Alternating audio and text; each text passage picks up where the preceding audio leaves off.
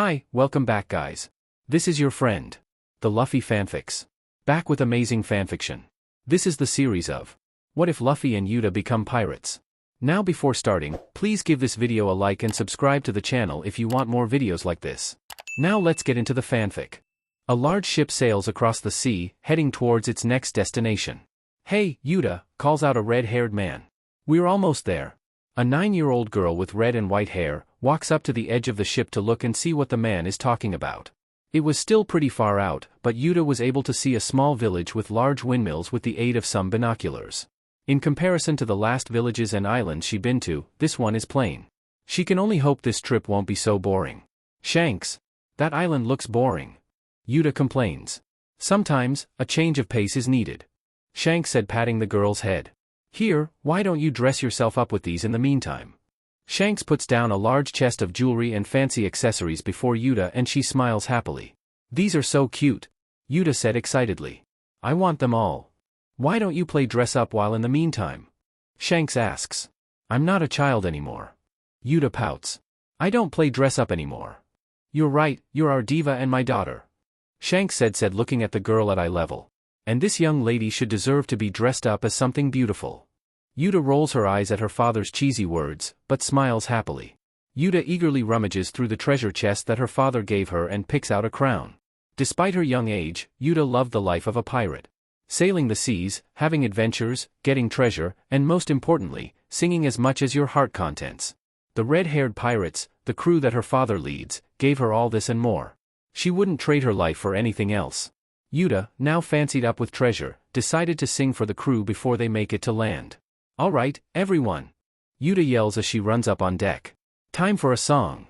Uta, Uta, Uta, the crew cheers. This is a concert venue with famous artists from all over the world. Uta said, preparing herself. And I'll be the headliner. Uta takes in the image in her head and smiles. The audience is very excited. The sound of waves swirling and seagulls cooing is all Uta can hear. I said, the audience is very excited. Still nothing. Uta turns to face her crewmates who were silent as if they didn't have a clue. All of a sudden, they gave Uta the most forced cheer she has ever heard. Forget it. Uta said, walking off after losing interest. Men. Uta looks around and notices that Shanks wasn't anywhere in sight. Curious, she went out and searches for him. After some looking, she finds her father looking at a small chest. Shanks, what are you doing? Uta asks curiously. Shanks reacts by suddenly closing the chest. However, the object in question has already piqued the girl's interest. Is that for me too? Uta asks excitedly. I want to see. No. Shanks answers, picking up the chest away from Uta's sight. Even though you're my daughter, I can't give you this. TCH, cheap steak. Uta pouts. Come on, don't say that. Shanks said, patting her back. Look, we have a more clear view of the land. That's the Goa Kingdom. Uta looks at the island unenthusiastically. It was as she expects, simple and boring, but there's a calm and peaceful atmosphere about it. Okay, let's dock here. Shanks yells to his crew as they begin to make preparations to leave the ship. We're entering Windmill Village. The crew begins preparations on tying the ship to the port and cleaning up the ship. Uta watches as she prefers to leave the hard work to the men. That type of work is not meant for a 9-year-old diva like myself. Uta thought as she watches from the ship's railing. Then, something catches her eye. A boy, not much younger than her, staring her down. Something about this boy causes Uta to put her attention towards him. Maybe because he's glaring at her. Whatever the reason, his presence towards her is annoying. Are you guys pirates? The boy asks. Yes, we are. Uta answers arrogantly. Do you have a problem with it? The young boy can sense the sass from the girl, but refuses to back down. Uta was looking down on him literally and figuratively, which made the boy even more irritated. If so, you can tell me. Uta said, smiling. I'm Captain Shanks' daughter, Uta. If you're pirates, go away, the boy said with a shaky voice. Or what? Uta asks arrogantly. Uta can tell that this boy is nothing the crew can't handle. In fact, Uta has confidence that she can win in a fight with him. Are you going to fight us? Uta asks. You're nothing but a village boy. There was tension between the two as they angrily stare at each other. Stop it, Uta. The children turn their attention to the redhead as he walks to the stern of the ship. We're not here to fight. Shanks said calmly. No need to get heated. The boy looks at the man and can tell from a glance that he's different from anyone he has known. His attitude, his composure, his tone, his expression. The boy, still a bit scared, refused to back down. They are pirates after all. I didn't know there was such a tough sheriff in this village. Shanks said, looking at the boy. We better watch our behavior here. Who are you? Luffy asks the man. I'm Shanks, the captain of this ship. Shanks answers. If you trouble us, I'll make you pay for it, the boy said with fists tightened. Shanks chuckles at the boy's gusto, but nods to the boy's statement. Uta, on the other hand, wasn't as pleased and pouts to Shanks' reaction. She can already tell that this embarkment will be a huge pain. This will be troublesome. Uta thought as she prepares to exit the ship. Hope you look forward to more to come. The fictitious parts will begin next chapter. At the Fusha village bar, the red-hair pirates were causing a commotion at the party's bar, scaring the majority of the citizens. A few days have passed since the pirates stayed and they weren't causing any direct harm to the people, but that doesn't mean they weren't hesitant to confront them. The only people in the village who weren't intimidated by the pirates were the owner of the bar, Makino, and the young boy who confronted the pirates from the beginning, Monkey D. Luffy. Everyone was playing games, cheering, singing, dancing, and living carefree. Luffy and Makino even got the chance to hear one of Uta's personal songs, which she calls, Where the Wind Blows. Every once in a while, Luffy and Uta would argue together, pleasing the pirate, seeing that Uta is getting used to the place. The pair have already spent some time together as they found a slight rivalry between them. What's it like being a pirate? Luffy asks Shanks. There's always an adventure and we can explore the seas with all the freedom in the world. Shanks explains. How many times have you asked me that? That sounds cool. Luffy said with eyes shining. I want to be a pirate too. Let me join your crew. It's not all fun and games though. Shanks warns. See this scar? Shanks points to the 3 vertical scars that cover his right eye. I once fought a pirate and in the end, I earned this scar. Shanks said. Not only that, but being a pirate means you'll be making a lot of enemies. But you still scared the guy away. Uta said proudly. You're still strong and that's why no one messes with you. Don't give me too much credit. Shanks laughs as he pats his daughter's head. The world out there is wide and there's people unimaginably strong. I want to be a pirate. Let me join your crew. Luffy said, smiling eagerly. You lost the game, so you can't. Shanks said, laughing. If you would have won, then maybe you can join. You cheated. Luffy counters. I can join since I'm strong. Uta rudely laughs out loudly towards Luffy to the point where tears form. The other members of the crew snicker from the background. You? Strong? Uta asks as she wipes her tears away. PFT, I bet even I can beat you. My punches are as strong as a pistol. Luffy said, throwing a punch. No way you can beat me. I'm the beautiful diva and daughter of red-haired Shanks. Uta declares proudly. A village boy like you has no chance of beating me. I can sing too. Luffy argues. No you can't. Uta said angrily. You're two-tone deaf and your outfit is terrible. No it's not. Yes it is. I'll prove to you that I'm stronger than you. Luffy challenges, jumping out of his seat. I'll accept your challenge. Uta angrily responds. You two should get along. Shanks said.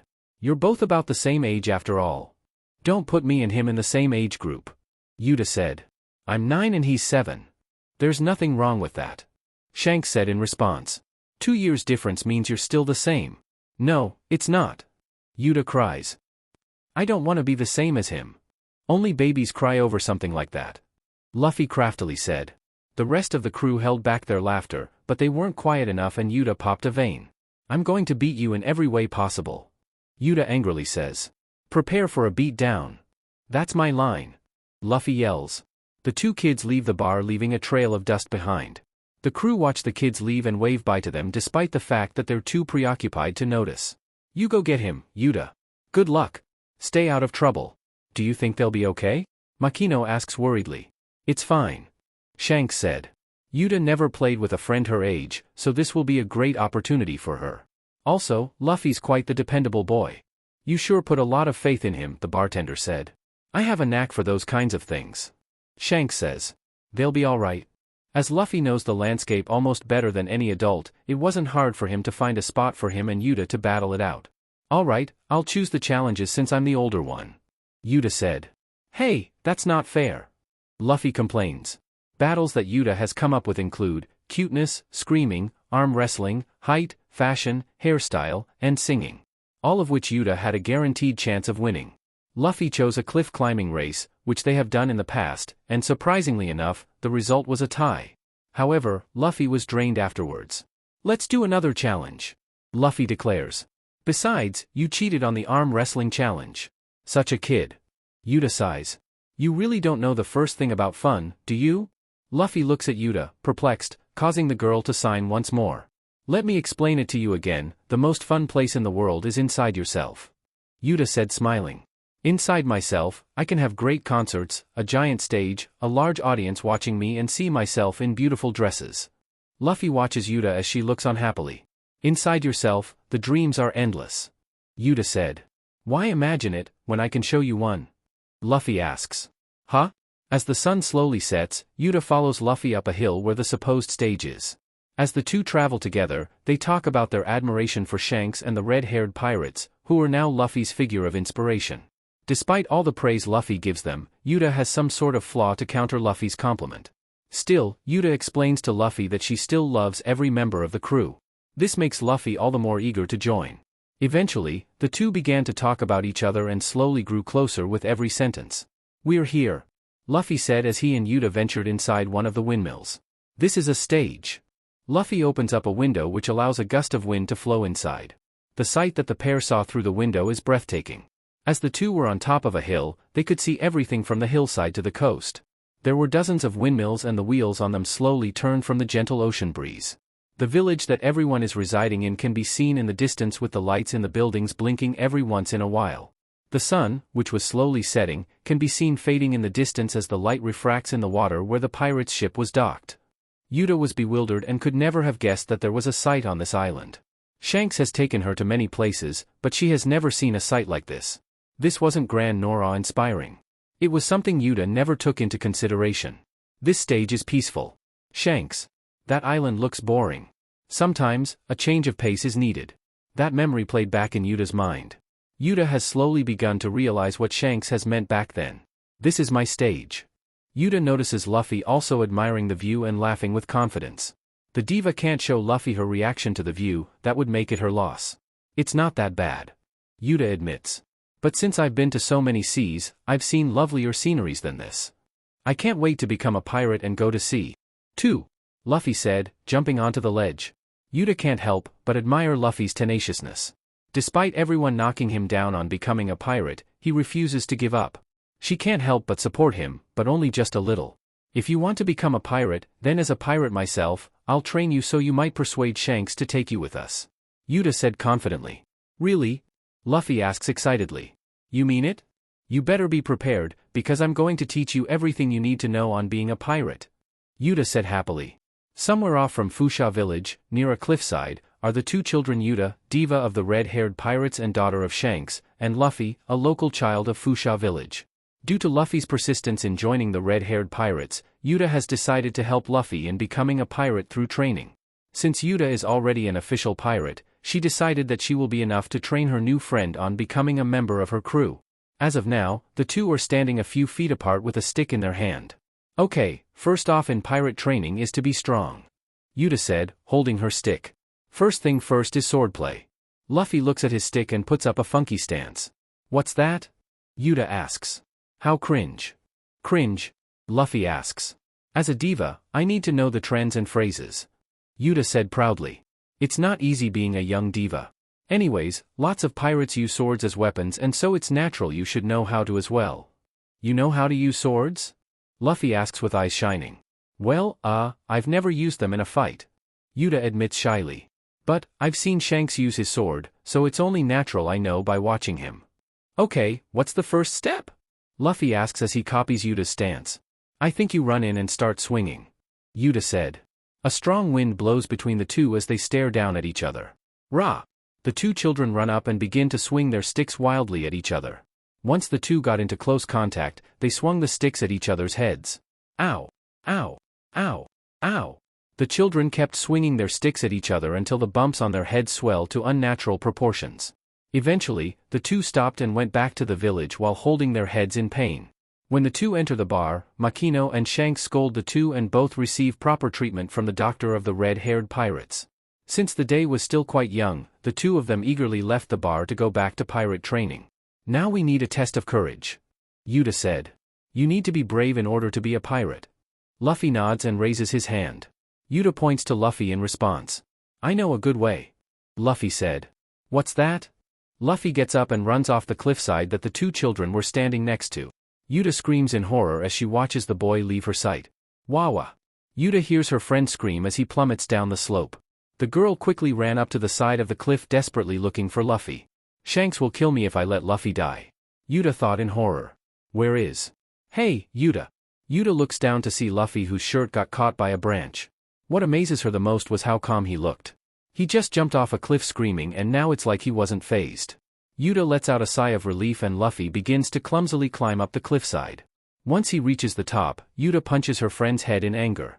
Why would you do something that stupid? Uta angrily asks Luffy. You could have died.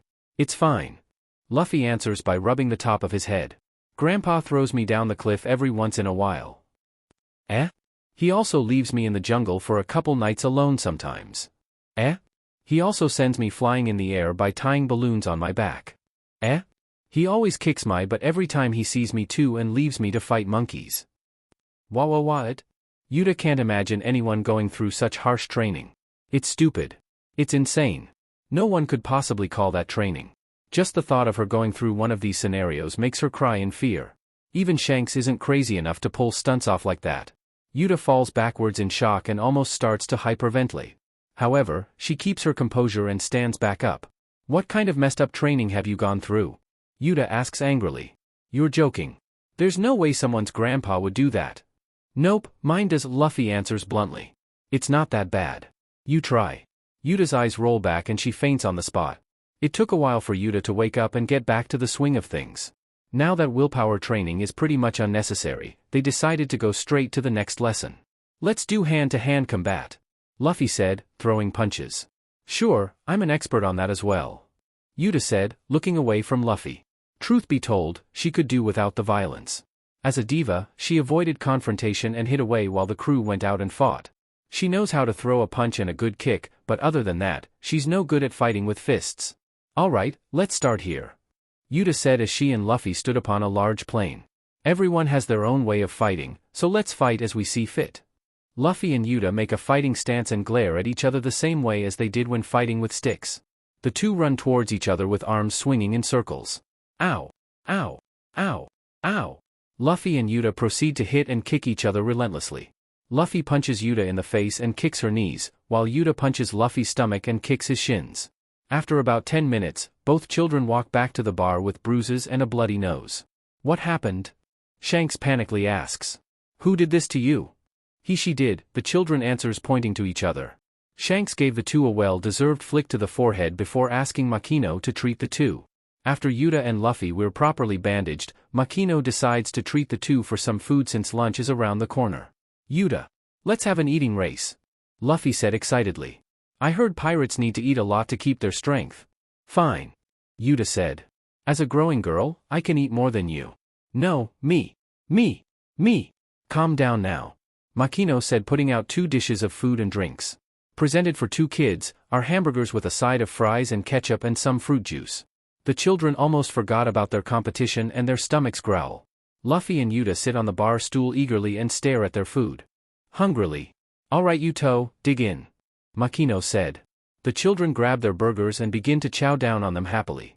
The pirates also received a burger each ordered by Shanks, which made the crew cheer with happiness. As everyone savored the food, Luffy and Uta were stuffing the food down their throats. Luffy almost choked, but he downed his food with his juice. Hold on, I need to use the bathroom. Luffy said as he left the bar. Once Luffy leaves, Uta puts her head down and growls. Shanks notices Uta's reaction, but decides not to pry into it. I've had enough. Uta screams. Shanks looks at Uta, surprised by his daughter's sudden reaction. Who would jump off a cliff to test their nerve? Uta asks angrily. He's too much. Luffy is quite reckless. Shanks said laughing. This isn't funny. Uta said. There's a limit on how stupid a boy can be, and Luffy has far surpassed that point. Yeah. Shanks agrees, smiling. It makes you nervous just to watch him. Uta looks at Shanks in slight disgust and Makino smiles warmly. Thank you for watching over Luffy, Uta. Makino thanks. There aren't any kids Luffy's age so it's a great experience for him. Uta blushes from the misunderstandings from the adults. Don't get the wrong idea. Uta said. I'm just protecting Shanks from him since he's so persistent. I have no choice. Uta doesn't need to tell them that she's trying to teach Luffy on how to become a pirate. It's not like he's going to come with them in the end. As long as the lessons are going well. Shanks said, smirking. Is teaching Luffy fun? Huh? I'm not having fun. Uta said, pouting. He's a terrible learner. Uta gasps and covers her mouth. Shanks gives Uta a smug smile while Makino giggles at the girl's reaction. It's not what you think, Shanks. Uta blurts out waving her hands. It's the only way for me to save you. That's right. Coming in. Before the group could continue their conversation, Luffy barges into the bar eager to reunite with the pirates. Hey, Luffy. Shanks greets. Shanks. Let me join your crew. Luffy said. No. Shanks said once more. Let me. Let me. Let me. Let me. Luffy shouts as he climbs on Shanks. No means no. Shanks grumbles as he tries to get Luffy off of him. Uta said I can join if I train hard enough though. Shanks and Makino look at Uta who's flushing from embarrassment. Not only is Luffy reckless, he's a blabbermouth too. The young diva can feel Shanks' stare against her skin. Whatever it's due to irritation or he's just being smug, Uta doesn't want to look at him to find out. Luffy. Get over here. Uta shouts as she grabs the boy's shirt. The next training session is at sea. Oh, yeah. Luffy said. Do we have a boat? Just come with me.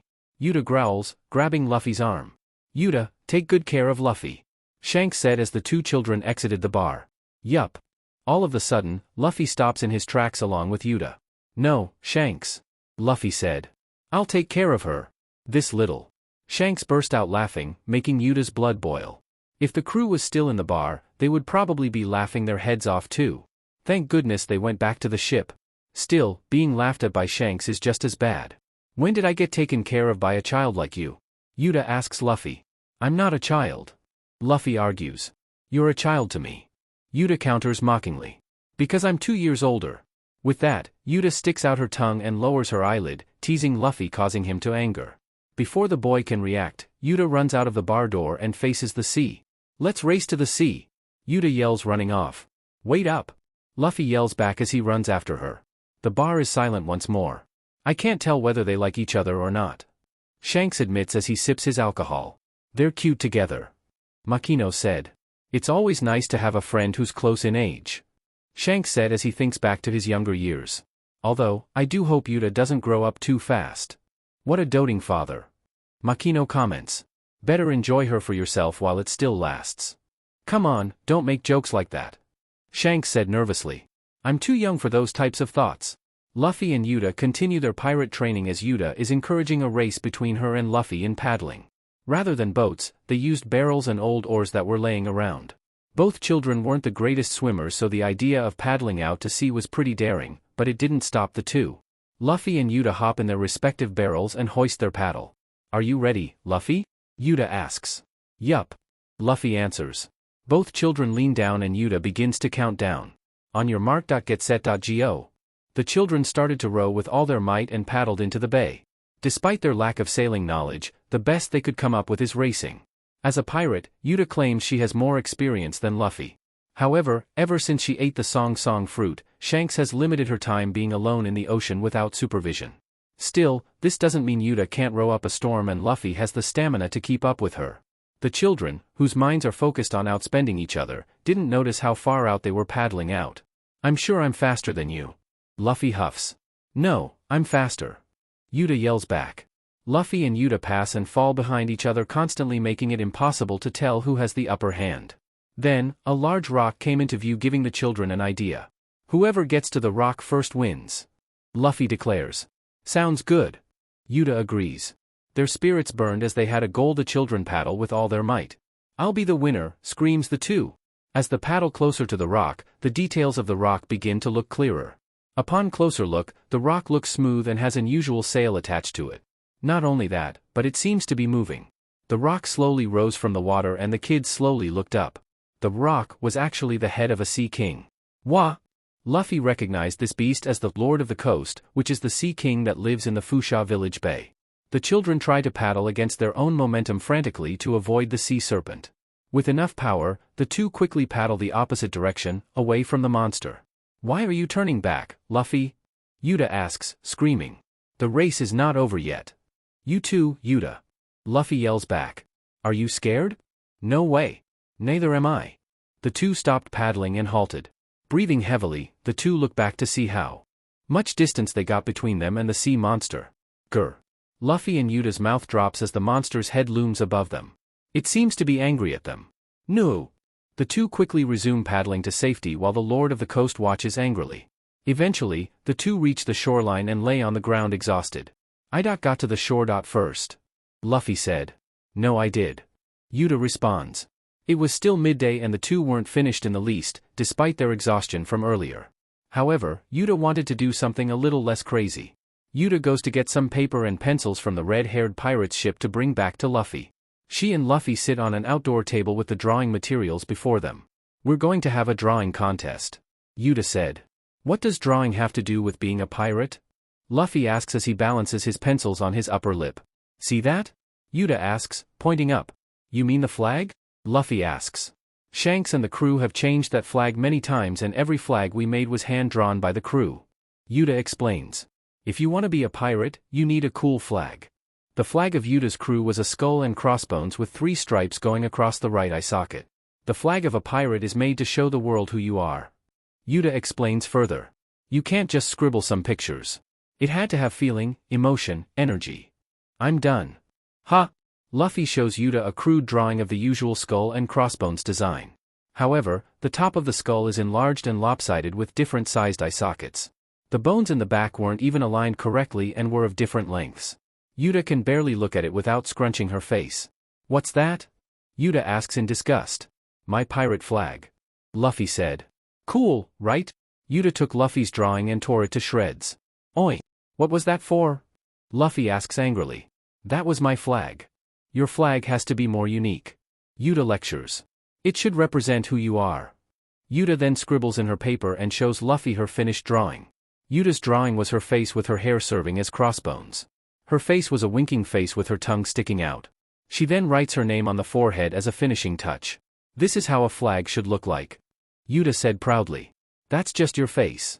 Luffy said unimpressed. Uta grew angry at Luffy's inability to understand the importance of a pirate flag. Listen, Luffy. Uta said sternly. A pirate Jolly Roger is the lifeline of any pirate. It shows the importance of your crew and power. Luffy nods in understanding and thinks a bit harder, putting Uta's mind at ease.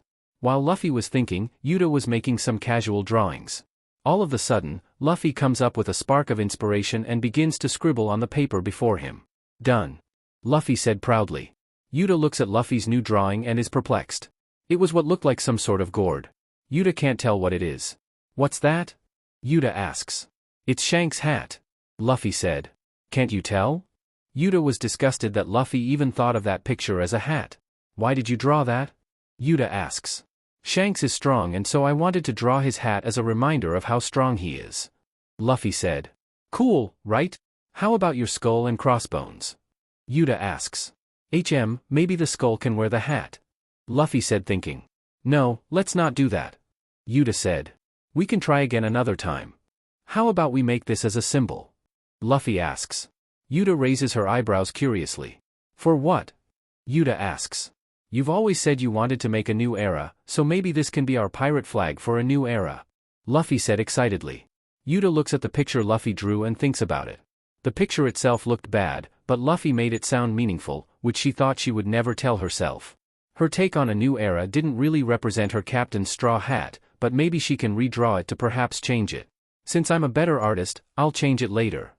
Uta said, putting the picture in her pocket. But I'll give you credit for trying. Hey, Uta. Luffy asks. Yeah? Is having a musician in your pirate crew important? Luffy asks. Aren't pirates roaming around and having adventures? That's where you are too narrow-minded. Uta answers. What's an adventure without liveliness? Music is the best way to show that. But what do pirates sing? Luffy asks. I don't know any songs. Uta never thought about that. She has always come up with her own songs and sang them, but never took into consideration what other pirates sing. I know. Uta shouts. There's a fun song that every pirate should know. What's that? Luffy asks. It's called Bink Sake. Uta said. Shanks taught me this song before I started making my own music. Can you teach it to me? Luffy asks excitedly. Leave it to me. Uta said proudly. I am the diva of the red-haired pirates after all. I won't go easy on you. Uta and Luffy moved to the cliffside where they went through their previous competitions and pirate lessons. First things first, I want to see how you hold your voice. Uta said. I already know that you're tone deaf, so we can skip that part. Luffy nods and lets out a scream, making Uta cover her ears. Just a normal voice will do. Uta said, sighing. Like this. Uta slowly inhales and lets out a strong, yet subtle call. Luffy watches her in awe and copies Uta's actions. Much to Uta's surprise, Luffy has great lung capacity and can hold his voice longer than most of the crew can. Probably because he always talks in a loud voice. Regardless, this is a big step forward. Okay, now that I have an idea of how long you can hold your voice, let's try volume. Uta said. Make a loud call and a soft call.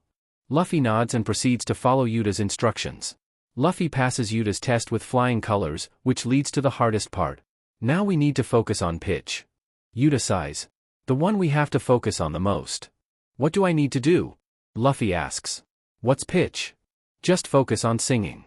Uta said, ignoring Luffy's second question. Why don't you sing that song before?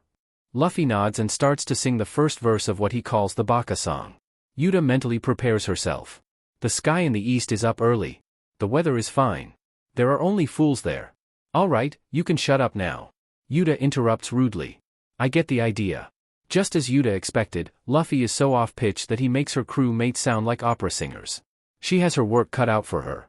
Let's work on holding a single note and take it from there. Okay, Luffy said excitedly.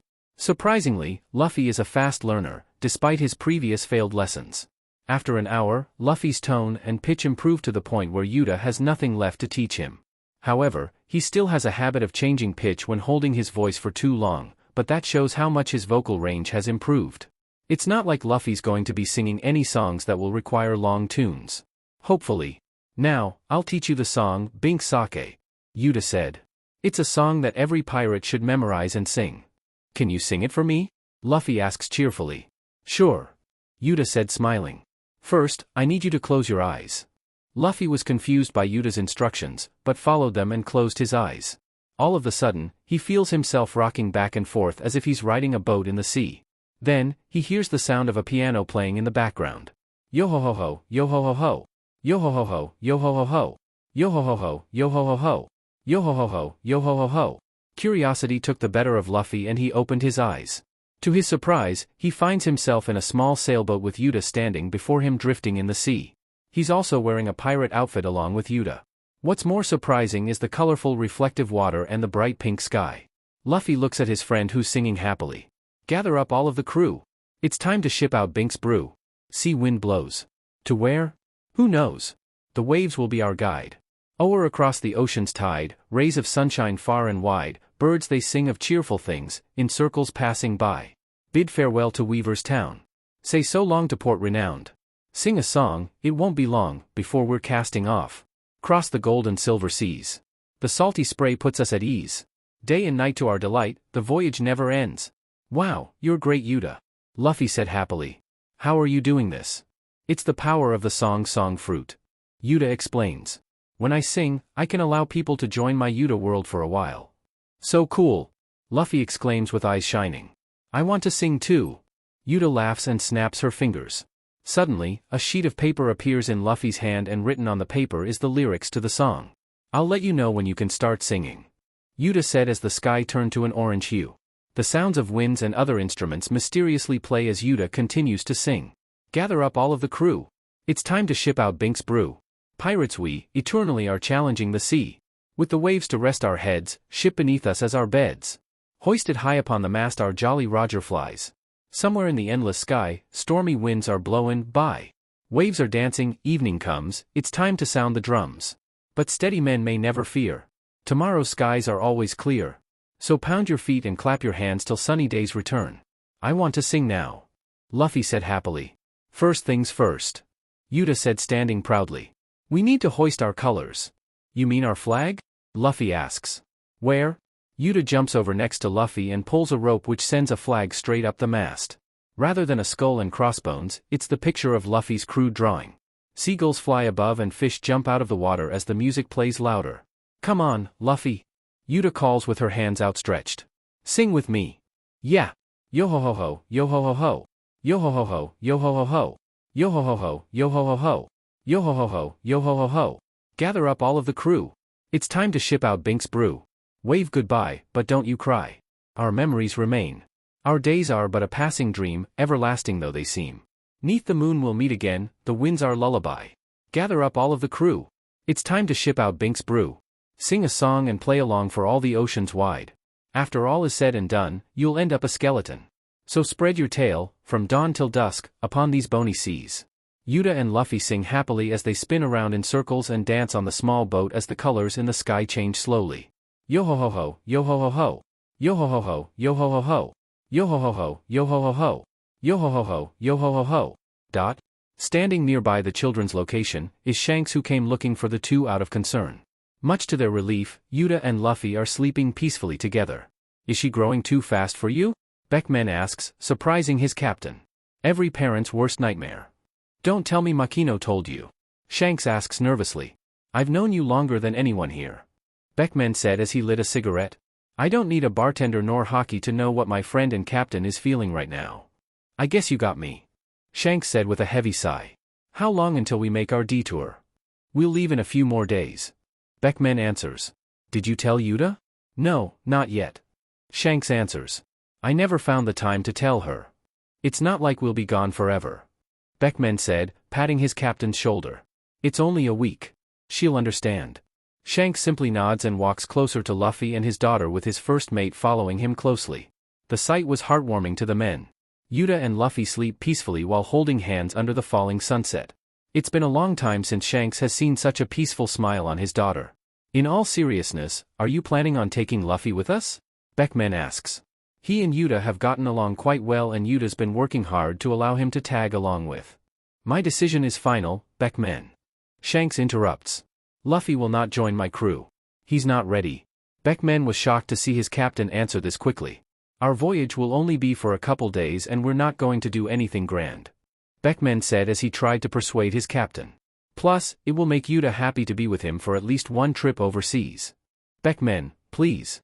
Luffy's the first child Uta has ever made connections with. Beckman, stop. I understand Luffy is young, but... All of a sudden, a chill shot through Beckman's body, cutting off his sentence. It was the sensation of Shanks' hockey.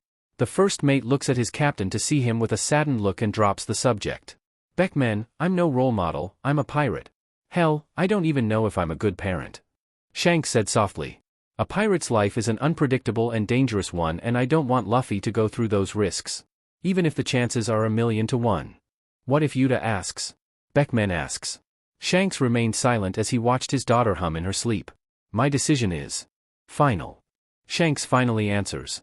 After waking from Uta World, Shanks and Beckman escorted the two children back to town to eat dinner. Instead of Makino, Ru is doing the honors of cooking.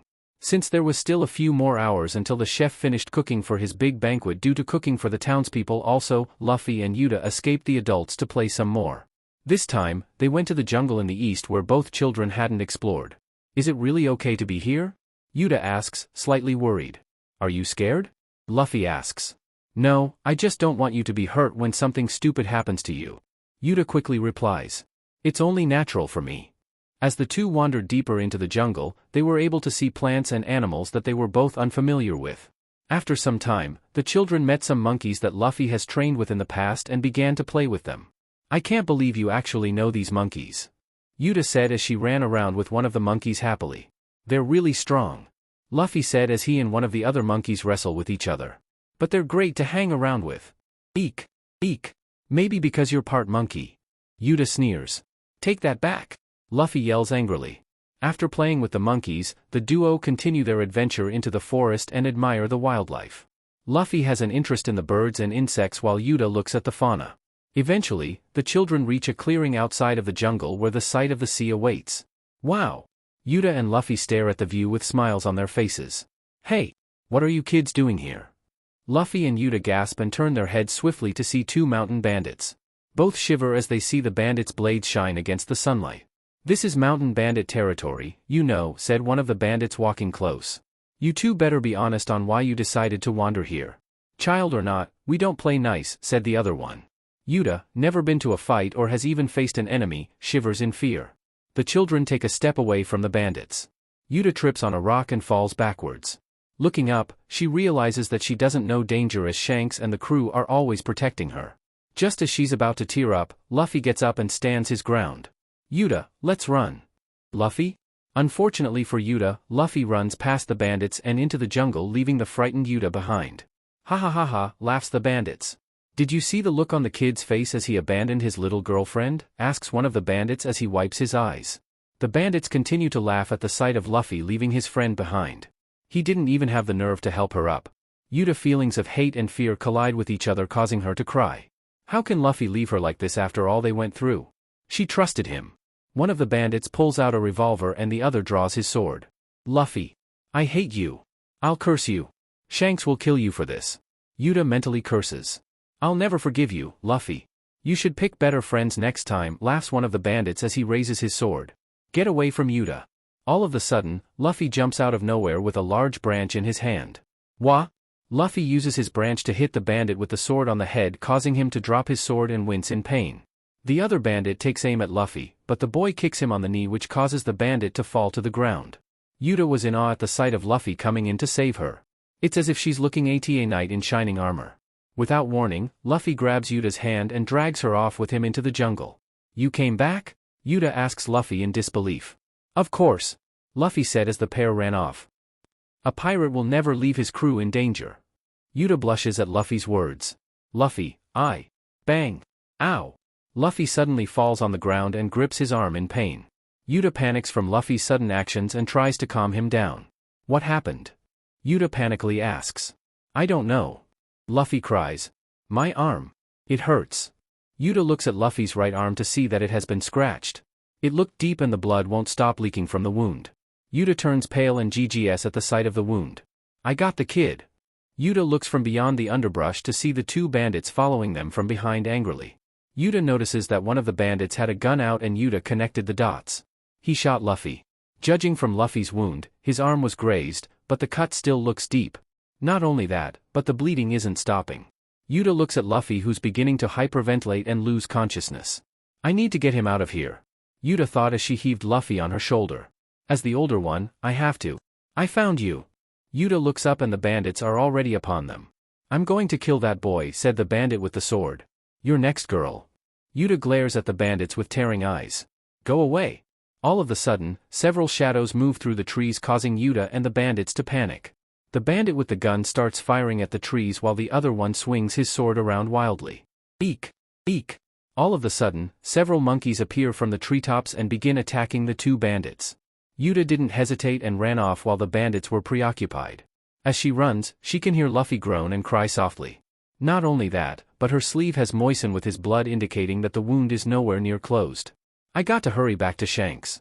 Uta thought as she ran out of the jungle. I can't let Luffy suffer through the pain any more than he has. Uta eventually reaches the town and she runs towards the local bar in a panic.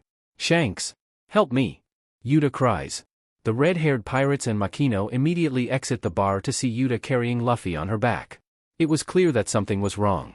The following villagers also took notice of Yuta's yelling and watched cautiously. Shanks was the first to notice the details and run towards the children. The pirates murmur with concern and Makino gasps as she sees Luffy's state. Shanks has never seen his daughter cry so hard before. Makino eventually follows Shanks to give assistance. Uta! Luffy! Shanks shouts. What happened? Luffy! Uta sobs. He. Makino took the initiative and takes Luffy away from Uta. She and Shanks spoke briefly to each other and Makino runs back inside and asks some of the other pirates for help. Uta looks at her father for comfort as she's still trying to keep her emotions in check. Shanks looks at his daughter's dreadful state and begins to speak to her. Boss. Come here please. Shanks sees Hanjo waving towards him and thus the captain regretfully leaves Yuta's side to assist him, thus leaving Uta behind. Uta doesn't stop her captain and lets him go off to help the others. The poor girl looks at her sleeve to see it stained with red. Uta panic rises at the sight of the blood and her breathing grows heavy. Uta. The girl's trance was snapped as Beckman shakes her shoulder. Come on, let's get you cleaned up, said the first mate. You need to tell us what happened. Uta nods and follows her crew mate back to the ship where she can wear some other clothes. It didn't take Uta long to change into something new. All she wants to do is see how Luffy is holding up. After changing, Uta runs back to the bar as fast as she can. Luffy! Uta screams as she barges through the bar doors. Uta looks around to see the red-haired pirates drinking silently. They didn't seem to flinch at Yuta's sudden appearance. The only ones missing from the usual crowd are Shanks, Hanjo, Makino, and Luffy. Where's Luffy? Uta asks desperately. Where is he? None of the pirates spoke nor gave the girl any sort of reaction to her questions. Uta runs towards each of the pirates and tug on their clothing. Lime juice? Gab? Punch? Snake? Uta asks frantically. A monster? Rue? Yasop? Why isn't anyone answering me? None of the pirates answer to the girl's plea. Uta looks at Beckman, her only hope of getting answers. However, even he looks hesitant to say anything. Where's Luffy? Uta asks Beckman. Beckman looks away as an attempt to hide his reaction from Uta. Shanks told me. I don't give a DMN about what Shanks has said. Uta screams. Tell me where he is. Everyone's eyes turn to Uta in utter shock. Never has she ever gone against Shanks' orders and let alone curse towards him. Some of the crew mates weren't as gutsy as to say that about their captain. Beckman was taken aback by Yuta's comment as well. The first mate sighs. Follow me, the pirate said. Uta nods and follows Beckman out of the bar. The two went down the road and into a small one-room cottage. Beckman knocks on the front door and Makino opens it up. Hello, Beckman. Makino greets. Is something? Where's Luffy? Uta asks. Makino looks down and is shocked to see Uta. Uta, you're not. I demand to see him. Uta said, tearing up. I need to see him. Shanks appears from behind Makino and softly pushes her away. Beckman. Shanks said, looking at his crewmate. We can talk about your decision later. The pirate only nods in response and leaves. Shanks opens the door for his daughter and lets her in. Uta walks in slowly to see Luffy lying in a bed with Hanjo tending to his arm. He seems to be in distress, which is rare. Uta fears for the worse. The girl looks at the boy to see him still softly crying despite the fact that he's unconscious. How is he? Uta asks. I'll need you to tell me how he got this injury. Hanjo said, packing up his medical equipment. Judging from the sears in his skin and how it affects his flesh, it's almost as if he was shot. Yuta's stomach drops and grows pale. What were you and Luffy doing? Shanks asks Uta in a serious tone. I was going to ask you later, but it seems like asking you now is more fitting. We were playing in the jungle. Uta said, tearing up. And these men with weapons came after us. Teardrops were now rolling off of Yuta's cheeks. Luffy saved me. Uta cries as she remembers what has happened. When we ran away, he got shot. The three adults look down with sadness and Uta bawls. I didn't run away. I was too scared. I thought he was going to leave me behind. Uta cries. I cursed him. And now he got shot because of me. Makino quickly kneels down and hugs the poor girl, letting her cry into her shoulder. Shanks puts his hat down, covering his eyes, and Hanjo also tears up a bit. Shanks walks up to Luffy and whispers something to him. Uta, Luffy is fine physically. Hanjo said reassuringly. But the shock of getting shot in the arm was too much for Luffy and he's having a breakdown. Even rest isn't easing the pain. Yuta's tears didn't cease and she's filled with guilt. Shanks and Hanjo get up and prepare to exit the room. Makino takes the hint and does the same. Uta, we'll talk later. Shanks said sternly. For now, watch over Luffy. I think you two will need a moment. Uta simply nods as Shanks and the others exit the building, leaving Uta alone with Luffy. The girl walks over to the side of Luffy's bed and sits on top. She looks at Luffy and can see him suffering. If only she had the courage to run. If only she stood up just like Luffy. Not only that, but she resented Luffy despite him coming to save her. She feels utterly useless. I was supposed to be protecting you. Uta said to the unconscious Luffy. How is it that you saved me? As expected, there was no response from Luffy. Luffy, I'm sorry. Uta said. I'm so sorry.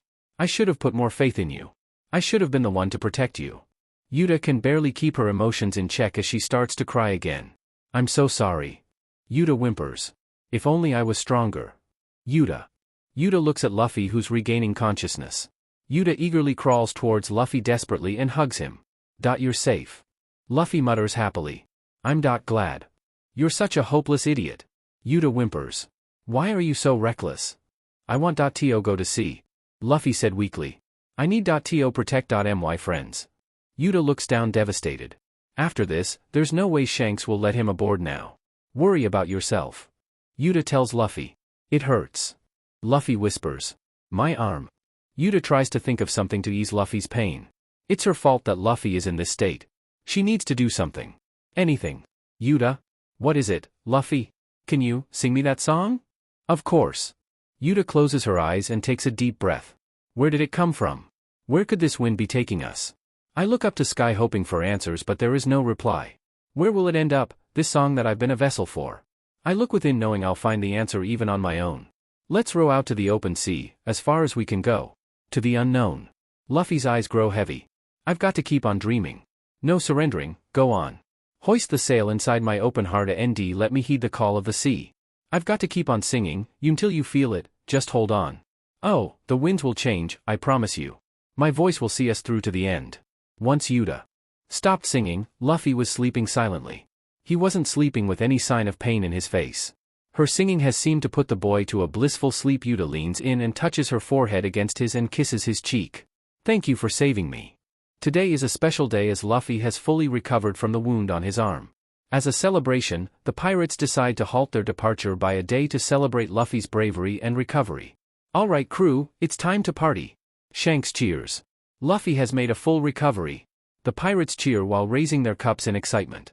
Uta and Luffy join by raising their glass of juice. Rue has made an exceptional meal for the party with the aid of Makino of meat and fish. Everyone was having a blast eating and drinking. Hey, Shanks! Luffy calls out. Can I join your crew now? Eh? Shanks asks surprised. Again, with this. I saved Uta, so that counts for something, right? Luffy asks. Shanks makes a thinking face before Luffy as an attempt to put his hopes up. Let's just say that I'll put more thought into it. Shanks said, sticking his tongue out. You're just saying no again, are you? Luffy said angrily as he raises his fork. The crew laughs at the two bicker wholeheartedly while Uta remains silent for the most part. Last night. Hey, Shanks. Yes? Will Luffy be okay? I'm sure he will. After leaving Uta alone with Luffy for a while, Shanks dropped by the cabin where the children are residing.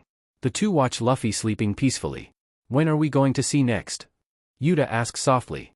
We were supposed to leave tomorrow, for a short trip before coming back here. Shanks answers. But I think we'll hold off a day, wouldn't you agree? Uta didn't respond to Shanks, but the captain could tell what Uta wanted from a glance. Can we bring Luffy? Uta asked suddenly. No. Shanks said. But, he saved me. Should. Luffy begins to turn and Uta quiets down. Shouldn't Luffy get some sort of, I don't know, reward? Uta asks. Why should I reward someone for recklessness? Shanks asks. Don't forget, you're also in trouble too. Uta couldn't counter-argue to her captain's comment. He's right. The two of them were too full of themselves and got into hot water in the process. It was only natural that Shanks would be mad at them. Or rather, extremely worried. I'm sure you feel bad already. Shanks said. But as punishment for putting yourself and Luffy in danger, you'll be cleaning the deck early in the morning. Uta didn't argue against her captain unlike she usually does. She doesn't deserve anything less in her mind. Luffy has already made up for his mistakes and she needs to do the same. Do you think I'll be friends with Luffy still? Uta asks her father. If he didn't, he wouldn't have saved you. Shanks said as he puts a hand on his daughter's shoulder. Luffy's not that type of person to hold something like this against you. Uta gets a flashback of when he rescued her from the bandits' approach and remembers him saying that the reason he saved her was because he was her friend. However, she didn't have that drive. She failed to out her faith in him. That reality stings and her heart hurts. Let's go back to the ship. Shanks said. It's getting late and Luffy needs rest. Shanks gets up from his seat and opens the door waiting for his daughter to follow, but she refuses to move. Shanks was about to scold Uta again, but something about her made him put his words to a halt. Uta mumbles something that Shanks couldn't quite make out, but he knows Uta long enough to know what she's thinking. He walks up and kneels next to her. I want to be strong. Uta whimpers as she grips the bed covers. Yeah. Shanks said, tipping his hat over his eyes. Uta begins to sob quietly. Shanks turns his daughter around to hug her. The young girl grips the captain's shirt and begins to cry in it. I want to be strong, Shanks. Uta repeats between hiccups. I know. Shanks said, putting a slightly hold on his daughter. I don't want to stay weak anymore. I want to protect the ones I care about. Uta cries softly. I want to be strong. I know. Shanks repeats softly. You're my daughter after all. Knowing Uta wasn't in the greatest condition to walk, Shanks decided to carry his daughter on his back as he has done so many times. Uta has cried so much that she was close to falling asleep. Hey, Shanks. Uta mumbles. Yes, Uta? Shanks responds. When I come back here, I'll be stronger than Luffy. Uta softly says. Is that so? Shanks asks. I want to be the one who protects him. Uta said quietly. Because, Uta leaves Shanks hanging as she falls asleep on his back. Shanks smiles and continues to walk back to his ship. Beckman is right. Shanks said, chuckling to himself. Sometimes, I really hate that man. Present day. Uta. Hey, Uta. Huh? Are you okay? Luffy asks the singer, who was lost in thought. Are you tired from cleaning? No. Uta said, reassuring Luffy. I'm fine. After waking up, Luffy asked the crew where Uta was and they lead him to the ship where Uta was cleaning the deck. Out of kindness, Luffy offered to help, which Shanks allowed, and the pair finished the task much quicker than Shanks had anticipated, probably because they turned the punishment into a competition, which was not the objective. What's done was done, and Shanks accepted that the two have completed cleaning. Once done, the party for Luffy's party then commenced. You need to eat. Luffy said. It's not a party if everyone doesn't eat together. Is food all you think about? Uta asks with a smug grin. No, I think of other stuff. Luffy argues. Come on now, let's not fight. Shanks said. The two ignore Shanks and continue to bicker, much to everyone's enjoyment, as they're glad to see the two getting friendly with each other again. Everyone then continues to eat, drink, laugh, sing, and party. The pirates also told Luffy about their little side trip that they'll go on tomorrow. However, they promised that it'll only take no more than a month before coming back. Luffy was a bit upset that he can't come along, but knowing Shanks and the crew will come back brought him hope that he can always try again. Eventually the party slowly dies down once it reached sunset. Hey, Luffy. Uta whispers. Can I meet you at the port later? Sure. Luffy said, a bit confused. Uta smiles, then scurries to her captain. Shanks and Uta talk for a brief moment and Uta leaves the bar, leaving Luffy even more confused. After waiting a bit, Luffy's curiosity got the better of him and walks out the door unknowingly to the drunk pirates. Luffy walks down the path to the harbor where he sees Uta sitting down. Hey, Uta. Luffy said, sitting down next to her. What are you doing? Looking at the sea. Uta said. Want to sit with me? Sure. Luffy said, smiling. After sitting next to his friend, the two stare at the sunset for a while. Do you still want to be a pirate? Uta asks, breaking the silence. Yeah. Luffy said, smiling. I'm going to join Shanks' crew. You're always talking about becoming a pirate since Shanks began to tell you stories about being one. Uta said, standing up. Luff watches Uta as she continues to watch over the ocean. Luffy, I have a dream. Uta said. I will travel around the world with Shanks, and make the world happy with great performances and my singing. Uta finally turns to look at Luffy with a smile. I'll build a new Genesis. Uta said proudly. Wow. Luffy said excitedly. Okay. I'll build a new Genesis, too. Don't say it like it's easy. Uta said, a bit mad that Luffy is copying her dream without a second thought. So, what's your new Genesis going to be like? Uta asks, changing the subject. I want to explore all over the world. Luffy said, smiling. I want to go to a variety of places, meet a variety of people, and eat a wide variety of food. Is food really all he thinks about? Uta wonders. Just like Shanks. Luffy adds. That won't change the world though. Uta said. Yeah? I'll think of it soon. Luffy said. Uta laughs at Luffy's casual response. That's so you. Uta laughs. I'm flattered. Luffy said, blushing. That wasn't a compliment. Uta growls. Both took a second before laughing together once more. Uta then catches her breath after laughing so hard. Alright then, you and I will make a new Genesis. Uta said, sticking out her fist. Right. Luffy said as he fist bumps Uta. The two then look out the sea once more. Hey, Luffy. Uta said. Did you know that there once was a great pirate? Even greater than Shanks? Really? Luffy asks excitedly. Yeah. He was known as the King of Pirates. Uta said. His name was Gold Rogers. Whoa. He sounds so cool. Luffy said happily. According to Shanks, he traveled across seas and explored many islands. Uta said. Shanks also said that he found the world's greatest treasure, the One Piece. Luffy's eyes sparkled with delight. I want to find the One Piece. Luffy said. I want to be king of the pirates. As if. Uta said. The only person who can do it is Shanks. Then I'll have to fight Shanks for it. Luffy said. It took Uta a moment to register what Luffy had just said. Eh? Luffy laughs at the thought of such an adventure. Don't be silly. Uta said. There's no way you can do it. Luffy walks in front of Uta and raises his arms to the air. I'm going to be the Pirate King. Luffy declares loudly. That'll be my new Genesis. Uta is both dumbfounded and in awe at Luffy's excitement. And I thought my dream will be a hard road. Uta said, stumped. You're dreaming too big. All I have to do is get a good crew, right? Luffy asks. A chef, navigator, doctor. He's not listening. Uta thought with a sigh. Oh. You can be musician. Luffy said. Wah? No way. Uta said immediately. Didn't you hear my dream? I'm traveling with Shanks. You can join my crew after making your new Genesis. Luffy said smiling. If I'm going to be the Pirate King, I'll need to best crew. Uta looks away from Luffy with slight embarrassment and the back of her hair perks up a bit. You think I'm the best? Uta asks. Yeah. You're the best singer. Luffy said. Uta turns away now fully blushing from Luffy's words. Well, maybe I'll consider joining your crew. Uta said calmly. That is, if you can ever make one. I will. Luffy said pouting. I'll just be strong. Those words struck Uta more than it should have and she faces her friend. Instead of seeing his usual playful look, Luffy has his arms crossed and shows a face of determination. I'll be strong enough to defeat Shanks, to protect my crew, and to be king of the pirates. Luffy said proudly. A sea breeze comes over Uta and she can't help but be slightly admired by this boy. She may have only met Luffy for a month, but even she knows that this boy is changing her life. I see. Uta said. I want to be strong too. A strong diva.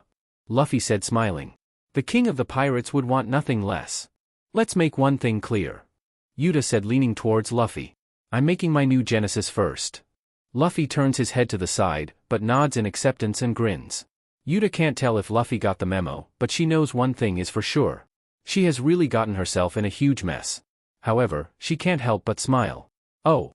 I know what I can for my new Genesis. Luffy said. HM? What's that? Uta asks. Whoosh. Caw. Caw. No, no, no, no, no, no, no. Uta said much too fast. That's impossible. Unthinkable. What if I become king of the pirates? Luffy asked. Then maybe I can make that my new Genesis. Uta didn't think anything could surprise her at any point during the last 5 minutes, but this surpassed anything she has ever heard. That's too many things for you to accomplish. Uta said a bit desperate. But it'll be an awesome new Genesis, right? Luffy asks with eyes sparkling. Do you know what, if it's you, I'm pretty sure you can pull it off. Uta said giving up. After all, only you come up with something as crazy and impossible such as that. Shihihihi. Just wait. Luffy said happily. You'll be a world-class diva and I'll be king of the pirates. Uta watches the boy with mouth agape. Luffy's words have struck something in her. She can't get Luffy out of her head. She doesn't even realize that it's too late for her. I really like him. Uta sighs. Shihihihi. Luffy laughs. Our new Genesis will be so much fun. Today was the day the red-haired pirates will head out for their little journey. Even though the pirates will return in the next few weeks, some folks are still sad to see them go. This goes especially for Luffy. However, he shows this in an unexpected way. You're not going to ask us to take you? Shanks asks, a bit surprised. You sure have grown. I'll wait until the next time. Luffy said. Shanks pats head smiling. Okay, we're going to get some stuff ready before leaving. Shanks said heading off. Go say bye to Uta soon, got it? Yeah. Luffy said, waving. Once Shanks was out of sight, Luffy quickly ran towards the red-haired pirate's ship and climbed into one of the crates. Once inside, Luffy waits for the perfect moment. Just as he hopes, one of the crew members grabs the crate the boy is hiding in and takes it to the ship. Luffy quietly snickers as he finally gets inside the ship. Once the crate was put down inside one of the cabins, he couldn't contain his excitement. I want to see what the inside looks like. Luffy thought eagerly. Luffy peeks out of the crate to see someone else staring back at him. Luffy was about to scream, but covers his mouth before he could make any noise and hides back in the crate. The lid opens up and Luffy knows he busted. It's just me, Luffy. Oh. Uta. Luffy smiles happily as he's glad that his friend found him rather than some other crew member. Hey, I'm going to sneak in to join you. Luffy said. We're going to have fun. Uta is touched by Luffy's objective, but she knows that Shanks won't allow this. Even if she tries to vouch for him, it would be to no avail as he's the captain and calls out all the shots. She would also be in so much trouble if she gets caught helping Luffy. Shanks did say you can't come, right? Uta asks nervously. Yeah, but he's underestimating me. Luffy said in response. I can go on one trip with Shanks. Uta looks at the clock to see the time. It's 2 p.m. Uta thought to herself. We leave at around 3. Uta looks at Luffy whose eyes are shining with excitement. Uta's emotions for Luffy and loyalty to her captain mash, but Uta keeps her head straight. Okay, listen Luffy. Uta whispers. Luffy stops his awing and focuses his attention on Uta. How about I give you a tour of our ship first? Uta said. Really? Luffy asks. Sure. Uta hushes as she puts her hand over Luffy's mouth. Only if you stay quiet. Luffy nods in understanding and Uta smiles at her friend's cooperation. Hopefully, I can keep Luffy around before we set sail. Uta thought as she began to lead the way for Luffy. It's the least I can do. The first place Uta leads Luffy to was her room, cabin separated from the men's dorm. The walls of Uta's room are red with pink stripes and there's a window with the view of the ocean. She has a small bed with red sheets and frilly pink pillows with dozens of stuffed toys next to it. On the floor is a large furry rug that has music notes displayed on it. She also has a pink desk with a large mirror. There were also drawings that Uta made of her and the red-haired pirates on the wall. Hey! My drawing is up there too, Luffy said excitedly as he pointed to the picture of what's supposed to be a straw hat. It's next to the one you drew with me. Oh, yeah, Uta said with slightly flushed cheeks. I put all my meaningful drawings on my walls. What's in the closet? Luffy asks, pointing to Uta's closet. Uta goes over and opens it up to show Luffy her racks of clothing, jewelry, and headsets. She allows Luffy to gander at her wardrobe, but he has no interest. However, he was intrigued by Uta's treasure chest. You don't wear any of this? Luffy asks as he puts a crown on his head. Too much glamour. Uta said as she pulled out a gold necklace. Besides, I can always make jewelry in my Uta world. Luffy goes through the chest and sees something that stood out. He digs his arm into the treasure to pull out a thin red bracelet. The bracelet Luffy pulled out was lace in sparkling red string and has a little red flower in the center. It was definitely out of place from the rest of the treasure that was inside the chest. Why don't you try this? Luffy asks. It looks nice. Uta looks at the bracelet, but sees nothing special about it. Looks a bit tacky. Uta said. Besides, it's not even that sparkly. Luffy looks at Uta with an upset look. I thought you said that you didn't like glamour. Luffy counters. A diva needs the right amount of glamour. Uta lectures Luffy. I need the ... Hey. Before Uta can finish talking, Luffy puts the bracelet on her and tightens it. See? It's all good. Luffy said smiling. Uta scorns Luffy's inability to listen, but she can't do anything now. She's on a time crunch as they spent too much time in her room. Uta looks at her clock and realizes that they have at least 40 minutes left to explore. Fine, I'll leave it on. Uta sighs. Hurry, I want to show you the rest of the ship. Luffy nods excitedly and the pair runs out of her room. Uta proceeds to show Luffy the different rooms that were inside the pirate ship. Uta shows Luffy the men's dorm, Shanks' quarters, weaponry, storage, dining hall, and bathing hall. She even boasts to Luffy how she has her own shower, which he found amazing. Eventually, 20 minutes passed and there was no hint of the red-haired pirates leaving, putting Uta at ease. Uta, I'm hungry. Luffy complains. I know it's fun exploring the ship, but I'm running too much. Uta stops and glares at Luffy. Stop being a child. Uta scolds. We only have a bit to go. All of a sudden, Uta's stomach growls, embarrassing her greatly. Luffy looks at her with his tongue hanging out of his mouth and Uta now has no choice but to grab a snack. Uta leads Luffy to the kitchen where the pirates keep the majority of their food. Uta looks around, making sure the coast is clear for her to steal something. She eyes a cookie jar on top of the fridge and a fruit bowl. I'll go grab an apple then some cookies. Uta thought to herself. You stay here while I go grab something. Uta whispers. Luffy nods and Uta goes on the attack. Uta quickly grabs some which was thankfully in her reach and grabs a step ladder to allow her to reach the cookies. Despite the extra height, Uta still couldn't reach the jar. If only I can. Oh? Uta looks to the side to see Monster looking at her. The singer puts a finger up and makes a SH sign, but the monkey has clear doubts. Uta gives Monster one of the apples that she took and gives it to the monkey, for which he accepts happily. Easy. Uta thought smugly. Uta waves her arm to get Monster's attention and points to the cookie jar. Monster understands Uta's instructions and climbs up the cabinet with ease and grabs the cookies from the top shelf. He then uses his tail to lower himself down and gives Uta the jar. Uta takes the jar happily and mouths, "Thank you," before leaving. Uta turns the corner to see Luffy waiting patiently. Got us some snacks. Uta said. But you can only have 2 cookies. Luffy nods and the pair eats their apples and cookies. After they are done, Uta puts the cookie jar on the counter. She can always play it off as the pirates just happen to leave it there. Uta looks at the clock. They have 15 minutes left before departure. And she knows she's cutting it close. Thankfully, there's only one place for her to go before tricking Luffy. Alright, Luffy, Uta said. There's one more place where I have to show you. Luffy nods and smiles excitedly and follows his friend up on deck. Uta checks the deck to make sure that none of her fellow crew members are nearby. With the coast clear, she waves her hand ushering Luffy to follow her. "Hey, Luffy. Up here." Uta whispers happily. Luffy goes to where Uta and the girl point over the deck. Luffy looks over to where Uta is pointing. Wow! Luffy and Uta take in the view of the ocean. Sure, seeing the ocean from the village is nice, but seeing it from a ship is much more majestic. "I can't believe we're going to go sailing together," Luffy said as he looked off into the sea. "We're going to have so much fun." Yeah. Uta mutters. Guilt away at her as she knows that she's just stalling for time. Uta looks at Luffy to see him smiling warmly at her.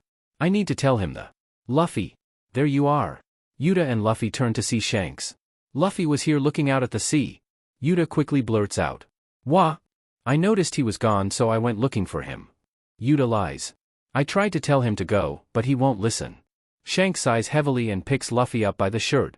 "Thanks, Uta," Shanks said. Makino was looking all over for him. Uta nods and puts up a forced smile. "Uta, you tricked me," Luffy screams. As Shanks walks off the ship, Uta follows closely behind. She watches Luffy from the corner of her eye as he curses Shanks for not letting him ride the ship and Uta for tricking him. "DMN. Take me with you," Luffy said as he struggled to get out of Shanks' grasp. "I can't believe you snuck in." Shanks sighs to himself while ignoring Luffy. What a blunder. As soon as the three get to the pier, Makino comes forth to meet them. Uta decides to keep up with her facade before her captain catches wind of her lies. She can't let Shanks know that she has kept Luffy on the ship rather than kicking him off. "Uta, I heard you found him," Makino said gratefully. "Thank you. You're welcome," Uta said. Shanks drops Luffy at the bartender's feet, agitating the boy. "I thought you were going to support my dream," Luffy angrily said to Uta. "You lied to me. When Shanks says no, it's no," Uta counters. Luffy grits his teeth angrily and is about to say something, but Uta points her finger at him, stopping him. "What do you take the most pride in?" Uta asks Luffy. "My strength." "Then, become even stronger." "Huh? If you become much stronger than now, I'll ask him with you," Uta said. Luffy looks up at Uta with utmost respect. "Did you think I'd say that?" Uta asks as she pulls down her eyelid and sticks out her tongue. Naya, blee." Luffy's cheeks turn pink with embarrassment as he can't believe Uta has tricked him not once, but twice. Luffy has never felt so angry and betrayed at the same time in his life. "Let's go, Shanks," Uta said as she grabbed his cape. Shanks smiles in response and walks Uta back to the ship. "I'm sorry, Luffy." Once everyone was boarded on the ship and hoisted the anchors, Shanks gave out the final call. "All right, men," Shanks yells. "Set sail." "Yeah." As the ship leaves, everyone looks back to the village of Fusha one more time. Just as they came, the same boy who they first met is the first one to see them off. "Shanks," Luffy yells. "I'll definitely get on board next time." "Yeah," Shanks calls back. "Try it if you can." Uta walks away from the rails to watch from a distance. She didn't want to see Luffy's face after the stunt she pulled on him. "I think I got a stomach ache." Uta. "Eh?" Uta quickly looks over the rails to see Luffy. Excited as she was, all she got was Luffy doing the same she did on him. "That's what he called me here for?" Uta asks with puffed cheeks. Uta thinks back to all the times she was with Luffy for the past month. All the memories that she has made that the crew couldn't give her. Fun she has never experienced. Emotions that she has never felt. A friendship that she thought she might never get. Uta looks at Luffy one more time to see him smiling and waving. "When I return, I'll test you to see if you become any stronger," Uta said, waving. Luffy. Despite leaving the island 10 minutes ago, Uta didn't move from her spot and remained staring at the island. "You're a good singer, but a bad actress." Uta turns her head to see Beckman smiling at her. Uta looks away at him annoyed. Who knew our little idol could have one of her own? The vice captain snickers. "But out." Uta scoffs as she walks away. "Come on. Nothing wrong with first love," Beckman calls out. Uta knows Beckman not only as he vice captain, but also as the ship's womanizer. Probably the most charming out of the entire crew, just after Shanks of course. She doesn't need to hear his opinion on love. "I'm not in love." What's he talking about? After taking an angry walk around the deck, Uta sees her captain eyeing a map. "Shanks, how long will the trip be?" Uta asks. "Miss Luffy already?" Shanks asks, smiling. "Not you too." Uta pouts. "I'm sorry," Shanks said, patting his daughter's head. "Huh? What's that on your wrist?" Uta looks down to see the bracelet Luffy chose for her. "It's, gotta go to my room." Uta sputters. Uta? The small singer runs to her room and closes the door behind her. She's becoming out of character. Uta looks at her bracelet and plays around with the flower. I wonder what this flower means. Uta asks out loud. The girl goes through her bookshelf and luckily finds a book on flowers. She schemes the pages looking for the flower that matches the one of her bracelet. Ah, a cosmos. Uta said as she read the book. It also has a meaning. Uta turns red and closes the book. It has to be a coincidence, right? Uta asks, hiding her blush behind the book. Or maybe it's just fate. It's been less than 24 hours since the red-haired pirates left Fusha village, and some are already missing the place. Uta especially. No matter how hard she tries, she can't get that annoying village boy out of her head. The whole trip will take about a month, according to Shanks. Uta never cared about where they were going and how long it would take, but hearing a month feels more like an eternity. When I return, I'll test you to see if become any stronger. Uta sighs after remembering her last moments with Luffy. Strong. Uta slaps the rails with annoyance and storms off to Shanks' quarters. Once Uta approaches the doors, she pushes them open, catching the captain's attention. Is something wrong, Uta? Shanks asked to put down the map he was holding. I want to be strong. Uta said boldly. Shanks looked at Uta a bit confused. You want to be strong? Shanks asks. Yeah. Uta said strongly. Where did this come from? Shanks asks, still perplexed. You never wanted to learn how to get stronger. When I get back, I want to be stronger than Luffy. Uta said as she taps her foot on the floor. I'm not going to miss the chance to get stronger. Shanks smiles and stands up. Well, let's get started. Shanks said, smirking. Just remember that we won't go easy on you. Uta nods and Shanks goes off Tomac's preparations. After about 20 minutes, everyone meets up on deck with Shanks and Uta standing before them. Okay men, listen up. Shanks yells. Our little diva wants to grow stronger. As her crewmates, we should give her our full support. Yeah. Uta is surprisingly eager to get started. When can I learn how to fight? Uta asks excitedly. Whoa, whoa, whoa. Shanks said calmly. Let's start with something light. Like what? Uta asks. Self-defense. Shanks said. Lime juice.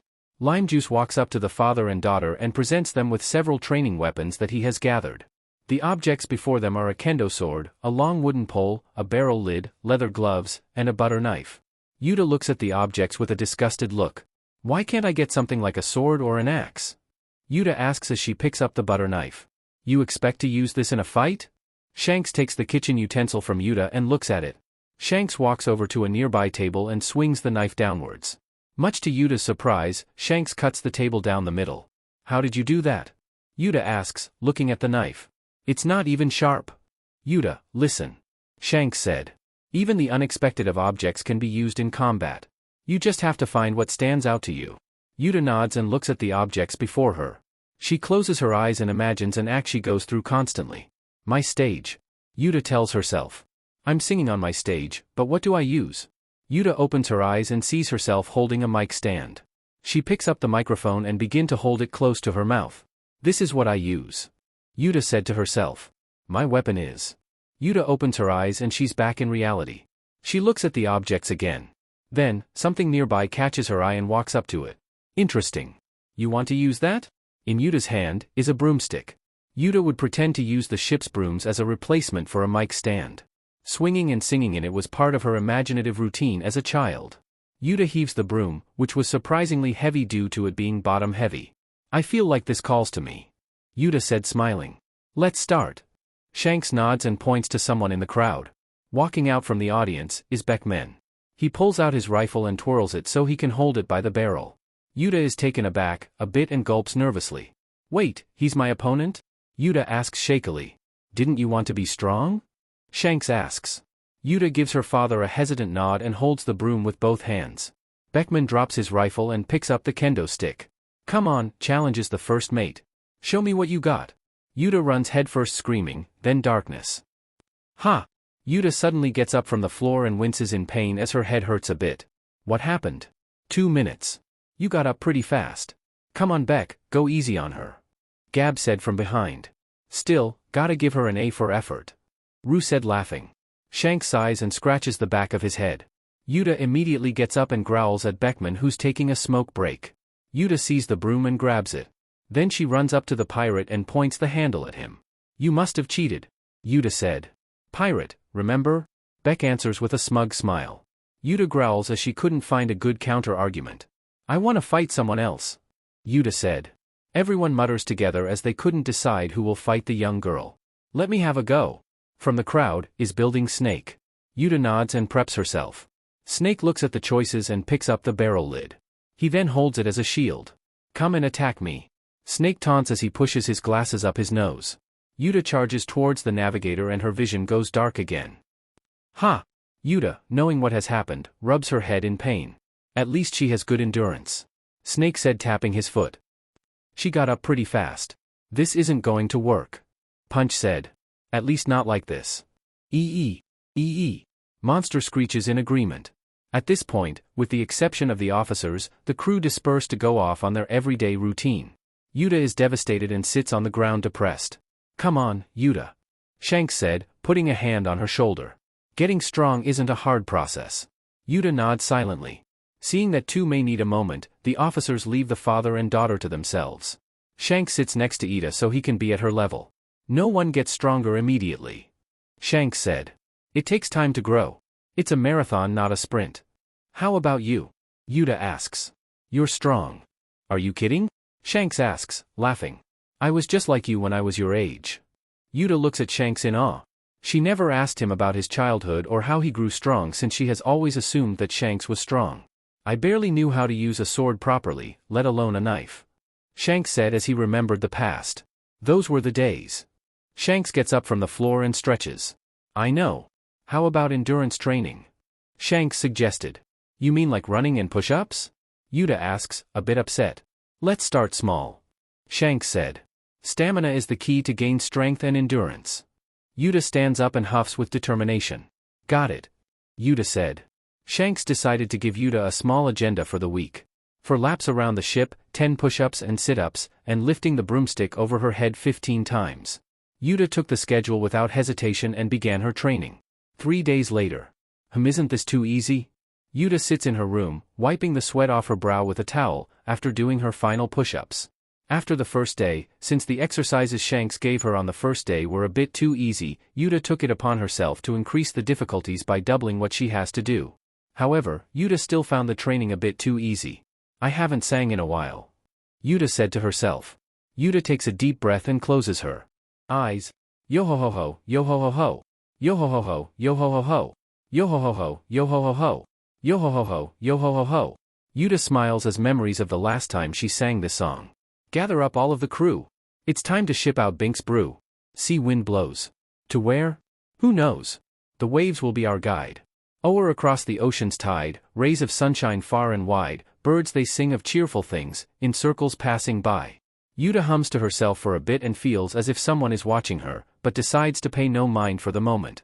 Some of the crewmates drop in to watch Uta sing.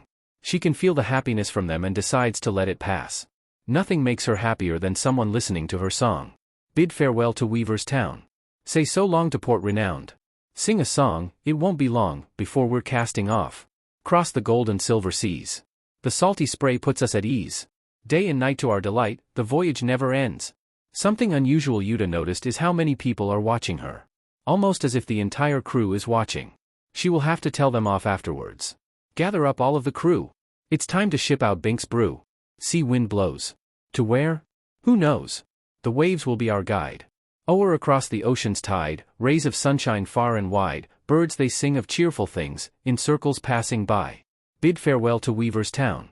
Say so long to Port Renowned. Sing a song, it won't be long, before we're casting off. Cross the gold and silver seas. The salty spray puts us at ease. Day and night to our delight, the voyage never ends. Yo-ho-ho-ho, yo-ho-ho-ho. Yo-ho-ho-ho, yo-ho-ho-ho. Yo-ho-ho-ho, yo-ho-ho-ho.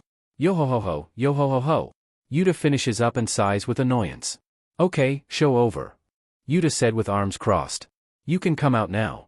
Much to her surprise, no one responded.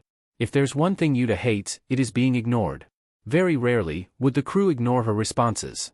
Even Luffy didn't ignore her approaches, and that says something. Don't make me come over there. Uta warns. That's it. Uta said, storming towards her door. If your guys come to my door, at least give me a reason? Much to Uta's surprise, there was no one outside her room. There was no presence whatsoever. I swore there was someone here. Uta thought. I could tell that clearly. Wait. All of a sudden, Uta draws a blank. She has sung for an audience for her crew before and watches them applaud for her and listens to the cheer, but never could she tell that someone was watching unless she noticed first. Perhaps they ran off? Uta thought. How dare they come by and sneak up on me? There were definitely several people there and Uta, angrily determined, runs out of her room to find them. Once she's on deck, she goes up to some of the crew members and interrogates them. She goes to several of the normal crew members and then the officers. You went to my room, didn't you? Huh? What are you talking about? Uta is confused. She asked almost everybody the same question and they gave her the same answer in response and confused expression. By now, the crew probably think she's going crazy from the training. There's no way that I didn't sense that. Uta said out loud. They have to be lying to me. Hey, Uta, are you good? Uta turns to see Shanks looking at her, quite concerned. I heard that you're accusing the crew of spying on you. Shanks said. Uta's face scrunches as she fears of getting scolded. Shanks rubs the back of his head and sighs. Maybe the training was too much? Shanks wonders. No. You got it wrong. Uta said loudly. I could sense someone there. I really did. Shanks' eyebrow raises with curiosity. Sense? Yeah. A bunch. Uta said, raising her arms. I mean, sure they were happy to hear me sing, but can you believe how rude it was to ignore me after asking them to show themselves? Uta. What? For the past hour, everyone was up on deck. Shanks confirms. No one was below deck. Uta's face grew pale and now she's even more confused. Shanks wouldn't lie at a time like this. But. Hey, this is quite a good thing. Shanks said, rubbing his chin. In fact, you can say your training has paid off. By what? Hearing things that aren't there? Uta asks sarcastically. I don't see how this makes me strong. Shanks gives Uta his smile of confidence. You have no idea what kind of power you've awakened. Shanks said. For a singer like you, it's probably the most proper ability. Oh yeah? What's that? Uta asks, annoyed. Do you like it when you make people happy? Shanks asks. I mean, that would be great. Uta admits.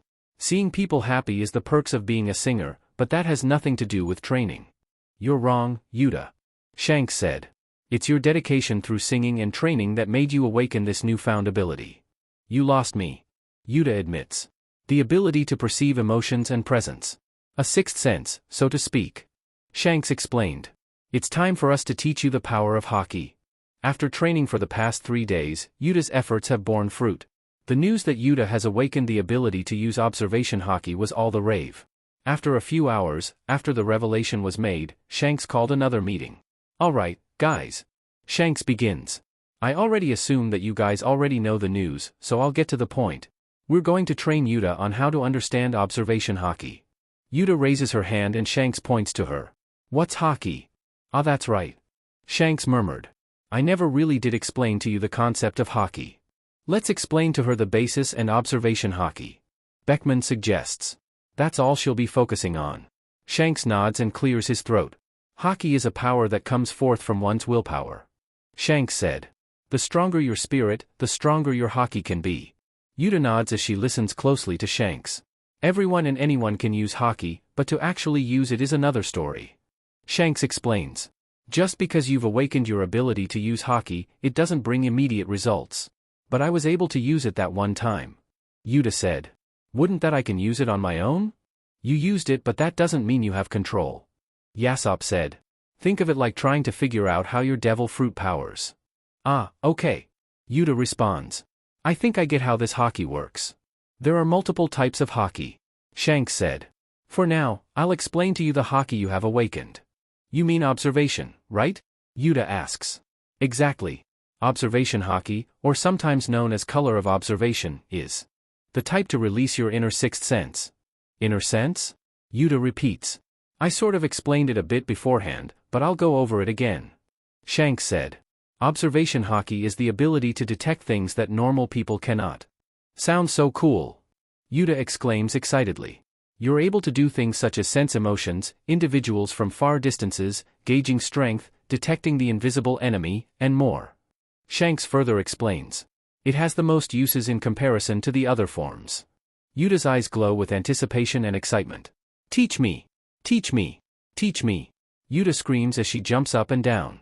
The crew laughs out loud as they witness Uta's enthusiasm. Shanks, on the other hand, tries to calm Uta down. Whoa now, Uta. Ru said as he munched on his piece of meat. Learning hockey isn't a cakewalk. It took me months before I could get the hang of it. Shanks said. Plus, I don't really know the best way to teach it. Why don't you leave it to us? Shanks and Uta look over to see the officers standing proudly before them. The majority of US can use hockey and at least know how it works. Beckman said. We all know how crap you are at teaching. The crew laughs at Shanks and Uta couldn't help but snicker along with them. Shanks was having none of it and was flushing with embarrassment. Fine then, you guys have a go with it. Shanks said angrily. Come on, don't pout, boss. Punch said, trying to lighten the mood. Leave it to us. Shanks, still upset, backs off and allows the officers to take over. Uta sits on deck and prepares for her lessons. Many people use observation hockey in many uses. Yasop said. In your case, it's to detect emotion. Uta nods as she listens to the sniper. So to help you out, put this BLNDFLD on and deafen your headset by 50%. Yasop concludes. Try and sense how we're feeling without the use of sight and minimal sound. Uta does as instructed and wraps a BLNDFLD around her eyes and adjusts the settings on her headset. She then sits and waits for anything to happen. Anything at all. After a few minutes, Uta resets her headset. How can I tell if it's working? Uta asks as she waves her head around. How do I know if I sense something? This is training. Snake said from her right. You'll have to figure that out yourself. Uta clicks her tongue in annoyance. Some help these guys are. Remember, you've just awakened this new power of yours. Beckman said from somewhere behind her. Don't expect to get results right off the bat.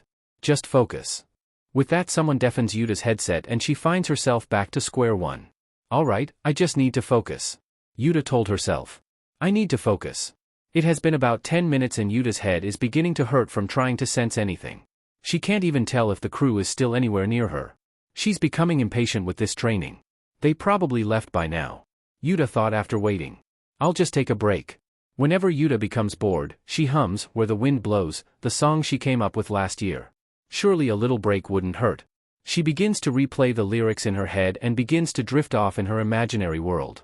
All of a sudden, she once again gets the feeling of being watched and stopped humming. It's that feeling again. Uta said as she swerved her head. It's gone. Was that hockey?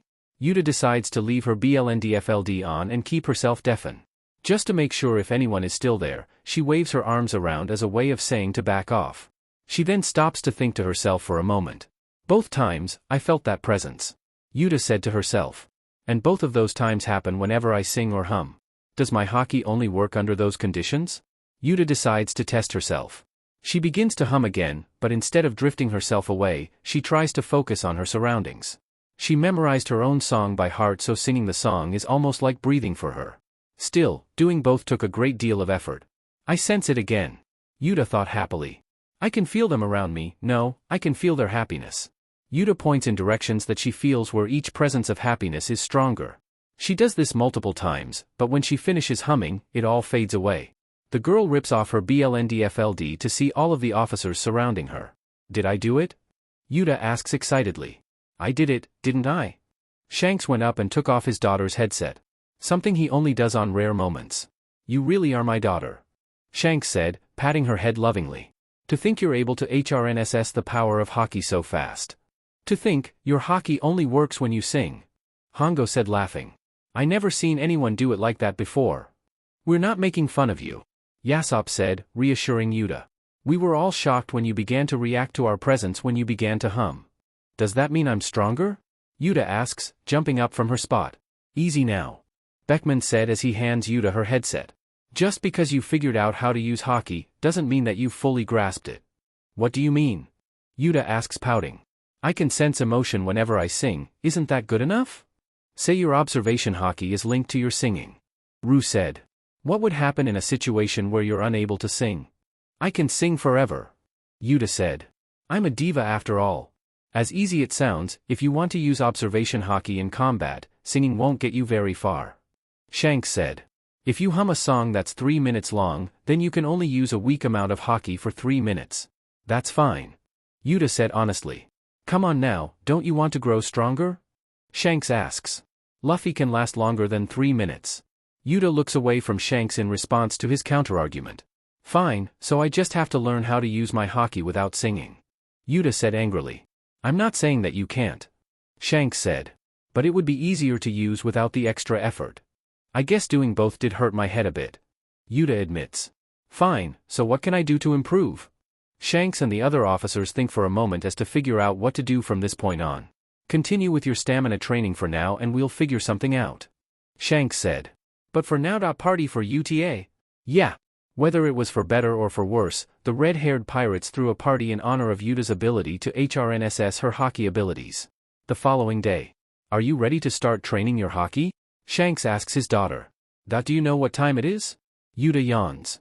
I haven't even done my hair. It's 7 in the morning, which is about 2 hours before Uta usually gets up. The poor girl didn't even get the chance to fix her bed hair and get out of her pajamas. Yesterday's party also made her more tired than usual.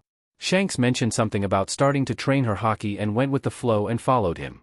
The mixture of her sleepiness and eagerness has messed up her judgment and Uta can't decide what she wants most.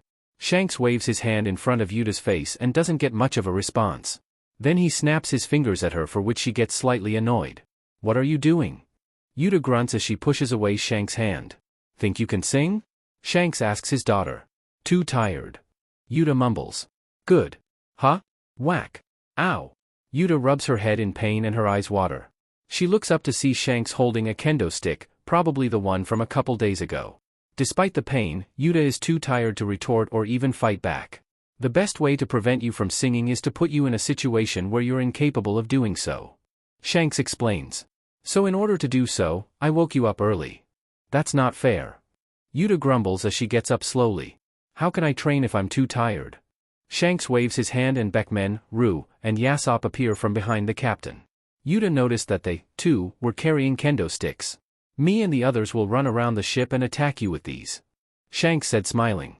Try to dodge or block 25 of our swings. We can attack you from the front, back, behind, or all at once. Beckman said. You won't get any breakfast until you accomplish this. Ha! Uta is now wide awake and scared. The only time she was forced to miss breakfast was as a punishment, but at least she'd eat something afterwards. Now, she can't eat until she manages to sense 50 attacks? But, what if my hockey doesn't activate? Uta asks. The purpose of this training is so not for your hockey to activate, but for you to activate hockey. Yasop said.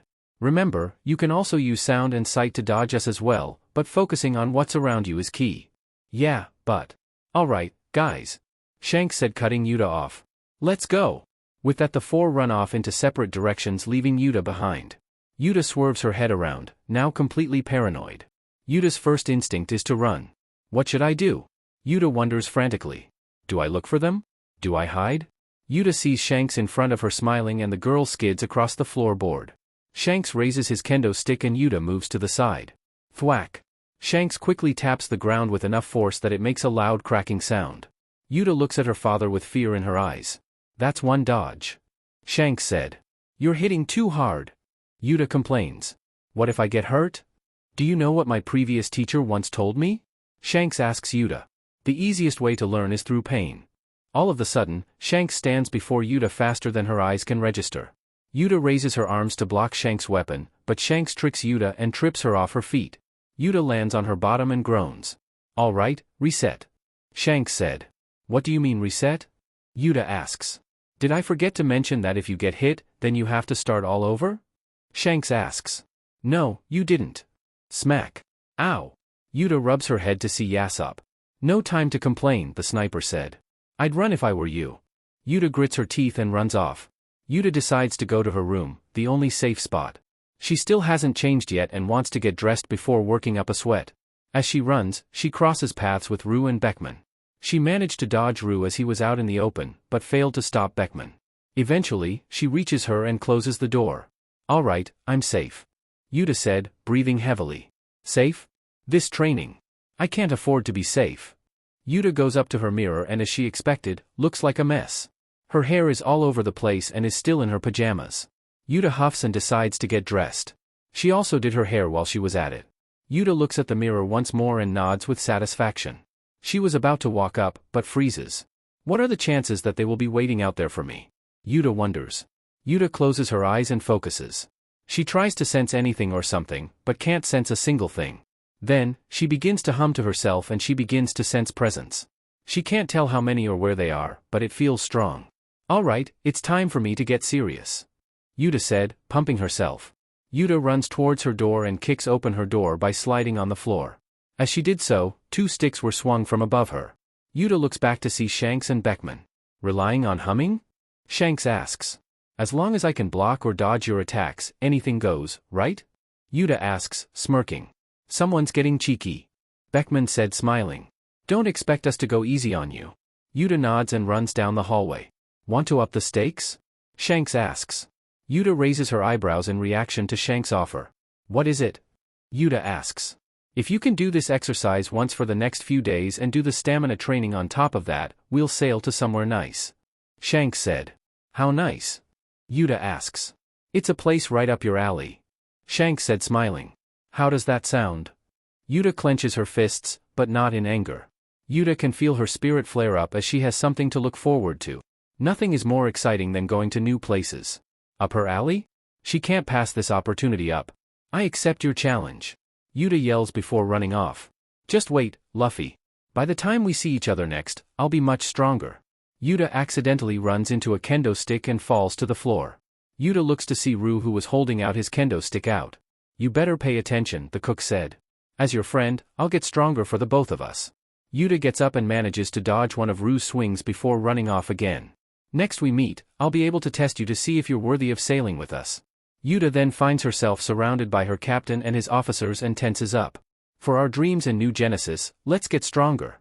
It has been a week since the red-haired pirates departed from Fusha village and approximately 4 days since Uta started her hockey training. Shanks has kept on course towards their next destination, where he knew would be quite the surprise for his daughter. It was just a bit after dawn until Shanks saw their next destination. Hey, Uta! Shanks yells. Out. Come here. Coming.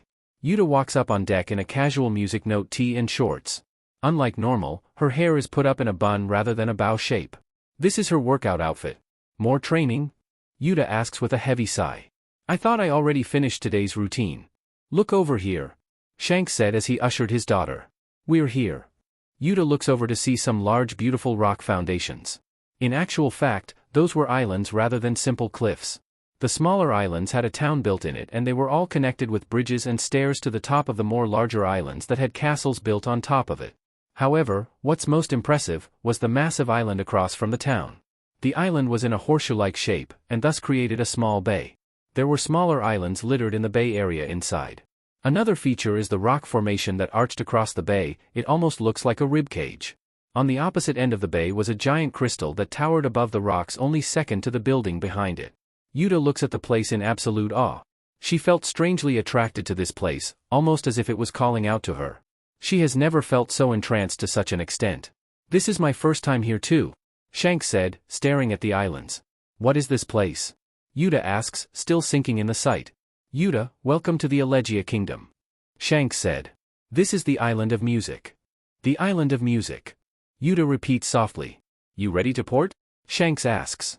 Uta looks at and nods her head vigorously. All right, guys, Shanks yells. Let's get ready to dock. The pirates roar in response and begin to move. Uta continues to look at the islands and is still starstruck. Uta looks at herself and realizes that she looks terrible. I need to change. Uta screams as she runs to her room. Once Uta finishes changing and returns to the deck, she finds that the red-haired pirates have docked the ship. Uta sees that the pirates have let the stairs down, so the girl decides that the only proper thing to do is to go down the stairs. Welcome, Uta. Uta almost jumps off the planks as a large group of people scream from the deck. The girl was an utter shock to the crowd of people before her. She had never been welcomed to an island before, let alone anyone knowing her name. Uta sees Shanks below deck and runs down to be at her side. The crowd gathers around Uta and gushes over her. Uta couldn't remember the last time she was under this much pressure. She's so cute. I can tell she's a winner. Isn't her outfit just the cutest? Uta grips Shanks' leg for moral support as she backs away. Everyone, you're scaring the girl. From the crowd, an old man walks towards the pirates. In comparison to the citizens around him, he's quite tall and is even taller than Shanks. He sports a nice suit and dress pants. Almost as if he's ready to perform something. His appearance is a bit scary to Uta. His eyes are covered with a pair of sunglasses and he has some stitches surrounding the left side of the top of his head. He has long black and gray hair surrounding his bald spot and his shoulders are hunched over, making him more intimidating. Please forgive them, the man said as he crouched to Uta's eye level. They're just excited to see your arrival. We don't get many young singers. The man, despite his appearance, has a calm personality and talks in a formal, yet kind tone. Still, Uta is weary. Singer? Uta asks. Didn't your captain inform you? The man asks. Uta nods, no, and looks at Shanks, for which he turns his head and whistles. The crew lets out a wholehearted laugh in response. I guess it slipped my mind. Shanks chuckles. A cunning captain, the man laughs. As expected from a pirate, no offense. None taken. Shanks said, waving his hand. Uta couldn't follow what's happening and is confused about the situation. The old man notices Uta's expression and clears his throat. Excuse me for not introducing myself, the man said as he straightened his frill. I'm Gordon, the king of Elegia. Oh, but please, let's not be formal. I'm the captain, Shanks. Shanks said. This is my daughter and the diva of our ship, Uta. Come on, say hi. Hi. Come now, Shanks. Gordon lectures. Don't pressure the poor girl. That goes for you all as well. The crowd mumbles in agreement and disperse. Now with more breathing room, Uta stands away from Shanks a bit and takes a better look around the island. It's a really nice island. Uta said. Why is this place called the Island of Music? Gordon looks at the young girl and smiles. All of you follow me and I'll give you the grand tour of Elegia. The bustling town amazed the pirates. Despite its small size, there was no shortage of markets and street vendors. The crew visited some stores and got to see instruments of different kinds. Punch bought himself a guitar, but is considered a tacky one according to Uta. As they continued to walk, some of the crew members went sightseeing on their own accord. The group now consists of Shanks, Beckman, and Uta with Gordon still leading them. All of a sudden, something catches Uta's eyes and she runs down the street and points to a poster. Look, Shanks! Uta screams as she jumps up and down. There's a singing competition tomorrow. Can I enter? Please. Calm down, Uta. Shanks said. We'll be staying here for a few days so you'll have plenty of time to do whatever activity you want. Yes. Uta cheers. Do you want to see some of our residential singers? Gordon asks. Some of our citizens like to sing and play instruments down this street to perform for others. Uta looks at her captain and he gives Uta a nod and smile. Uta, knowing she has permission, runs off towards the location where Gordon pointed to. Quite the energetic one. Gordon said, smiling. She's never been to a place that revolves around music. Shanks said. That being said, I'm surprised you accepted my invitation. Do pirates come here often? Beckman asks. This place is pretty peaceful. There's a rule we have here. Gordon said as he and the pirates followed Uta. If one wants to experience the joys of music, we let them in with open arms. Pretty naive if you ask me. Beckman said. That's been the golden rule ever since Elegia was first founded. Gordon said.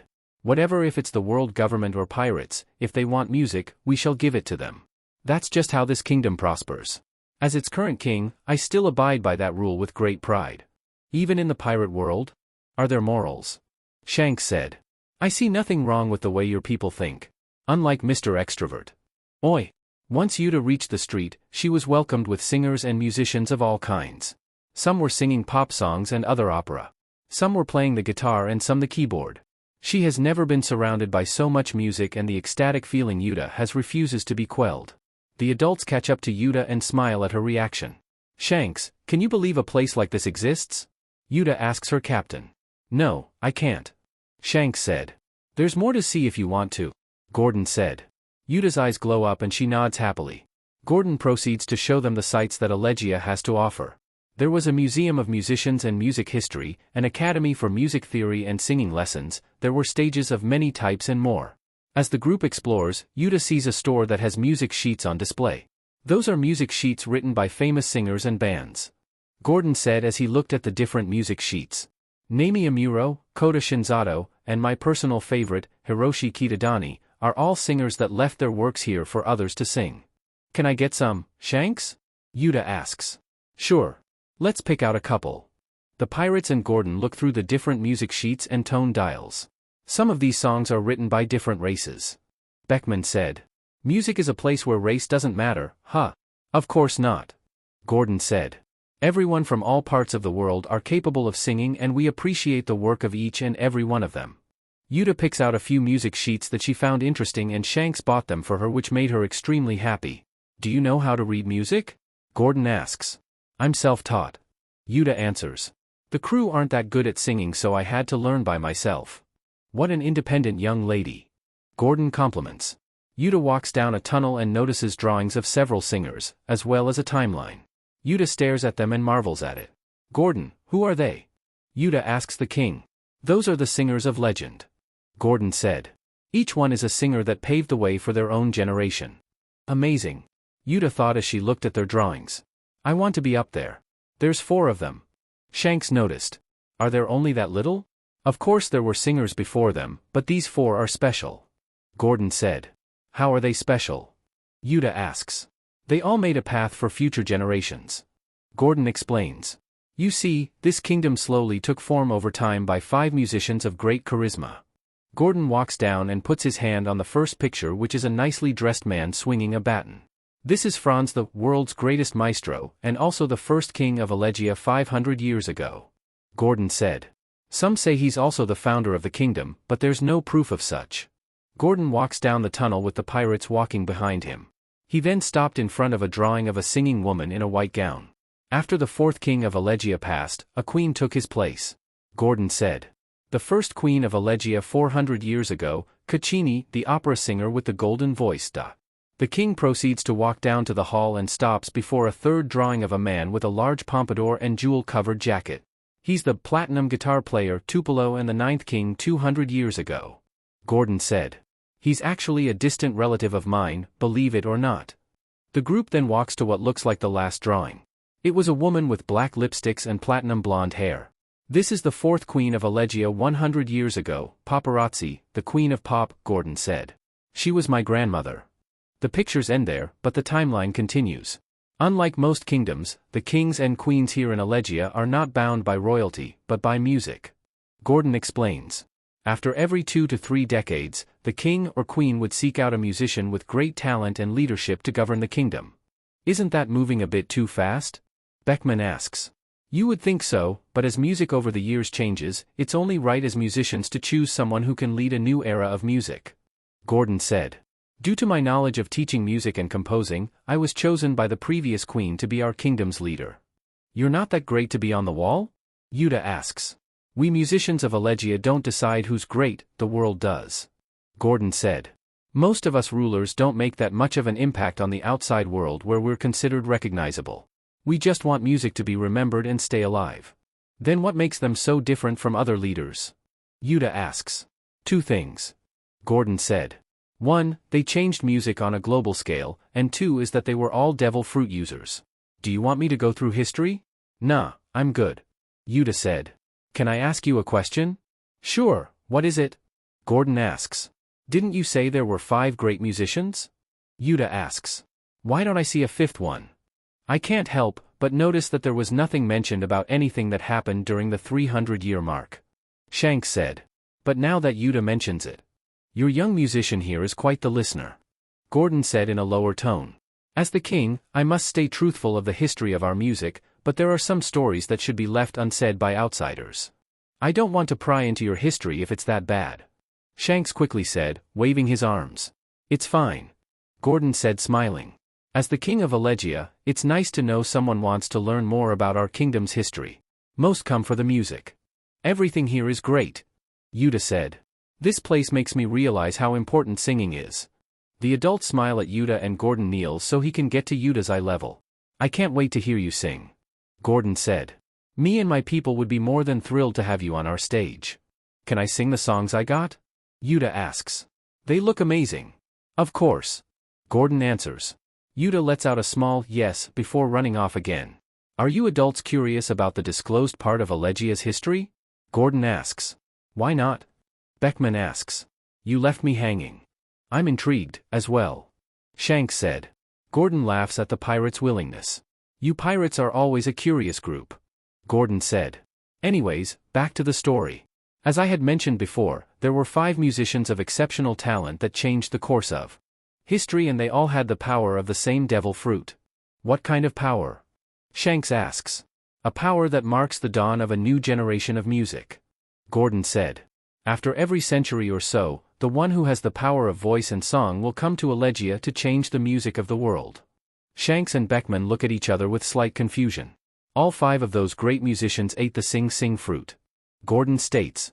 The captain and first mate were instantly stunned. The Sing Sing fruit was the start for our kingdom and we await for its return. Gordon continues. However, as much as the Sing Sing fruit was a blessing, the 6th king of Elegia, Don Giovanni, put a terrible curse on that fruit that changed the world's view of music forever. What kind of curse? Shanks asks, sweating. It doesn't concern you pirates to worry over our troubles. Gordon said, noticing the pirates' pale faces. Don't be too uptight. It's fine. Beckman said nervously, laughing. What exactly is this curse? I don't need to go through the details. Gordon said, rubbing his chin. But, we treat this curse as the one who stalks the one with the angel's voice, the demon king of song, or tot musica. Evening slowly reaches Elegia and the red-haired pirates regroup and walks back to their ship. Uta was ecstatic about her first day and can barely contain her excitement tomorrow's singing competition. Rather than competing, Gordon allowed Uta to be the opening and closing act for the competition so Uta can get a full audience. Uta has decided to practice the 3 songs that she bought as she never has taken a glimpse of such beautiful music. After the pirates ate their dinner, Uta runs back to her room and begins to examine the music that Shanks bought. I've never read songs like these before. Uta said to herself. Uta only knows old sailor songs and some occasional classical music. Songs from bands and singers are not something she's familiar of. Uta lays on her bed and hums the music out loud. The world of music is such a big place. Uta sighs with a smile. She sees her bracelet dangle and smiles happily. She can't wait to go back to Fuchsia village to sing this to Luffy. Meanwhile, Shanks and Beckman were sharing a drink up on deck. Unlike normal drinking sessions, the atmosphere was tense. Do you believe the king? Shanks asks Beckman. Are you talking about tot musica? The first mate asks. It didn't sound like he was making it up. Shanks nods in agreement and sips some of his sake. He and Beckman didn't tell Gordon that Uta was a user of the Sing Sing fruit, due to the fear of the curse story. My captain once mentioned something about tot musica. Shanks said, breaking the silence. I don't remember the details, but he did describe it as demonic. Beckman takes a sip of his own sake in silence. Putting that aside, what do you think of the connection of the Sing Sing fruit and Elegia? Beckman asks. Uta was really enjoying herself. Shanks nods a bit sadly. The first mate notices this and sighs. Allow Uta to decide what she wants. Beckman said, putting a hand in his captain's shoulder. We're staying here for a few more days, so let's try and enjoy ourselves. Forget about the kingdom's past for the day and get some rest. Yeah, you're right. Shanks said, grinning. Uta has a big day tomorrow. We need to give her all of our support. The next day. The pirates wake up at their usual time, but someone woke up earlier than usual. Okay, time for training, then learn the music. Waking up at 7 am, which is an hour earlier than her normal wake-up time, Uta puts her hair up and puts on her workout clothes.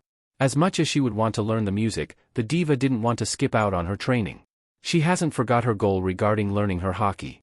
After her physical workout, Uta does some meditating, which some of her crew mates recommended, to enhance her focus. Once she completes her meditation, she picks up the music sheets to learn how to read it. Gordon has allowed Uta to ask any of the residents for help if she needed it, but she wants to accomplish this with her own abilities. She reads the music and hums it to herself. She has never heard of any of these songs, so she's going to have to rely on her imagination when she sings. Thankfully, it's her forte, so she's confident in her ability to successfully sing these songs. The event starts in the evening, so Uta has plenty of time to learn. I can't wait until I get on that stage. Uta said as she giggles to herself. A couple hours later. Uta. Let's take another look around the city. Shanks said, knocking on her door. You can study afterwards. Shanks waits for Uta, but to his surprise, he doesn't get an answer. Uta? Still nothing. I'm coming in. Shanks said as he opens the door. Shanks walks into his daughter's room, something he doesn't like doing without her consent, in order to see if he can find any hints on where she is. Shanks notices that the music sheets he bought were laying on the floor in a neat pile, indicating that was learning the music. Shanks smiles, but stays on task in looking for his daughter. Boo! Uta jumps from behind Shanks, scaring him. Dear God, Uta. Shanks sighs. Didn't sense me, did ya? Uta said smugly as she climbs on her father's back. If I was your enemy, I would have beaten you. Don't get ahead of yourself. Shanks said as he takes his daughter off his back. Come on, let's go look around some more. Got it. Uta said, smiling. Shanks and Uta leave the ship to explore the kingdom a bit more. Shanks has never seen Uta this excited before, and as a parent, it's heartwarming. The pair explore the local academy, attempt to play some instruments that they had never tried, look at some more sights. After a few hours of exploring, Shanks decides to look for Gordon, who wanted to speak to her beforehand. Red hair. Gordon calls out. Shanks and Uta see the king in the distance and walk up to meet up with him. Hello, your majesty. Uta greets. Please, enough with the royal greetings. Gordon said. Like I said, Gordon is fine. You wanted to show us something? Shanks asks. Yes, follow me please. Gordon said. The king leads the pirates down the streets and to a large building built of marble. The three go inside the building and then they walk through a large pair of double doors. Uta is in awe. Wow! Quite the beauty. Gordon said. This is the stage where all of our performances start. Before the trio is a large theater completed with a large front stage and that has appearance as a theater for musicals, with stands and seats made for instrumental performances. There were some people already on the stage singing and Uta can't help but be memorized by their voices. They singers sang in ranges, tones, styles, and rhythms in which Uta has never heard in. They're amazing. Uta sighs as she watches the performers sing. Shanks, do you think I can be like them? Shanks puts a hand on his daughter's shoulder and smiles. You keep up what you're doing and you'll get there in no time. Shanks said. You are my daughter after all. If I may. Gordon interrupts. The ones before you are students who were participating in the singing competition. Uta looks closely and recognizes the uniforms from the school that she visited from before. I don't think it's a good idea to disturb them at this moment, but you'll see them perform at their best later this evening. Gordon said. As a fellow musician and king of Elegia, I can assure you that tonight's performance will be a memorable one. Of course, having you as a guest will be even more rewarding, no doubt. I need to learn those songs. Uta said with a confident huff. This will be my first time singing for a large crowd, so I should be ready. Shanks and Gordon smile at the young girl's enthusiasm. Shanks, you're right. Gordon said to the captain. She really is a diamond in the rough. With that, Gordon begins to walk towards the singers. I wish you the best of luck, Uta. Gordon said. The civilians here will cheer you on. Uta nods and she pulls on her father's shorts, indicating her urge to return to the ship. A couple hours later. Okay, just breathe, Uta. Just breathe. Awaiting nervously, Uta stands behind the curtain of the stage where she and the singers will perform. For the occasion, she decides to wear a yellow dress with a complimentary light brown ribbon. She's currently wearing a new set of headphones and the bracelet that Luffy chose for her dangles from her wrist. Despite her eagerness from before, Uta has never sang in front of such a crowd. Only in her Uta world has she put herself in a situation where she sang for many. However, this and that are different. Being aware of her nervousness, Gordon and the other singers have been reassuring that they have their support. Despite the fact that she's a pirate, she's being treated as a nervous girl who's taking in a whole lot. Uta goes through her pocket and pulls out a piece of paper and unfolds it. What kind of drawing is that? Asks one of the teenage singers.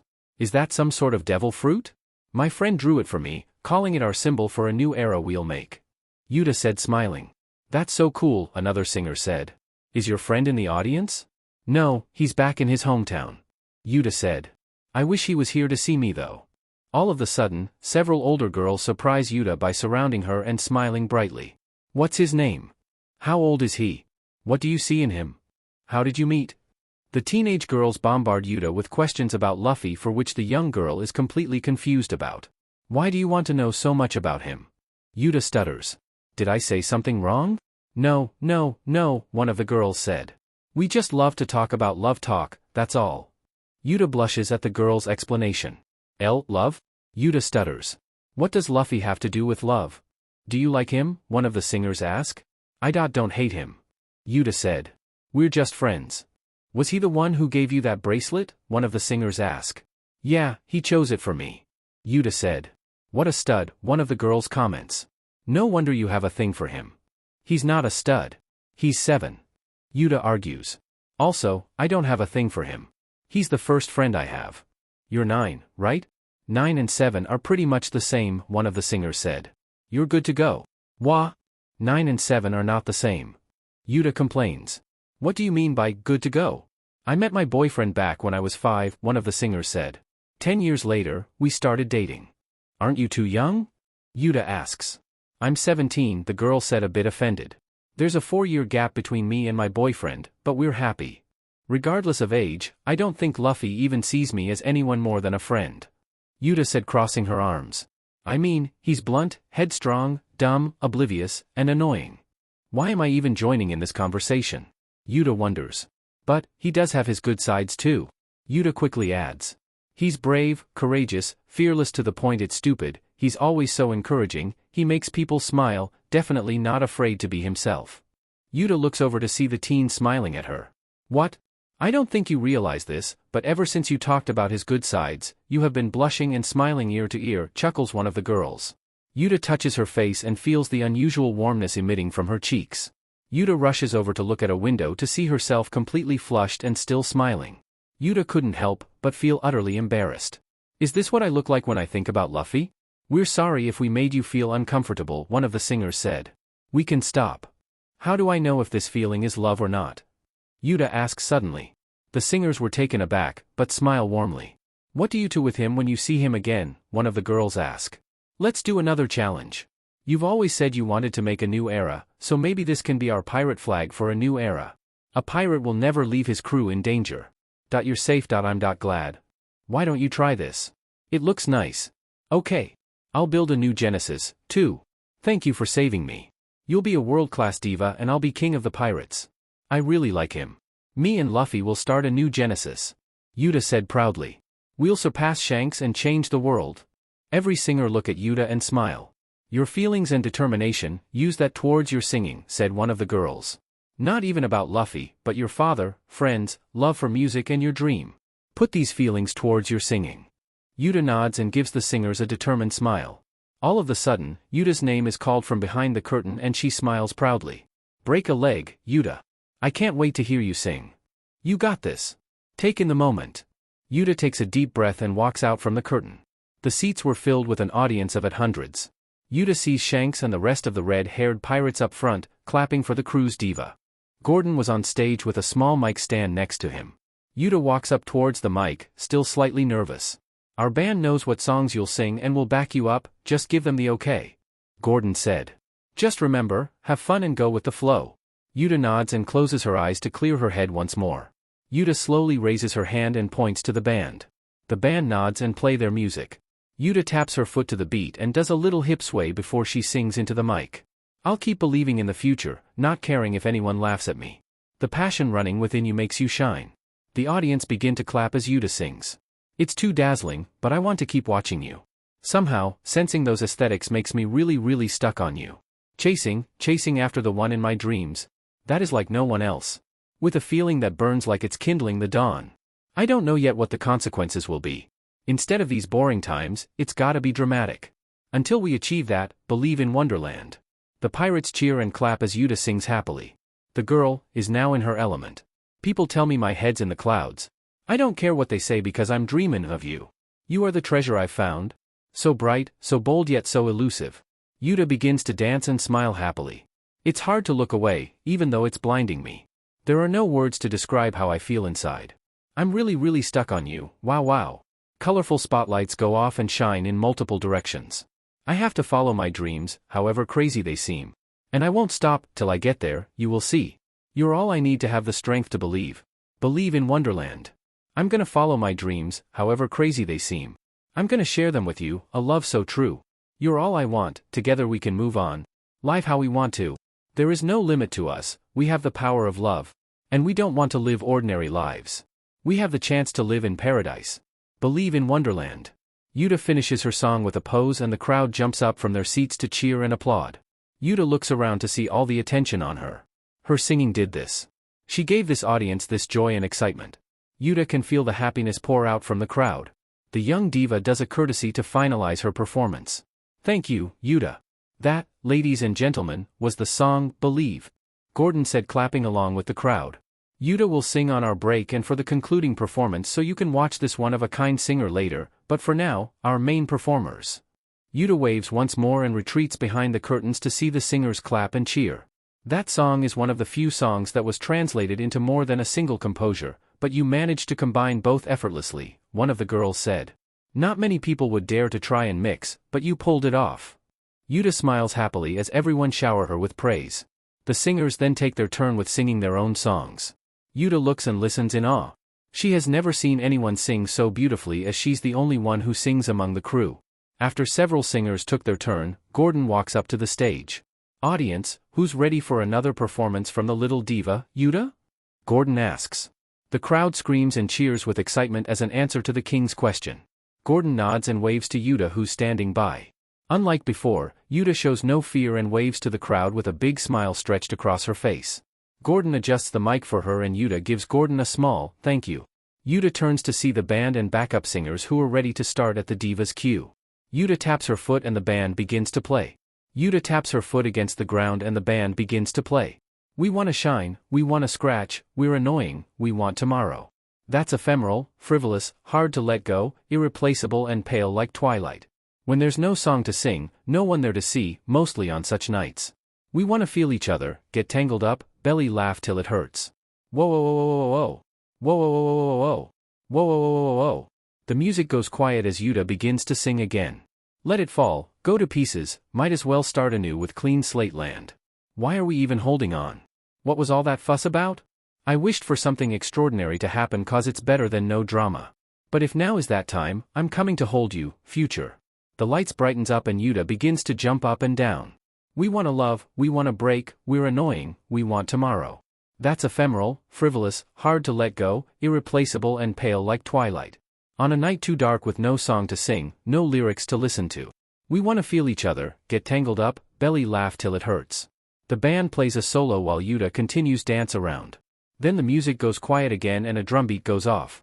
All alone we're born, all alone we'll be gone, but no matter how temporal. Each moment holds meaning, celebrate the ephemera of humanity. We got things inside jumping up and down what's eternally can never do. A traffic jam of miracles, wait for us with your open arms, future. Soon, everyone begins to cheer and shout as the music returns. We wanna shine, we wanna scratch, we're annoying, we want tomorrow. That's ephemeral, frivolous, hard to let go, irreplaceable and pale like twilight. Uta walks closer to the stage and waves one of her arms in the air. We can make it, get hyped on this star shaking from the ground. Don't we know it's not that easy, but we'll say, so what, anyway. How I love that. Uta's voice echoes as the band continues to play. Whoa whoa whoa whoa whoa. Whoa whoa whoa whoa whoa. Whoa whoa whoa whoa whoa. Uta joins the backup singers instinctively. Whoa whoa whoa whoa whoa. Whoa whoa whoa whoa whoa. Whoa whoa whoa whoa whoa. Watch me choke down even the most unsavory tomorrow. This ragged resolve and determination of mine is still breathing. Wouldn't life be boring if we live forever? It works out well in the end. On a night before we become extinct, I will take your hand. So we can go get tomorrow. The band continues to play a while longer before ending. Then, the crowd roars with excitement. Uta's name is cheered and there's clapping and cheering all around. Even the people from behind the curtain Uta came out to cheer for her. Uta couldn't be happier in this moment and does a bow. Uta waves one last time and goes backstage where Gordon and the singers await for her return. Uta, your voice is truly a thing of wonders. Gordon said. You were able to turn this song into something so emotional. Oh, that wasn't my intention. Uta said humbly. That's one of my favorite songs, said one of the singers as she gave Uta a big hug. You did such a beautiful job. I'm so happy. Everyone praised Uta and the girl accepted it all. Gordon approaches Uta and smiles. Your singing voice is a treasure for this world. Gordon said. Please, stay here on Elegia. Our kingdom will welcome you. Uta was taken aback by the king's invitation to the point where her mind becomes blank. All of a sudden, Uta senses something familiar. Is something the matter? One of the singers asked. He's here. Uta said. Who's here? Suddenly, someone knocks on the door to the stage and Gordon walks up to open it, to reveal Shanks. I was going to knock sooner, but couldn't but listen to all the compliments about my daughter that the time didn't feel right. Shanks said. She truly is a treasure and amazing singer. Gordon said. I could never had guessed Uta has so much potential within her. Mind if I speak with my daughter for a bit? Shanks asks. We'll be on the balcony if you need us. Uta? Uta nods and happily follows Shanks out the door. Shanks walks up the stairs to the upper floor and he, along with Uta, look out at the night view from above. You were great out there. Shanks said. I'm so proud of you. Thanks. Uta said smiling. I'm going to sing one more song, and it'll be the greatest. Shanks looks at his daughter's bright smile and begins to question the topic that he has been saving for his daughter. What do you think of King Gordon's offer? Shanks asks Uta. He and the people here really like your singing. Oh, you heard that. Uta said in a soft tone. About that. I think you should stay. Shanks interrupts. You have great talent and you have room to grow as a singer in this country. Uta was shocked at Shanks' comment and different emotions waver through Uta's head. But when you become the best singer in the world, I'll come back and get you, Shanks said. Then, don't decide my future. Uta yells angrily. Shanks turns his head in shock at his daughter's uproar. Don't decide my future for me, Uta said. After the first day, you've been acting strange. Is this why? Shanks never told Uta anything about how important the user of the Sing Sing fruit is to the kingdom, and he also kept the fact that Uta is the one who holds that same power to Gordon, who assumes that Uta is a talented girl. Uta, you said you wanted to make people wherever you go happy when you sing, right? That's your dream? Shanks asks. Uta makes a fist with both hands and grits her teeth in silence. Listen, Uta.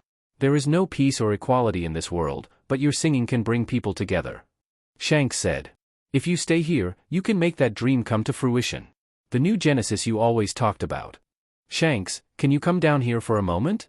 Uta asks quietly as she walks closer to him. Shanks kneels down to Uta's level so he can get to his daughter's eye level. Slap. Uta slapped Shanks across the face, something that even the captain didn't expect. Shanks touched his cheek in slight shock and wince in slight pain. Why does it hurt so much? Shanks wonders as he rubs his cheek. He looks at Uta and is shocked to see her on the verge of breaking down. Don't use my dream for your own convenience. Uta hiccups. My dream is to sing around the world while being with you. Shanks then begins to feel emotional as well, but holds it in. I want to be with my family. I want to meet Luffy again. I want to go on adventures. Uta cries. Please don't leave me here. Uta begins to bawl and Shanks embraces her so he can comfort his daughter. Uta cries softly into Shanks' shoulders and the captain pats her gingerly. I'm sorry. Shanks apologizes. Forget about what I said because that was selfish of me. Uta lets go and faces Shanks once more as she rubs the tears off her face. Uta, please remember this. Shanks said quietly. Even though we're apart, you'll always be my daughter. Thank you, Shanks. Uta said smiling. If you want, we can leave tomorrow. Shanks said. Yeah. Uta said. I'm going to go out with a bang with this next song. So look forward to it. Feeling better, Uta runs down the stair excitedly. Shanks didn't follow after her and remains kneeling. I'm a terrible father, Uta. Uta gets back to the backstage more energetic than usual. After 30 minutes of listening to music from singers that Uta found magical, the competition has determined a winner, which was the girl who encouraged Uta about Luffy. Uta made sure to give the girl her utmost gratitude and congratulates her. Then, it became Uta's moment to shine with her closing performance. Alright, everyone, let's end our performance with another song by Uta. Uta walks up to the stage in a confident stride. The band and backup singers prepare themselves and wait for Uta's cue. This is it. Uta said to herself. My final song here. Uta grabs the mic and takes in a deep breath. All the feelings and emotions that I'm feeling. Uta told herself. The lessons I learned here, I'll use them all of it to convey into my songs. Uta taps her foot against the ground and the band begins to play. Uta closes her eyes as she lets herself get drawn into the music. Let's leave before the break of dawn. Let's go meet a tomorrow we haven't seen before. There are no regrets about what I've decided. Oh, I know what I'm supposed to do. No matter what trials await. I can't stop my throbbing heart. There's only one place I aim for. Fly to the light. The drums begin to switch beats and Uta takes off the mic from the stand. I got these bonds at the end of my fights. I won't let anyone hurt them. If you open your clenched hands, you'll see the power that dwells there. The spotlights glow yellow and the music returns to an upbeat. Come on, let's start. Hey, try to see. No matter how many seas separate us, I'll always hold you up. Don't be afraid to move forward. Just don't forget. We fight together. The lights dim and focus on Uta who walks slowly across the stage. The birds flutter in the wind. And beyond that rainbow, the flower of hope blooms. The flowers will never die. Those feelings that stretch straight ahead. You've put them away in your heart. Isn't it too cramped in there? Fly to the light. The diva changes her stance and faces the crowd. What can you protect with lies? There's no shame in falling to your knees. Just get up again and again. I'm sure we can meet again. The lights glow bright once more. Come on, let's start. Hey, try to see. No matter how many seas separate us, I'll always hold you up. Don't be afraid to move forward. Just don't forget. We fight together. The music softens and becomes delicate. There's no disgrace. That day I looked up at the vast sky spreading out endlessly. We've come so far. Each with our own oaths in our hearts. No hesitations. We all shoulder a burden. All of a sudden, an image of a smiling and happy Luffy appears next to Uta and the girl becomes slightly emotional and blushes. The sun rises and illuminates happiness and sadness equally. Yuta's voice lightens and smiles as the image she creates fades and the beat of the music returns. I believe it. The future that will connect us someday. So let's go search for it together. You can't be replaced. So don't forget. We fight together. Life goes on. Life goes on.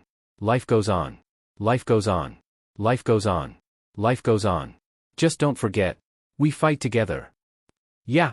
Everyone cheers for Uta and rather than waving and bowing, she begins to tear up happily. This feeling is only temporary and even though the feeling is great, Uta would rather be with her father and company. Still, this moment means everything to her and she'll take in as much as she can before she leaves. The underground library in Elegia's largest island. While all citizens were attending the big event, the old underground where songs rest peacefully begins to quake. Dust begins to hover and cobwebs fall apart. However, no one has noticed. The ceiling in the large room begins to crack and the stone markings start to glow. It's time, the one with the chosen voice has come, the sing fruit. Once the concert has ended, the after-party begins with everyone meeting at the banquet hall. Uta received constant praise and offered her to stay on the island, but she kind-heartedly rejects their invitation. I would rather sail with the red-haired pirates than stay here. Uta said. Besides, I promised my friend that I'll come back. You don't mean Luffy, do you? Asks one of the singers from before. I'm not telling. Uta said smiling. Putting her feelings and hesitation at ease lifted a great pain off of her shoulders. The young singer takes in this moment as she knows she won't be back here for years to come, or maybe not at all. Uta has told Gordon her decision and the king respected Yuta's choice, but was still upset by the outcome. For the time being everyone is celebrating the winner of the competition and the departure of the red-haired pirates, specifically Uta. You know, I'm surprised that you're willing to allow us on the island. Shanks laughs as he drinks down some alcohol alongside Gordon. Pirates who sing are the most free. Gordon said as he sipped his drink slowly. A couple of decades ago, there was a pirate crew who showed us the meaning of singing without worry. The king smiles as he reminisces about the past. I was a young teen back then, but those pirates really knew how to bring a party. Gordon said. They introduced us to the song Bink Sake, and when I first heard it, I was filled with happiness and the joy behind the song was splendid. Shanks takes a swig from his jug and laughs at Gordon's conversation. A song that is popular among pirates brought you happiness? Shanks asks. You really don't judge music, do you? Is that bad? Gordon asks.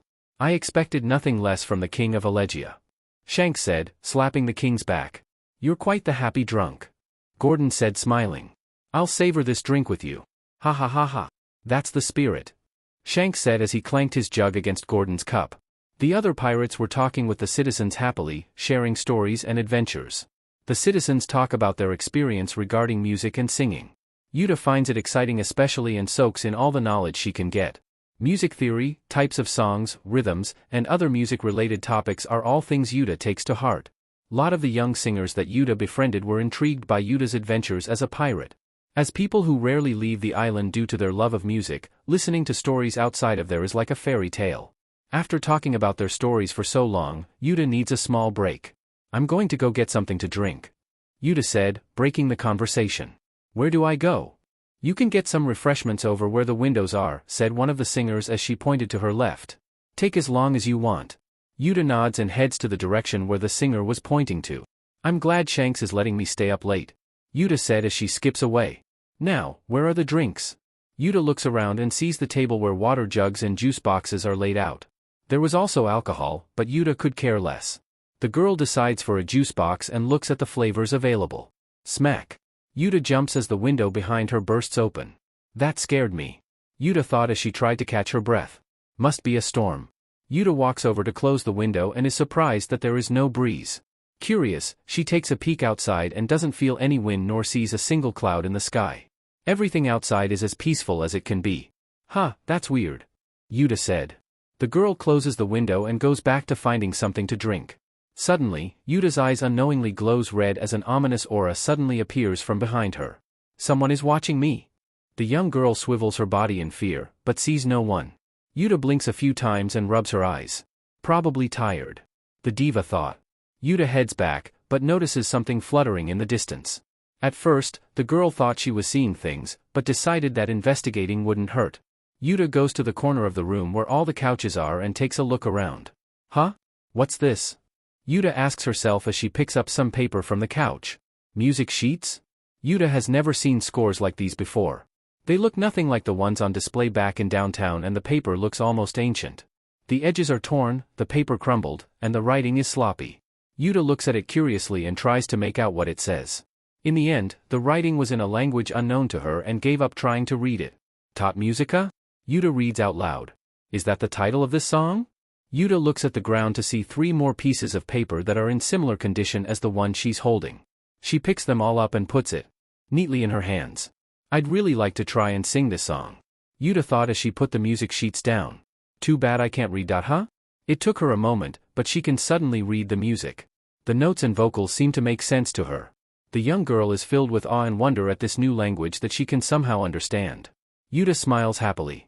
Let's see how this song goes, Uta said as she schemes the first bar of the piece. Uta clears her throat and sings the lyrics out loud. Hurts.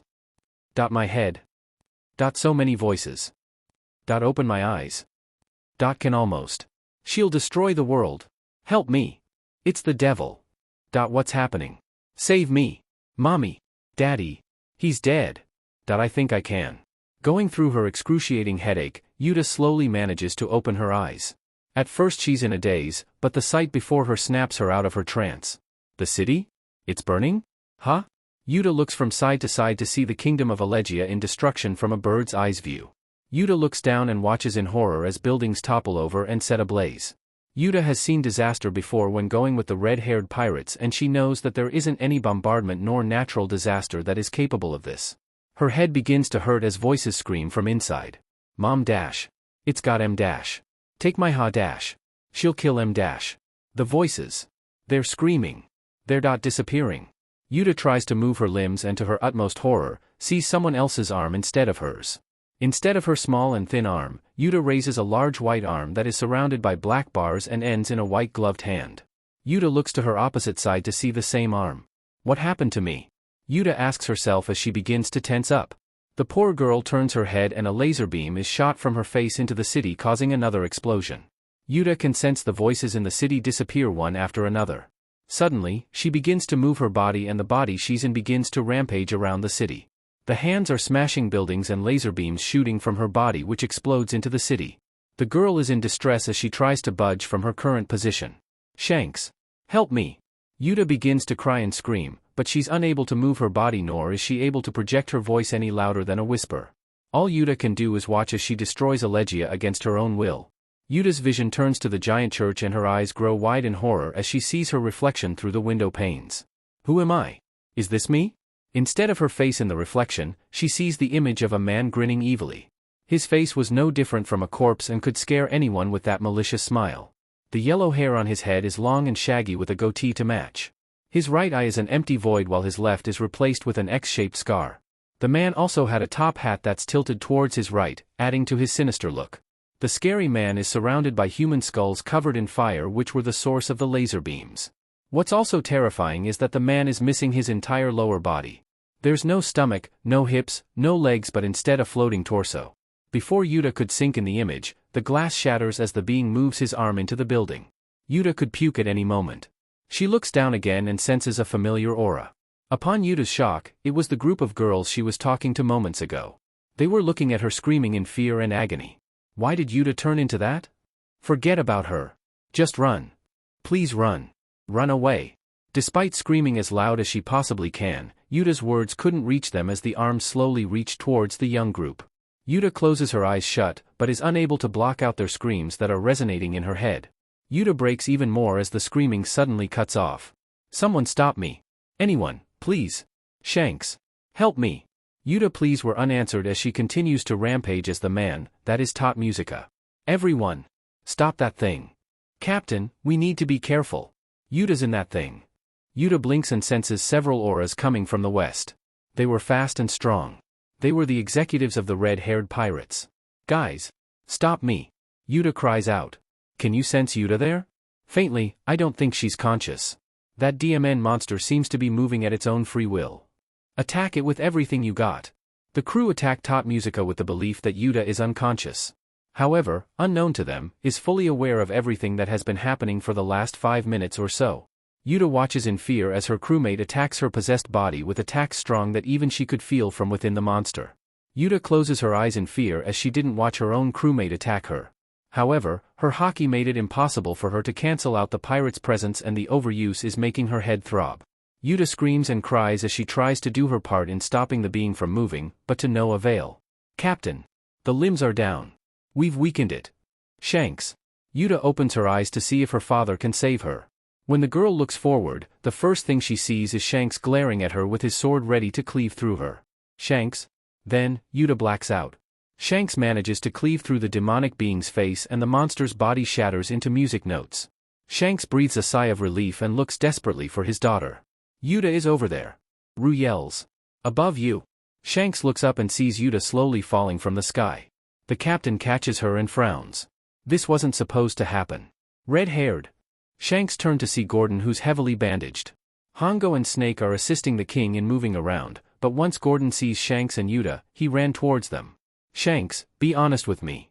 Gordon sternly said. Is Uta the user of the Sing Sing fruit? Shanks didn't look at the king in the eye, which gave Gordon all he needed to know. After telling you the history of devil fruit, I guess it would be hard giving away your daughter to the kingdom. Gordon said. It's even worse that she came across Tot Musica. Gordon looks at the ground to see the music sheets of Tot Musica laying there. Gordon angrily stares at the music sheets with fists clenched. What are you doing? Yasopp asks the king. Destroy it. Gordon sweats heavily as he glares at the music piece. However, he doesn't harm the score if Tot Musica. DMN it, if you won't do it, I will, the sniper yells as he pulls out his gun. Once Yasopp gets close, Gordon shields the music with his back. This infuriates the sniper greatly. You coward of a king. Yasopp growls. Look at your kingdom. Look at Uta. Is something so evil worth protecting? Some of the crew members hold the sniper back as he tries to attack the king. How dare you? As a king, it's my duty to not destroy Tot Musica, but keep it hidden. Gordon yells. Ever since this evil thing was created, we treated Tot Musica as our scared treasure. The pirates listened to the king, but could barely hold in their anger. Tot Musica is to blame for the destruction to Elegia, and as the king, I have nothing but regret and sorrow for what has happened. Gordon mutters.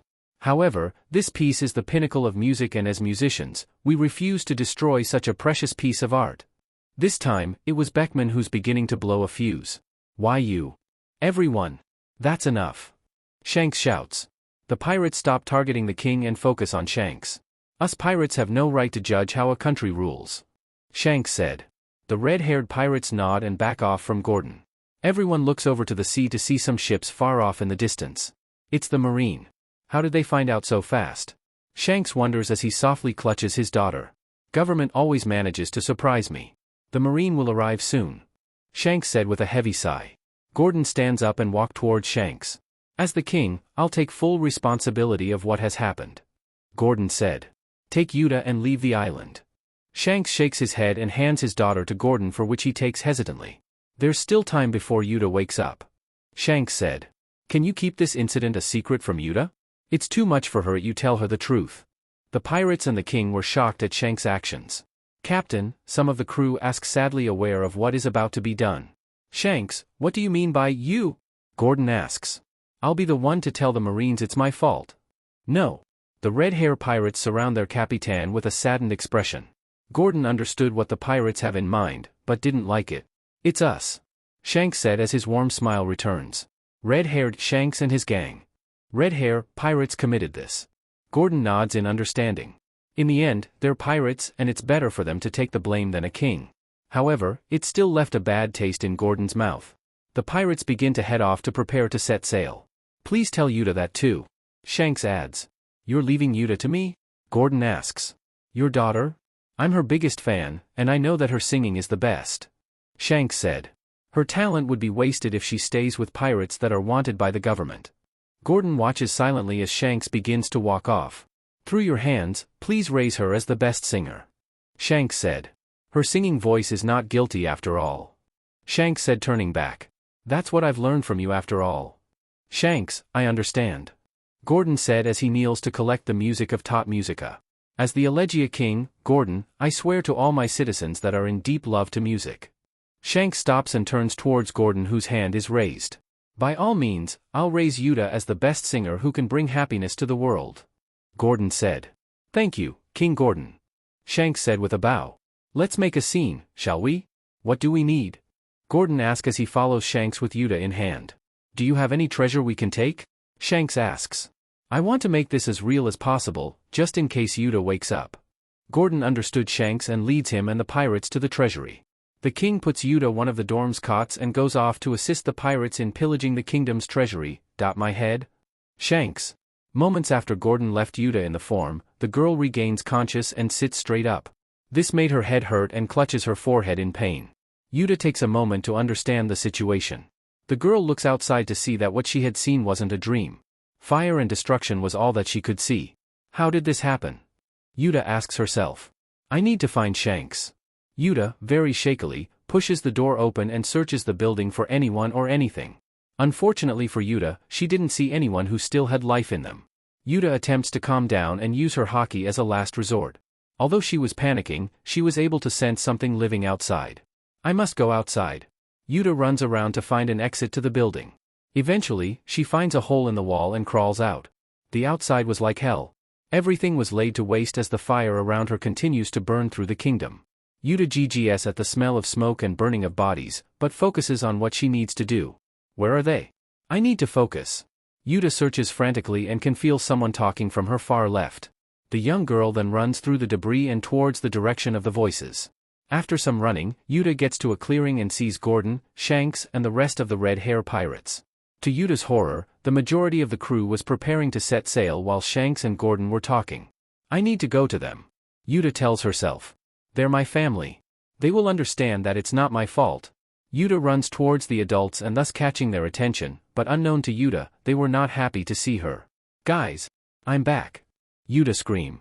Shanks and the other pirates yell to each other and everyone drops their belongings and makes a run for it.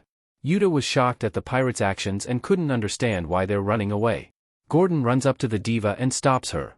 Move! Uta yells as she tries to move past the king. They're going to leave me. I'm sorry to say this. Gordon said.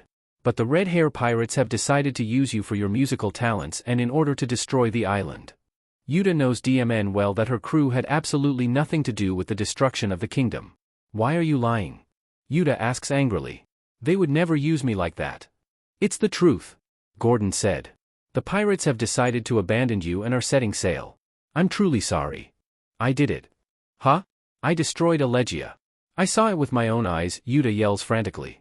If I tell them the truth, maybe they will forgive me. Uta smiles hesitantly and takes off, avoiding Gordon's grasp. Uta, wait! Gordon yells as he tries to run after Uta. Under normal circumstances, Uta wouldn't be able to keep up running for long, but her stamina training paid off. Uta had become much faster and Gordon's injuries prevented him from keeping up with the girl. It didn't take long for Uta to find Shanks and the crew. Luckily for her, they haven't noticed her just yet and haven't departed. Shanks! Everyone! Uta yells out. The pirates look over and move around the ship quickly. Shanks looks at her with a distressed look. Still, he waits for his daughter to catch up while the rest of the crew prepares to set sail. Uta finally approaches Shanks and smiles shakily. Shanks, I'm here. We can go now. Uta said nervously. We're leaving together, right? Gordon was lying to me about you leaving me.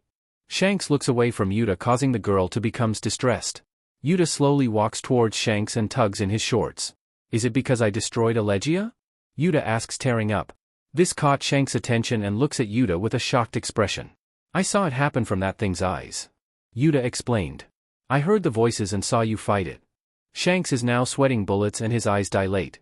Did she use observation haki? I'm sorry, just please don't leave me. Uta pleads. Beckman and several other crew members watch their captain and his daughter from the rails and unintentionally eavesdrops. Everyone listening to the conversation were beyond shocked.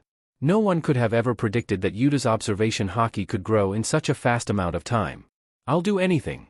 Uta said as she tries to get her captain's attention. Just please take me with you. Shanks stares at Uta with a stressfully and tries his best to put on a straight face. I'll stop singing if that's what it takes. Uta yells as tears stream down her face. I won't ask for anything ever again.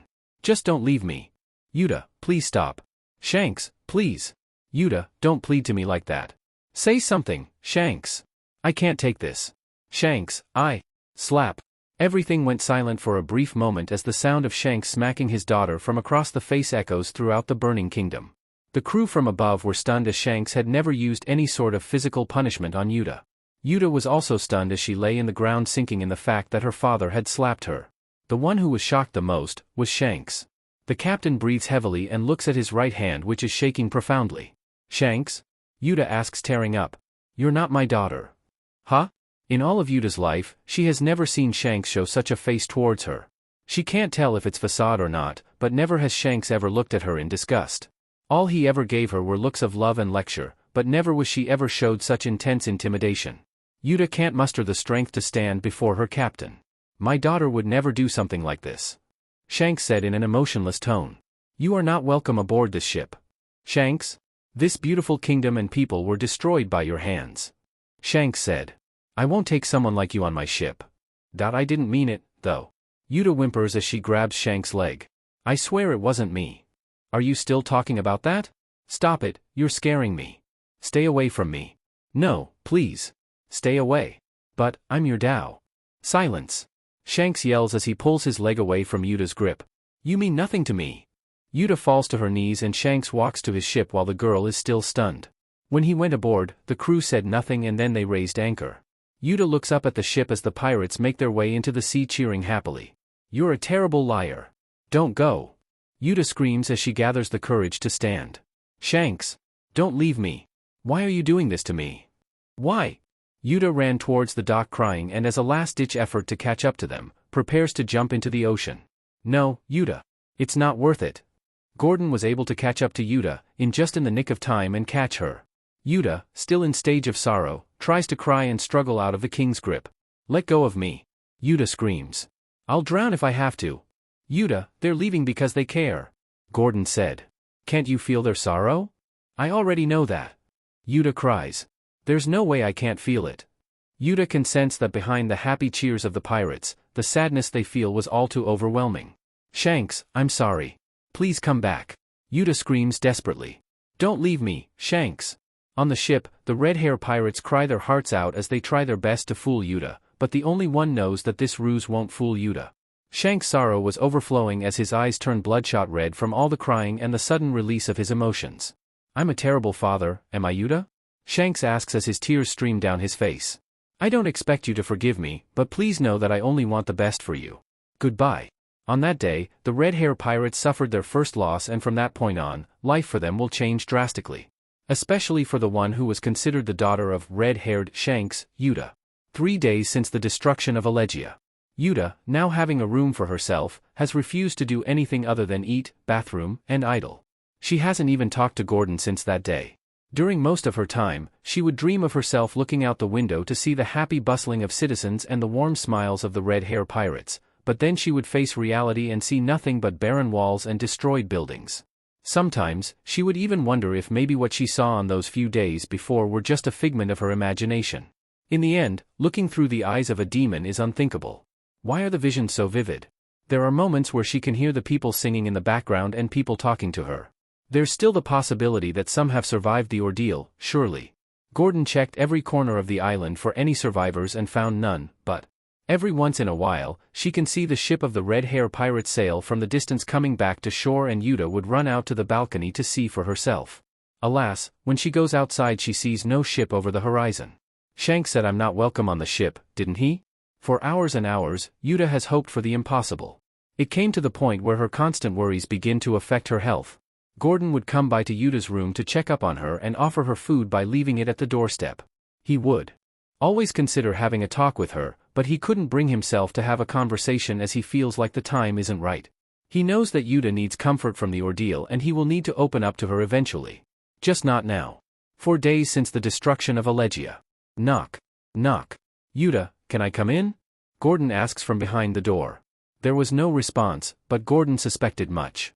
He can't get closer to the girl unless he gets in contact with her, so he opens the door and peeks inside. Gordon was shocked to see the once nicely set room is in tatters. The bed sheets were thrown and the wooden furniture knocked over. Picture frames and vases were smashed on the floor. In the center of it all is Uta. Gordon would have assumed that he would have heard something, but he had no idea this was happening behind the scenes. Perhaps it happened when he was outside. Uta? Before Gordon could get closer, a vase is thrown towards him. In the name of time, Gordon ducks quickly and the pottery smashes against the wall. The king looks at the young girl to see her breathing heavily with eyes bloodshot. It's almost like she's a different child. Why are you here? Uta growls. I'm just here to talk. Gordon said calmly. Just leave. Uta yells as she throws a picture frame at the king. Gordon dodges again, but he wasn't enough and the frame hit his arms, which only slightly hurt. Uta, please just leave me. Uta yells. Why do you want to talk to a monster like me? Please, don't call yourself that. Gordon said sadly. I'm a murderer. A demon. I was abandoned. Uta yells with tears in her eyes. Shanks must hate me for destroying your kingdom, doesn't he? No, he doesn't. Don't lie to me. Uta screams. He hates me. Uta. I hate him for leaving me. Uta adds. I hate him, I hate him, I hate him. He's the worst father. To hell with him. Due to Uta's rage, she's unable to figure out the reason why she's mad at Shanks. I wish I were dead and all this would never happen. Uta yells as she hits the ground. I hate myself. Gordon feels nothing but sorrow for Uta as her anger clouds her judgment. Uta, don't blame yourself for your innocence. Just go. Uta yells at Gordon. You're going to leave me too anyways. Gordon nods and turns to the door. I'll come back when you calm down, the king said. As the king leaves, he hears Uta continue to scream and curse. The more she yells, the more she can hear that wretched being laugh at her. She can see the face of Tot Musica laugh at her with its taunting smile. Uta's angry at the demon for ruining her life, Shanks for leaving her, Gordon for his rudeness, and herself for not being too naive. Through all her rage, can figure out who to blame as she continues to throw her anger around blindly. Gordon walks down the stairs, saddened as he hears Uta throwing more stuff in her room. Healing isn't easy. Gordon thought. I can't expect her to get over it in a few days. 5 days since the destruction of Elegia. After her tantrum from yesterday, Uta became silent once more. It's been at least 14 hours since she last ate and she still doesn't have the will to eat. She can hear her stomach grumble, but she dismisses it as some random noise. Though she slept, she didn't feel rested and so bags formed beneath her eyes. Her hair is in a mess and her headset is gone. Her nice yellow dress is dirted after wearing it over and over again as she wouldn't accept any other clothing from Gordon. Despite her lack of motivation, Uta would always stare out from the balcony and towards the ocean on multiple occasions during the night leading up to the morning. They'll come back for me. Uta waited on that balcony for hours and hours without food and rest in hopes that she could see the red hair pirates coming back for her. However, there was no sign of them, let alone a ship in general. Almost as the world wants her stranded. I'll see them if I get closer to the shore. Uta slurry said out loud as she got out of her room. They can see me too. Uta makes the walk outside and reaches the port where she and the rest of the crew first entered. The girl brushes the floor and sits on the pier in hopes of spotting Shanks' ship. After another hour, Uta decides to take a break. They'll come back for me. Uta goes for a walk around the ruins of Elegia and sees what she expects, ruins. The kingdom looks like it has been abandoned for years, despite its fall occurring only a couple days ago. Still, in Uta's heart, she refuses to believe that she and Gordon are the only humans living on this island. Eventually, Uta comes across the shop where she, Shanks, Beckman, and Gordon stopped by to buy her music sheets. Uta didn't think much of it at first, but she decided to go look inside. Uta looks around and sees music sheets still undamaged from the destruction. Being the musician she is, Uta couldn't help but collect the music sheets that were still salvageable. Maybe I can learn some songs so I can show off to Shanks when he comes to pick me up. Uta thought as she broke into a forced smile. Uta looks around to see some sort of transponder snail still unharmed. Curiously, she takes a look and sees one labeled Elegia. Uta wasn't a big fan of snails, so she didn't even bother to come up with what purpose it could have for her. Either way, she didn't have the motivation to think too much about it. Uta decided to take the snail and some of the music sheets with her once she finished looking through the shop. After a while, Uta looks at the broken clock on the wall and decides to head back to the docks, despite not knowing what time it really was. They'll come back for me. By the time Uta gets to the pier, the light from the sun begins to dim. Whatever, if it was the summoning of Tot Musica or just an unfortunate coincidence, clouds have covered the skies of Elegia ever since its destruction, making the atmosphere gloom. The weather doesn't concern Uta, however, and the girl sits down to her regular spot, then continues in waiting for something to happen. They'll come back for me. Uta looks at the music sheets that she brought from the shop, but couldn't find the energy to learn it. Uta looks out at the sea and begins to whisper to herself. The transponder snail looks at Uta and swings its body from side to side. I recall that day we played together by the sea. Just you and me. A week since the destruction of Elegia. It's been a few days since Uta has made the habit to go outside to look for Shanks and his crew. Despite her disappearances, Gordon didn't worry too much as she has calmed down and he knows where she is. On one day, one of his visual transponder snails, one that is used for musical effects, would turn on occasionally to see the coast. The king can only assume that Uta has found one of the snails and is using it. One day, Uta didn't come back to her room after her daily trips to the port. Gordon has noticed this and becomes increasingly concerned. The snail which turns on during this time, didn't turn on either. Gordon looks at the clock to see that it's past noon. I better go find her, Gordon thought. Gordon walks outside and heads for the pier where Uta sits idly. After a few minutes, Gordon arrives at the port and sees the young girl laying on the ground with the transponder snail turned off and with several music sheets surrounding her. Why is she lying on the ground? Gordon wonders. Is she asleep? Gordon walks closer in order to wake Uta up. What Gordon didn't expect is to see Uta with her eyes wide open. It almost looked like she saw a ghost. Uta? Gordon asks the girl as he puts his hand on her shoulder. Ee. Uta lets out a frightened squeal and slivers away from Gordon. The singer looks like she's seen a ghost. Her face has lost most of its color and she has become more skinny due to her lack of eating properly. Uta, let's go, Gordon said as he tried to coax the girl to come to him. Let's head back to town. I don't want to, Uta said silently. Just leave me. I can't leave you here like this, Gordon said. What's the point? Uta asks. What good is it for me to wait? You can try again tomorrow, Gordon said as he picked up the transponder snail and music sheets. Here, take my hand. Despite her answer from before, Uta doesn't hesitate to grab the king's hand. Gordon takes Uta back to their residence and once there, Gordon tells Uta to sit at the dining room table so he can make some food. Maybe I'll make something special, Gordon thought as he looked through a cookbook. I'm glad I can cook for myself. The king sees a recipe for meatballs and spaghetti and so he decides on making that. Thankfully, most of the food in the castle was undamaged and the locker for frozen food suffered only minor cracks so most of the food survived the ordeal too. While Gordon boils the noodles and warms up the meatballs, he goes back to the dining room to check up on Uta. He sees the girl sitting on the table with some music sheets in front of her. Were you trying to read some music? Gordon asks, for which Uta just sat quietly. Gordon takes a look and is surprised to see that Uta has been writing her own music. Very rarely has Gordon seen children of Uta's age writing music and so this is quite the sight to him. The World's Continuation. Interesting title. It's trash. Excuse me? Gordon asks.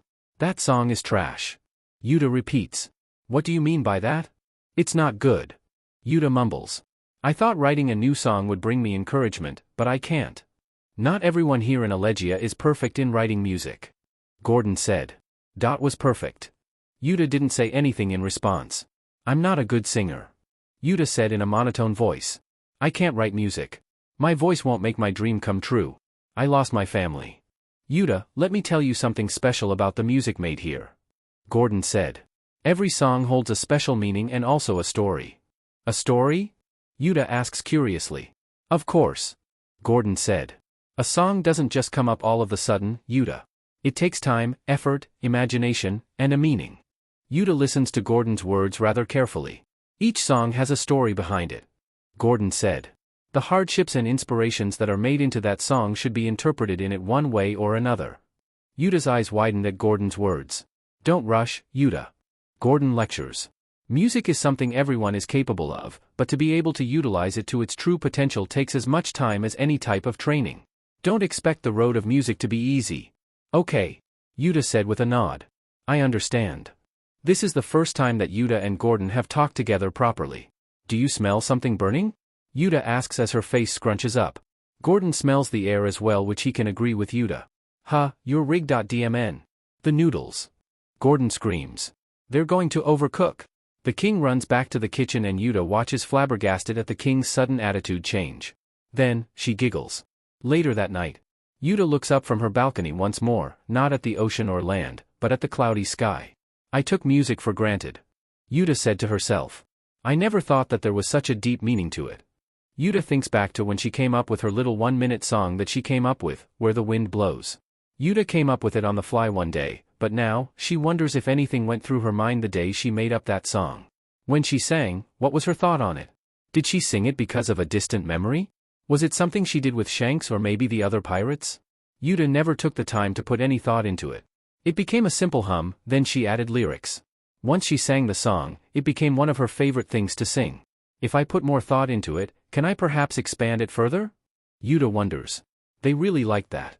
Uta reaches her hand out to the sky as if she's trying to catch something that's out of her grasp. Suddenly, something happened that hasn't occurred since Tot Musica destroyed Elegia. The clouds cleared. The moonlight shines down upon Uta, and as it did, something on her wrist blinded her. Uta looks at her wrist and she widens. It was the bracelet Luffy gave her. Uta quickly went through her pockets and pulled out a crumpled piece of paper. She swallows and slowly opens it. You'll be a world-class diva and I'll be king of the pirates. Uta tears up and sniffles. Uta falls to her knees and begins to sob. The few memories of her being with Luffy flash through her head. All the competitions they did, the places they explored, those good moments and the bad, the new feeling she had when she thought of him. All of it came rushing to her like a flood. Only you would expect such expectations of me, but it's too much of a hurdle. Uta cries as she thinks back on the moments she had with whom she calls her only childhood friend. What would you tell me, Luffy? What would you say that those adults can't? Uta looks at the drawing and puts it up to the sky. She then notices some scribbling faded behind the paper. Curious, Uta brings the drawing down and turns it over. This is the symbol for our new Gen Isis. Uta snickers at the fact that Luffy's handwriting and spelling SCKS. She puts the drawing on one of the desks and looks out to the sea this time. How are you feeling right now, Luffy? Uta asks out loud. You're angry. Are you mad at me or Shanks? As expected, Uta gets no answer. Whatever is the case, please don't hate Shanks for making his decision. Uta said. This is probably the best for me and him. Uta gets no response and cracks a sad smile. I'm sorry that I'm not coming back, Luffy. Uta said. You probably hate me, even if I apologize, right? Luffy's not that type of person to hold something like this against you. The saddened mask that covers Yuta's face slowly cracks. You're the best singer. Color begins to return to Yuta's once pale face. Who knew our little idol could have one of her own? The muscles around Uta begin to relax and smile more warmly. Uta turns away from the balcony and takes a deep breath. I will travel around the world with Shanks, and make the world happy with great performances and my singing. Don't expect the road of music to be easy. Even though we're apart, you'll always be my daughter. What if I become king of the pirates? Then maybe I can make that my new genesis. The barrier that once surrounded Uta finally shatters and all of her stress and worries are suddenly released. Dreams can change. Uta said out loud. However, I'll still make my new genesis. She turns once more and points to the ocean. Shanks, I have given up on my dream with you. Uta declares loudly to the ocean. I bet it all on Luffy now. From this point on, I'll allow him to be the king of the pirates. He won't give up on his dream and neither will I. There's nothing to hold us down. A fire lights up in Yuta's heart and she lets out a fierce smile that feels as if she hasn't done it in ages. She knows that the path of music will be tough, but if Luffy is still going to be the king of pirates, she can't afford to stay depressed forever. In order to be the best, I need to take you down. Uta whispers angrily. My singing will even stop you, Tot Musica. If I want to be the best, I need to overpower you since you are everything that goes against my new genesis. You're someone that even Shanks couldn't beat on his own. With a new goal in mind, Yuta's lost passion is now restored. This is the start of my new journey. Uta yells as she throws her fists into the air. Don't expect me to go down quietly anymore. Luffy, you'll probably do the same, right? I'm going to make my new genesis. A burial? I'm not against it, but why would you want to start one? Gordon asks. After Uta made her new resolutions, she has gotten her beat back and her depression has disappeared. This put Gordon at great ease. I want to thank everyone in this kingdom who made me welcome. Uta said. My new genesis requires everyone happy. How can I do that if I can't even put the dead to rest? Gordon stood up from his seat and nods. I don't know much about this new genesis you speak of, but as the former king of this nation, I shall help you and my people. Gordon said. In fact, I have the perfect idea of where to start. Gordon knows of an untouched clearing where they can start Yuta's burial project. Unfortunately, since there were no bodies to bury as Tot Musica's power was enough to burn them ashes, they decided to plant a white flag on the ground to represent each and every person. When the pair arrived to the said area, they discovered that the place was littered by debris of all shape and sizes. While Gordon, who was a bit too old to deal with this, kindly asked Uta to help with the heavy lifting. Don't underestimate me. Uta said. I'm not a frail girl anymore. Besides, if I'm going to make my dream come true, I need to be stronger. Gordon nods and both start to clean up. From trash to tables, this is too much in one day. Most likely will be finished in the next week at least. Still, the king and diva did their best to clean as much as they can. There were some times that Uta would struggle with the larger debris and Gordon would offer to assist, but Uta insists on taking care of it herself. Once at evening came, Gordon called it a day and he and Uta walk back to their place. After made dinner, he and Uta sit at table and eat in peace. Once night came, Uta changes into some new pajamas that Gordon offered her. She sits on her bed and hums silently. I haven't done any hockey training. Uta tells herself. I wonder if I should try to and get back to training? Uta closes her eyes and tries to do her focus training. Unfortunately for her, there's nothing she can use as a practice target.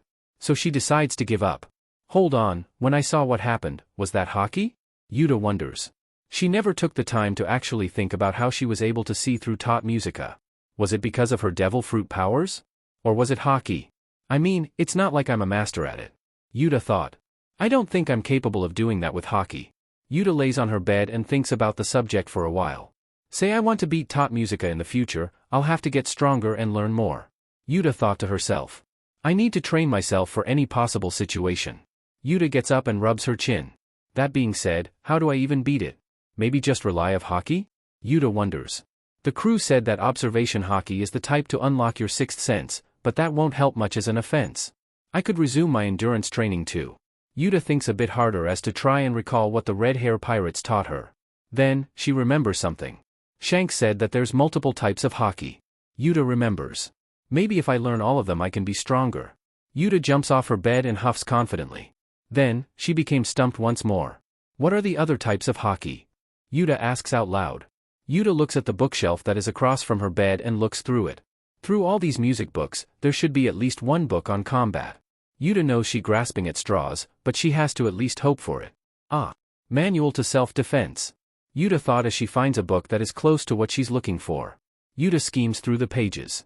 There's pages about how to defend yourself through hand-to-hand, weaknesses and strengths of the human body, weapon usage, what to do in certain situations, and other similar things. Then, Uta finds a single page that is labeled hockey, a power that is manifested from one's willpower. Uta reads out loud. 3 types of hockey. Exists, observation, armament, and conqueror. Uta slowly became intrigued. Observation is the sixth sense, armament is the invisible armor, and conquerors is the one given to the one qualified to be a king. Uta said to herself. While observation and armament hockey can be learned by all, conquerors is not. Information on how conquerors hockey work is unknown, other than it's chosen to those who have the title of royalty. Uta clicks her tongue as she wishes she could learn how to use all forms of hockey. I guess I'll stick with learning how to use the other two. Uta sighs. Uta goes back to her bed and turns on her lamp. If I can have a royal title, I'll guess I'll be the queen, no, princess of singing. Uta thought with a smile. Princess Uta. That has a nice ring. Cleaning the area for the burial became the new routine for several days, and by the next week, there was about a quarter left of stuff still needed to be moved. During that time, Uta has slowly grown stronger. After another 3 more days, the clearing is now cleaned up. All that's left to do is to figure out how to make a burial for the people in all of Elegia.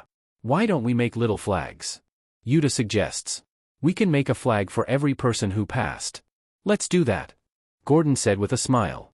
The pair walk back to their home base and begin to start the next part of their project.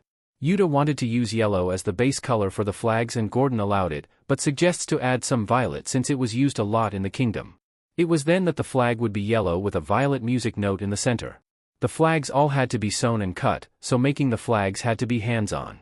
Gordon has had experience in sewing as he had to make suits and dresses for musicians back in his youth. Uta, on the other hand, has found out that she is terrible at this. She poked her finger by a needle more than 20 times and she messed up on snipping cloth into a music note shape about 8 times. Gordon assured Uta that he can take of this himself, which left Uta upset. With nothing much to do, Uta sits on the chair and watches the king work his magic.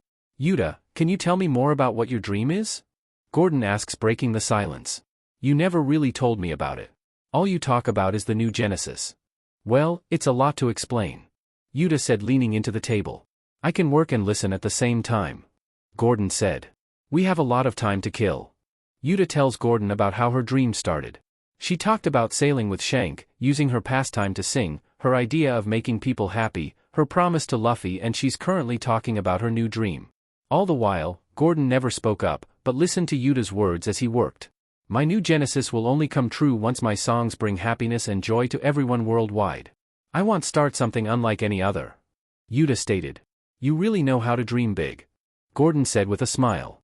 Making music for the whole world to enjoy, only few were able to accomplish that goal and none started at your age. Uta huffs proudly, making the king chuckle. I need to learn more on music, I need to be stronger, and I need more experience. Uta adds. Luffy will surely do the same to accomplish his dream, so I can't afford to just wait. I understand that you want to get better at music, but what does getting stronger have to do with your dream? Gordon asks. If I want to bring happiness to everyone through my singing, there's one obstacle that I want to get rid of at all costs. Uta said. And what's that? Gordon asks.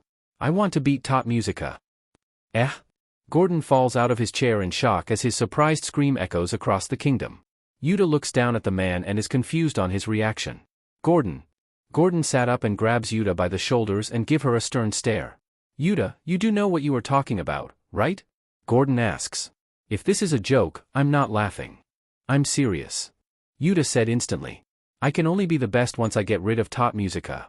Gordon sighs and sits back at his chair and stares ahead in thought. Uta stares at him, slightly afraid that she might have made him mad. Can you tell me more about Top Musica? Uta asks. Please? Uta, Gordon, you're the only person I can ask of this. Uta, the history of Top Musica isn't meant for. Gordon turns to Uta, who's on the ground bowing her head towards the king.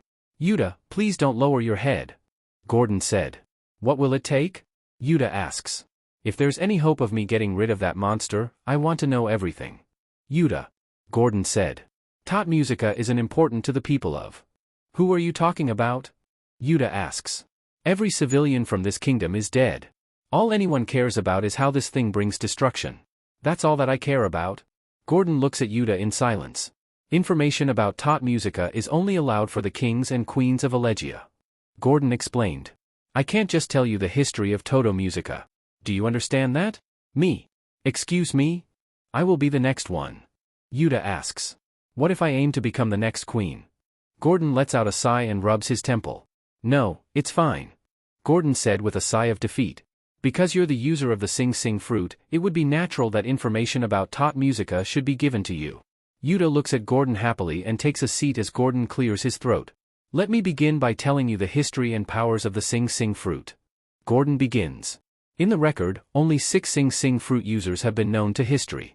Franz, Caccini, Don Giovanni, Tupelo, Paparazzi and Uta. Uta nods as she listens to Gordon. I assume you're aware of its powers, but I'll explain it just in case. The Sing Sing fruit is a paramecia-type devil fruit that allows the user to send people's consciousness into a space of imagination by singing. While the minds of the affected are in a stage of sleep, the user themselves are awake and can see what's happening through both worlds. Gordon said. Do you mean Uta world? Uta asks. Sure.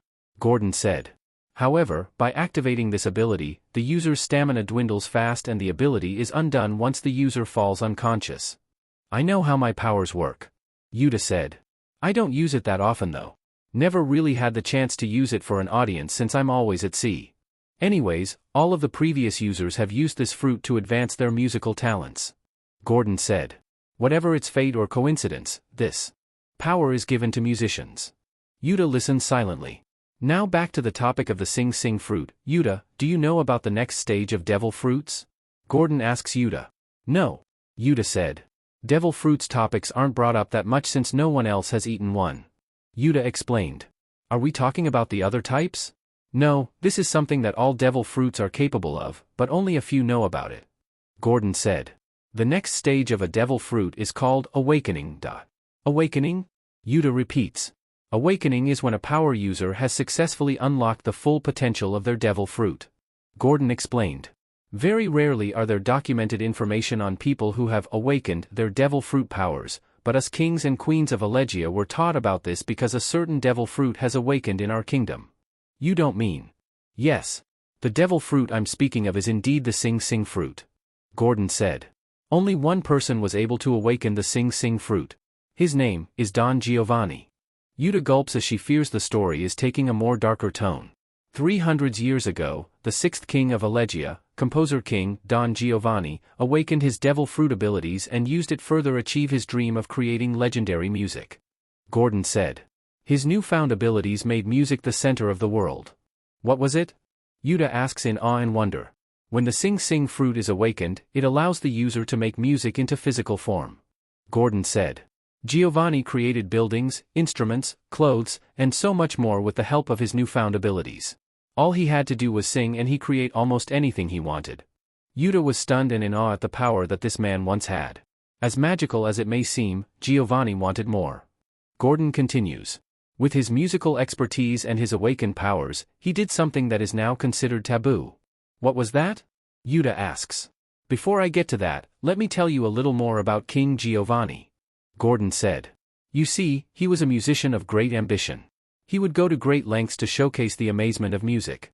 Whatever it was singing or instrumental, he would write scores and create scripts for plays to spread music to the world. You can say, he was the one who made Elegia the capital of music. So why wasn't he part of the Hall of Fame from before? Uta asks. His drive almost brought the kingdom to its ruin. Gordon said grimly. Despite his accomplishments, Giovanni wanted more. So, he did the unthinkable. What was that? Uta asks a bit scared. He created life by sacrificing others. Gordon said. This technique was called Ballad of the Dead. Sacrifice? Uta asks shivering. What do you mean by others? Giovanni used the power of the awakened Sing Sing fruit and human lives to make the ultimate masterpiece. Gordon said. That day, he wasn't making music, he was playing God. Uta gulps at the thought. He then accomplished his goal and made the most impactful song in the world.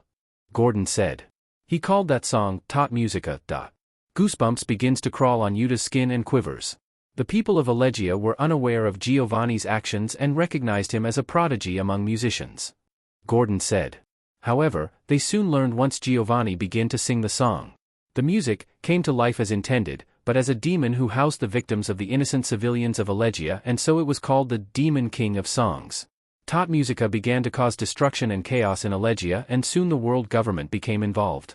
That being only grew stronger with every life it takes. So that's why it's so scary? Uta asks. I can't say, since it was my first time seeing it in person. Gordon said. But it's not like any being alive today. While it was to be brought to life, no one could have assumed what personality it would take. What happened to the king? Uta asks. The king was pleased. He was happy that such power could be wielded with the power of music. Gordon said. His mind was consumed by violence and evil, and he and Tot Musica started Elegia with an iron thumb for about a week. A week? Uta asks. Yes, however, their reign lasted long. Gordon said. After Tot Musica took the life of the people fighting against it, that thing began to break free from the control of Giovanni. Eventually, the monster consumed the king and began to roam with free will. Thanks to the loss of its master, however, the people were finally able to overpower Tot Musica since there was no one to lead it, and Tot Musica returned back to the music sheets that it was created as. What happened to Tot Musica? Uta asks. The citizens of Elegia made a special stone casket to successfully lock the being in case its music was read, and we erased the man and demon from Elegia history. Gordon explained.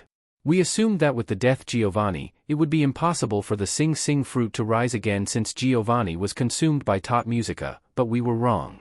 Another user came to Elegia, right? Uta asks. Just like me.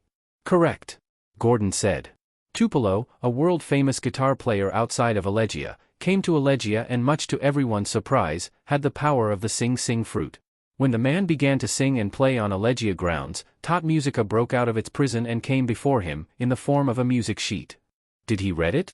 Uta asks. Through unknown reasons, perhaps it was the fruit's power, Tupelo knew that this music was not to be sung. Gordon said. The man came to the current king at the time and asked why such vile music was made, and the king told him the tale of Tot Musica.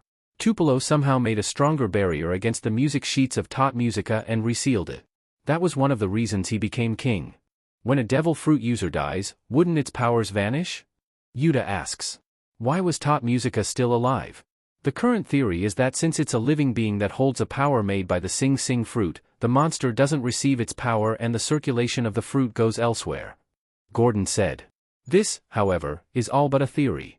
Uta nods in understanding. Tupelo and the king before him decided not to tell any outsiders or Elegia civilians about Tot Musica, but with the exception of the next leader, so he or she would be able to counter the monster if it rises again. How about the fourth queen? Uta asks. My grandmother was targeted by Tot Musica, but due to the knowledge of her being the user of the Sing Sing fruit by the previous king, Tot Musica's advances were stopped before the demon could get any closer. Gordon said.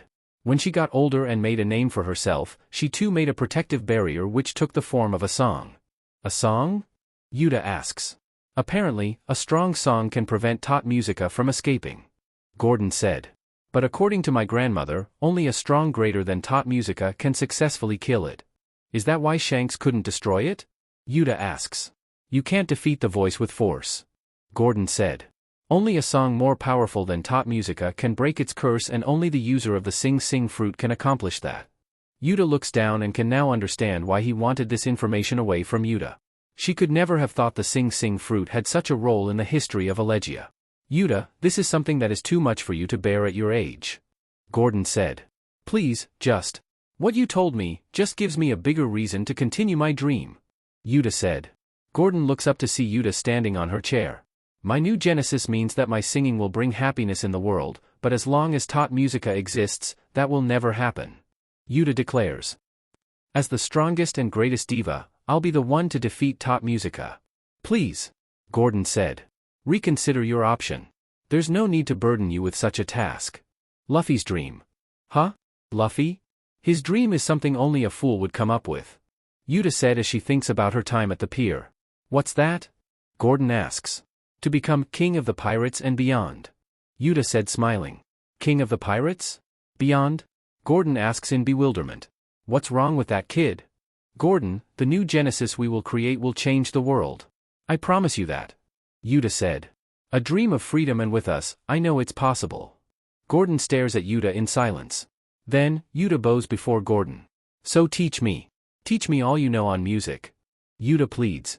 My dream to become the greatest will only be possible with your help.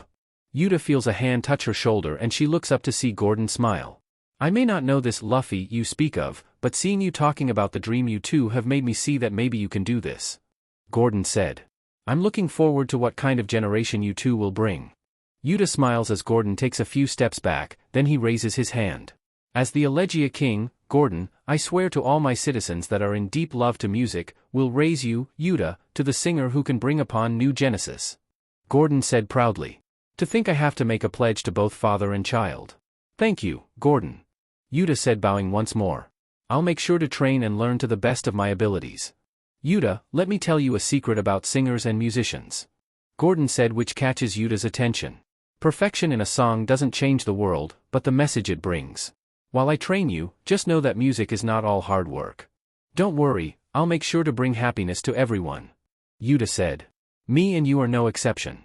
I'm glad. Gordon said. Uta looks out the window and smiles. I've decided on my fate, Luffy, and you decided on yours. Uta thought with a smile. Also, don't think I'll stay weak, because in the end I'll be the strong one. You better get things together. It had been almost a month since Uta arrived on Elegia, and her experience so far is something that she would never have imagined. She experienced things that she would never have imagined, sang to people in mass for the first time, she was caught up in the mass destruction of Tot Musica and was saved by Shanks, and as a result, was disowned for her own safety. She experienced hardships and depression, but rose up from it, and by doing so, made a new dream for herself. She learned the cursed fate of the Sing Sing fruit and Tot Musica and has now decided on to end the monster's reign permanently. Since then, she has gone through Gordon's music training, which involves vocal warm-up and music theory. The making of the flags is still taking time for Gordon, and in the meantime, Uta has gone through physical training. It's been a week and all of the flags are finished. It was time to plant the flags. Gordon, can I ask a favor from you? Uta asks. What is it? Gordon asks. I want to make a concert. Uta said. A concert? I want to sing a concert for the people of Elegia. Uta said. I want to pay my respects in the way I know best. I think that's a splendid idea. Gordon said. Would you like to sing once we finished putting down the flags? Yes, I want to make my first concert one to remember. Uta said. Singing for the fallen will be the first step in making my new genesis. In that case, I'll make the preparations. Gordon said. However, you will have to choose the songs that you want and I won't assist you. I'm making this your first assignment. I won't have it any other way. Uta thanks with a bow. Just remember, Uta, what matters most isn't perfection, but imagination. Gordon lectures. Be creative. Can I have a time limit? Uta asks. A week should be enough by your standards. Gordon said. If you have any questions, don't hesitate to ask me. All right, Uta answers. With her task in mind, Uta runs up the stairs and to her room.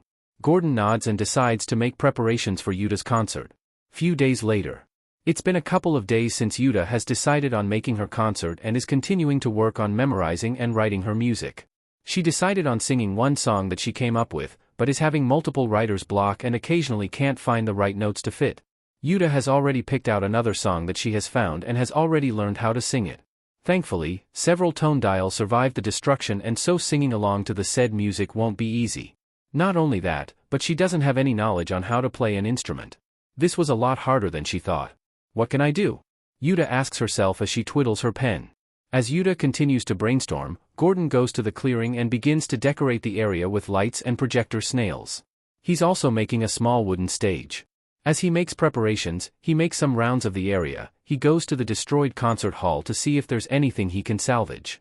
There isn't anything that would be useful, Gordon said. Gordon goes through the rows of seats to find nothing and decides to go to the balcony. As expected, the railings are destroyed and the staircase on the verge of collapsing. Gordon lets out a heavy sigh and walks back down. Gordon goes to the backstage to look for anything. He finds some stage lights which would prove useful. As Gordon takes down the lights, he notices something on the floor that was out of place. The king bends down to take a better look. This is day before the concert. Arg! Uta groans as she tosses another crumbled music sheet to the side. I just can't seem to hit it. Uta looks outside to see Gordon, who's almost finished with his work. Uta had helped Gordon in planting the flags down for the last few days and to her, it felt like an honor. In Uta's mind, this first concert means a lot and she can't afford to be sloppy. Uta looks at her music sheets and thinks it all over. Maybe some sleep will help, Uta said as she went to her bed. A mind refresh will do me some good. Run. Hurry. It's a demon. Where is she? Mom. I can't find her. Get away from the fire. I don't want to die. Ha! Uta suddenly wakes up to a nightmare, breathing heavily with sweat dripping down her body. Huh? Wha? Uta holds her head in pain as she tries to recall what she dreamt about, but to no avail. Was it that bad, that I can't remember? Uta looks outside to see that it has become evening. Looking at the wall clock, Uta finds out that she was sleeping for about 3 hours. I wonder how everyone is doing. Uta wonders as she leans against the window. Shanks. Luffy. Everyone. Uta takes in the silence and remembers her times with them. She then looks down at the ground to see that the clearing is all lit up with stage lights and such. Gordon must have been working hard. I need you to hear it, need you to believe in something out there beyond the open sea, out in the starlight. Uta looks at her desk as her voice draws out. Normally, Uta would want to take a shower after waking up from a nightmare, but she felt as if she had the motivation to write once more. Uta pulls up her chair, grabs a pen and begins to write on a new blank note sheet. Day of concert. Can I really choose from these? Of course. Since it's your first solo concert, it's only right you should choose from Elegia's finest clothes. Before Uta, there are racks of fancy clothes of all types. Despite the kingdom's destruction, there were still some shops that didn't take as much damage. An example is this dress shop that Gordon has taken to Uta. While the red hair pirates gave her many clothes from the number of villages they visited, none of them can compare to the quality of clothes that are before her. So many colors. So many designs. Uta can barely contain her excitement. However, she made a quick decision and chose a frilly red dress, matching red stockings, a single hot pink sleeve, a red bow, a pink headband to replace her headphones since she damaged them during her rage fits, some new red slip-on shoes with studs, and finally, some hair ties to replace her worn-out ones. This is it, Uta thought as she stared at her new appearance in the mirror. It's almost time. Gordon wanted to make some last-minute preparations, so Uta took the clothes she chose and took them up to her room. Uta walks towards her room and looks at the music sheets that she put at the side. She spent several hours memorizing those songs and longer in writing her first original. Uta then eyes two objects that are laying next to her workspace.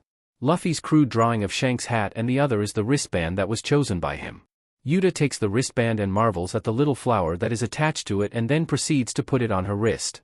Pretty. Uta looks at the drawing and frowns. I don't really want to bring it with me. An idea struck her and she went through the clothes she picked up. She takes out one of the sleeves that she chose and brings it to her desk. She grabs one of her markers and begins to scribble on to where the hand comes out.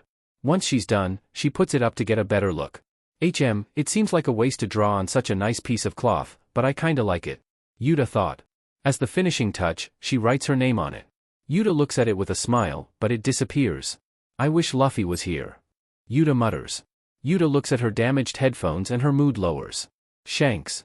Uta claps her face and takes in a deep breath. This is no time to be depressed.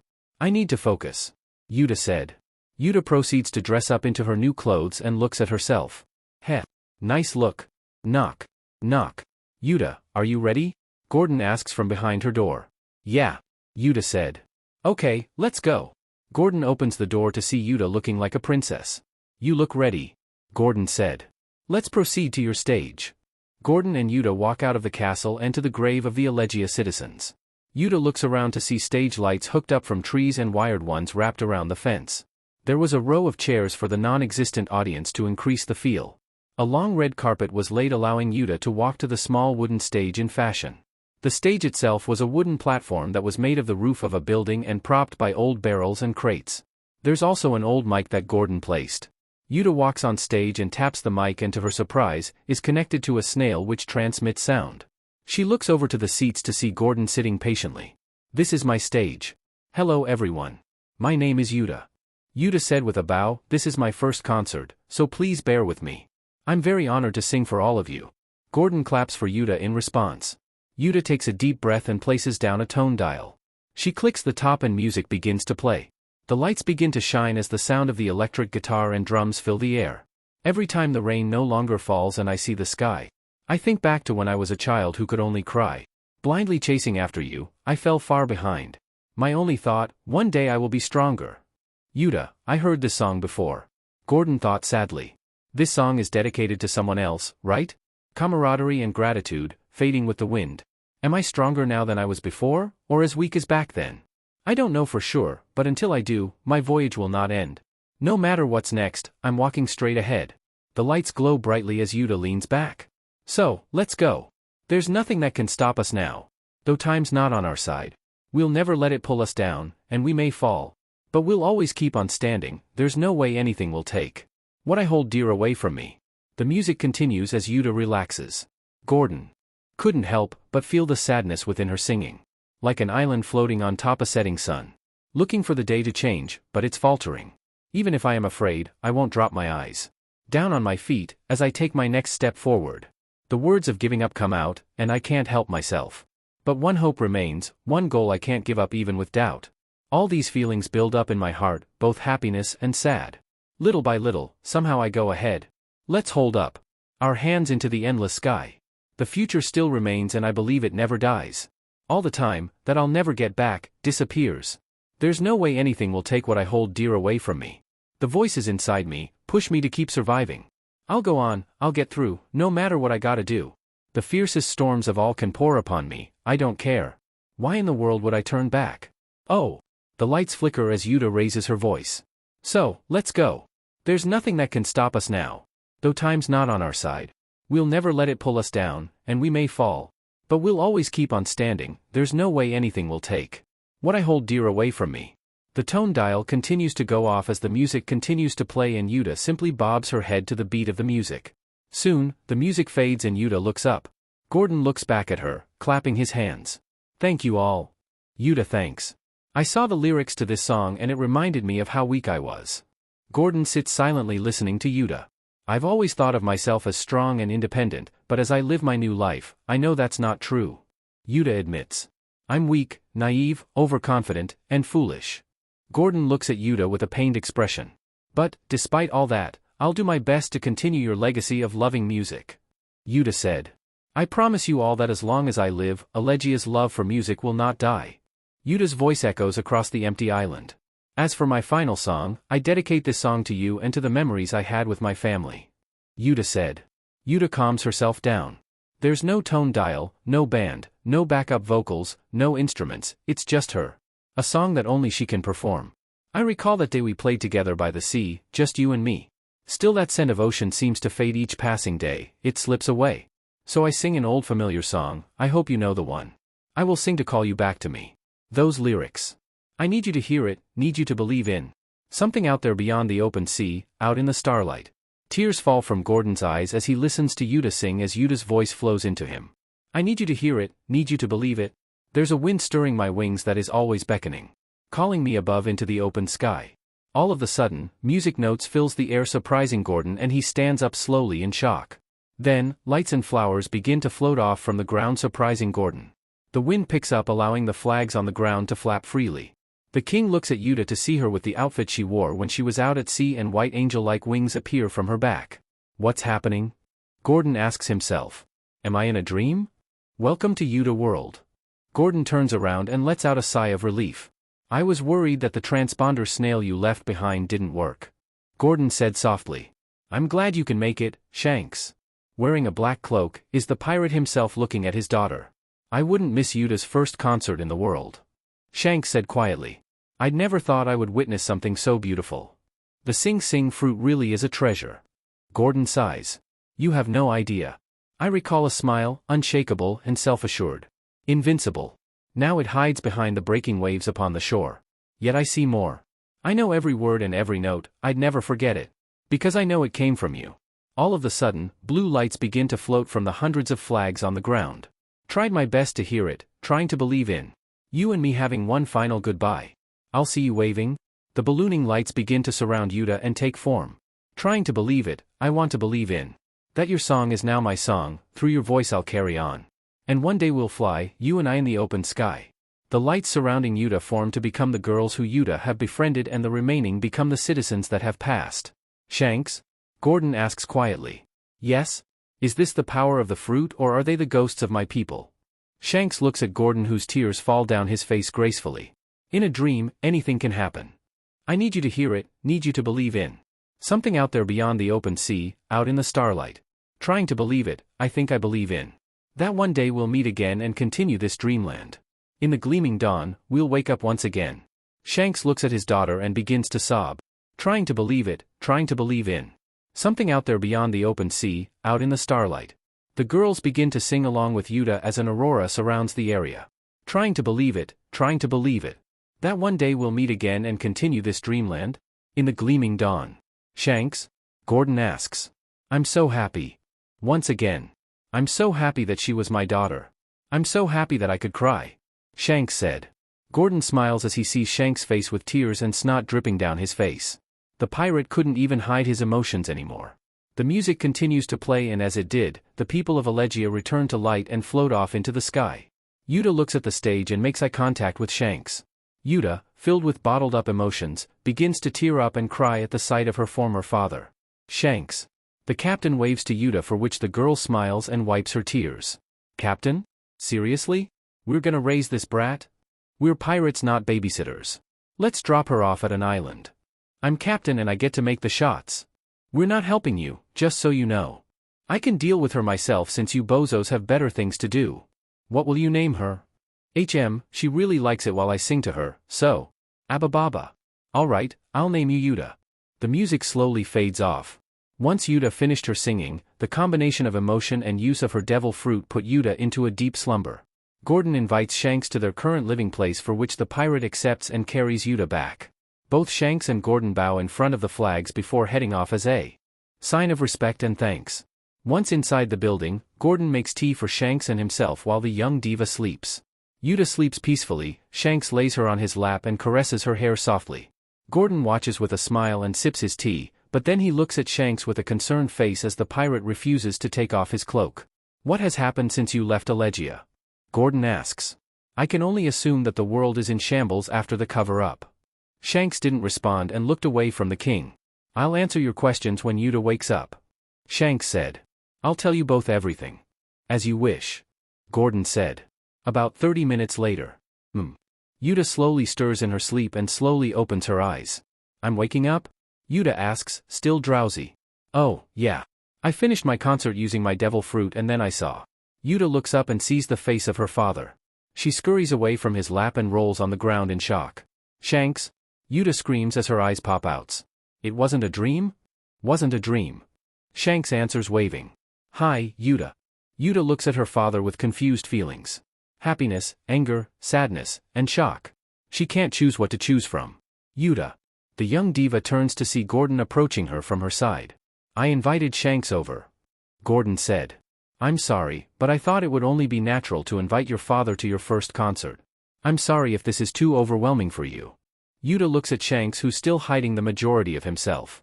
If he had any decency, he would show himself to me in full. Uta said angrily. Not hiding behind a piece of tacky cloth. Uta, there's a good reason for this. Uta doesn't give Shanks to explain and grabs his cloak. She then pulls on it with all her might while Shanks tugs back. Gordon was about to break it up, but couldn't bring himself to get between them. Hold on, Uta. Shanks pleads. Let me tell you why. Shut up. Uta yells back. You're the last person I want to hear any excuse from. Shanks looks away guiltily. If you expect me to listen to you. Uta continues. At least show yourself to me, you DMN pirate. All of a sudden, Uta manages to take the cloak away from Shanks and by doing so lands on the ground. Gordon looks at Shanks shocked and steps back a bit. Ha! Uta yells triumphantly. Serves you. Right? Uta stares not at Shanks' face, but towards his left side. Your arm. Uta is shocked to see that Shanks' left arm is completely gone. Impossible. Uta could open her mouth up and down as she tries to find the right word to say. She has seen Shanks go through many battles. Legendary swordsmen, government ships, marines, pirates, sea kings, and vicious beasts.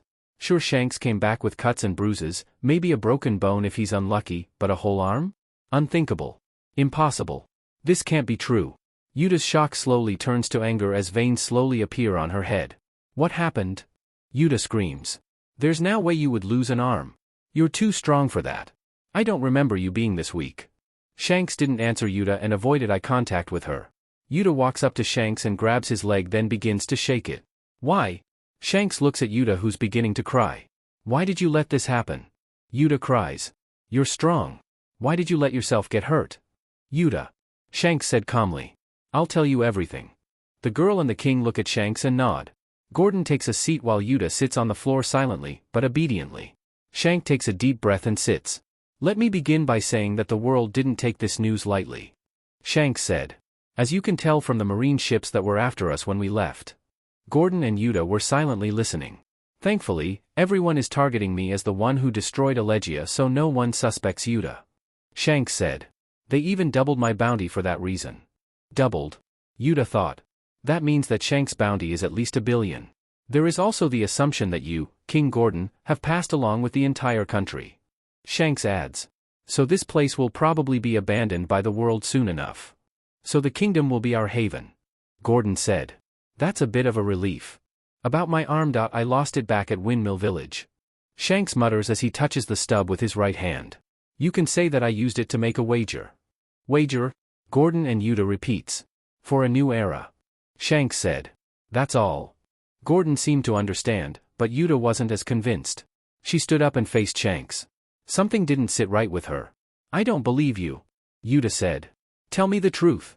Everything was silent for a moment as Uta stood Shanks down. You said Windmill Village, didn't you? Uta said angrily. Did something happen to Luffy? Luffy. Gordon thought. That name again. Gordon, a moment. Shanks said. Me and Uta need to talk. I'll be in the kitchen. Gordon said. Now, the father and daughter are left by themselves locking gazes. A lot has happened to Luffy. Shanks said. And it does relate to the loss of my arm. Would you like to know? Yes. Uta said. After we left Elegia, we went back to the village as promised. Shanks said. Luffy was the first we saw and he awaited us, and most especially, you. Uta's mind stopped briefly. Luffy. I told Luffy that you left the ship to become a singer. Shanks said. But, as expected, he didn't believe me. Of course he didn't. Uta said. Luffy's an idiot, but he wouldn't believe you. Shanks was surprised at Uta's comment. Why are you so sure? Shanks asks. You would never understand. Uta growls. The pirate blinks a couple times to regain his composure. Anyways, after I told him that, he hated and spite me for the following few days. Shanks continues. One day, Luffy came up to me beaten and bruised. He said he fell, but it was clearly false. Beaten? Uta asks in a shaken voice. Eventually, I had to give up on asking and Luffy responded by saying whatever happened is business between me and you. Shanks said. Although, what happened to Luffy doesn't stop there. What do you mean? Uta asks. Shanks touches the stump for where his arm was. Uta fears the worst. Luffy ate a devil fruit. A devil fruit? He's a power user? Yeah. Ever since then, he was more intent than ever to join our crew. Shanks said smiling. He even cut his face open to show how brave he is. Heh. Sounds like something he would do. Uta chuckles. Pretty stupid. I know, right? Shanks laughs. After what happened between you two and that attack, I would assume he would learn his lesson. Shanks and Uta were silent again. To think, the only thing that actually made us laugh together is Luffy. Uta said, frowning again. Anyways, were you going to continue? Shanks' expressions darken much to Uta's dismay. Remember those mountain bandits that you guys picked a fight with back at the village? Shanks asks. Yeah. Uta answers a bit hesitantly. What about them? The leader of those bandits came by and barged into Makino's bar. Shanks said. He asked for some alcohol, but we drank it all and so he made a fuss. That doesn't sound like a big deal. Uta said. What does this have to do with Luffy? Luffy picked a fight with those bandits a few hours after and got captured. Shanks said. And while we tried to help him, the leader threw him into the ocean. Uta's eyes widened. She knows well what happens when a power user gets into water. What do you mean, tried? Uta growls. I guess I was fooling around a bit. Shanks said. When I saw Luffy far out at sea, my first thought was that I was going to lose someone else in front of my eyes once more. I felt as if the whole world was against me. Uta's expression softens as Shanks was referring to him leaving her here at Elegia. So I jumped into the sea to try and save him. Shanks said as he gripped his knee. Then, a sea king came by and I feared the worst for Luffy. It was either drowned or devoured. What happened next? Uta asks. If I let Luffy die, I knew that I could not forgive myself. Shanks said. And I knew you wouldn't either. Uta stayed silent, proving Shanks' point.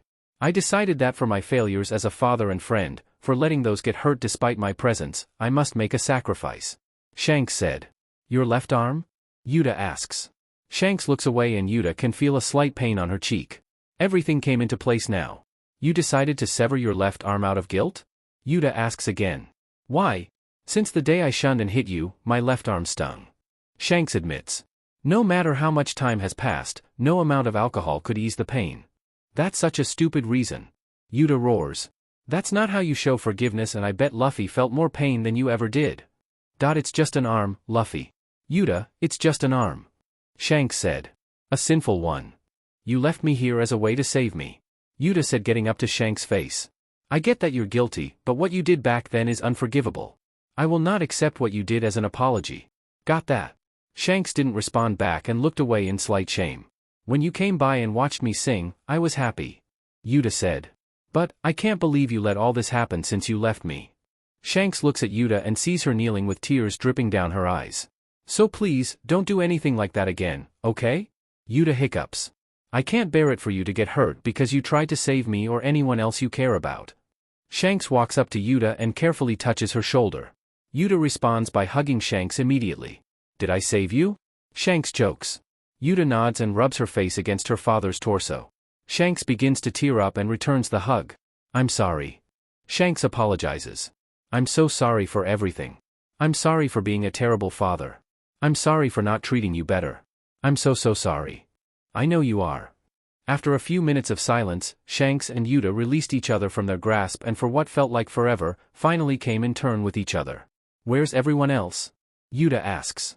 The rest of the crew? Only I came. Shanks said. It might have been bad if I brought the entire crew with me. What happened to your hat? Uta asks. You like that thing? I gave it to Luffy. Shanks said. He'll give it back to me, once he becomes a great pirate. I bet he didn't join you. Uta said. Yeah. He's pretty confident that he can surpass us. Shanks said. Probably one of the craziest things I've ever heard from him. I, for one, think he'll surpass you. Uta said. Huh?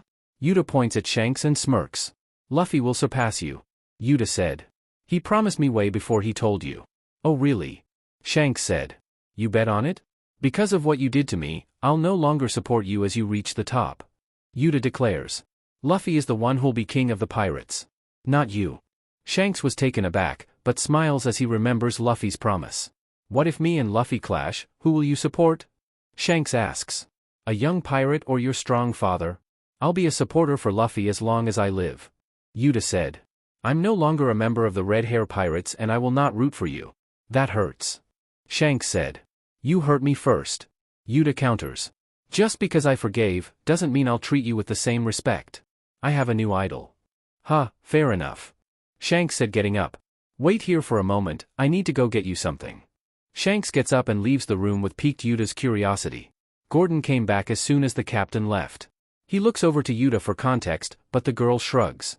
After waiting for a few minutes, a knock was heard at the door. Why would Shanks need to knock? Gordon wonders as he goes to answer the door. Gordon walks towards the door with Uta following behind.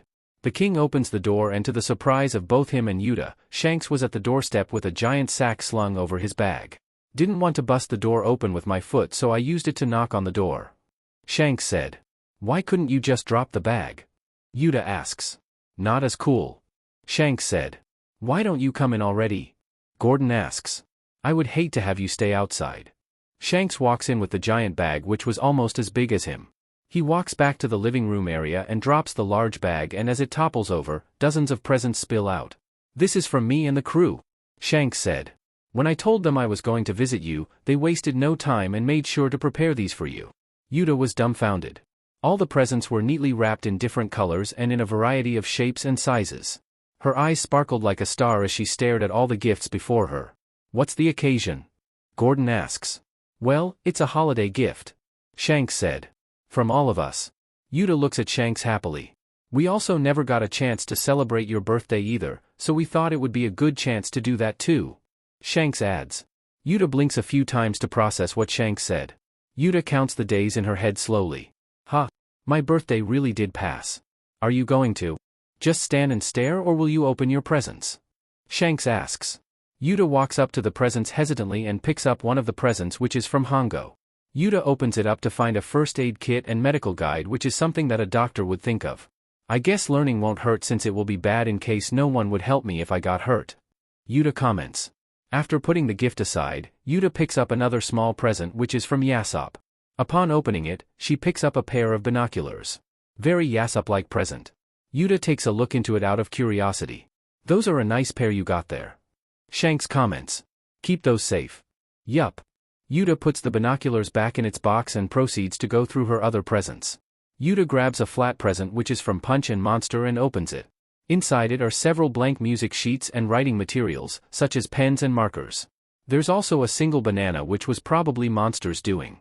This is better than the crusty and dusty music sheets here. Uta said. What's that supposed to mean?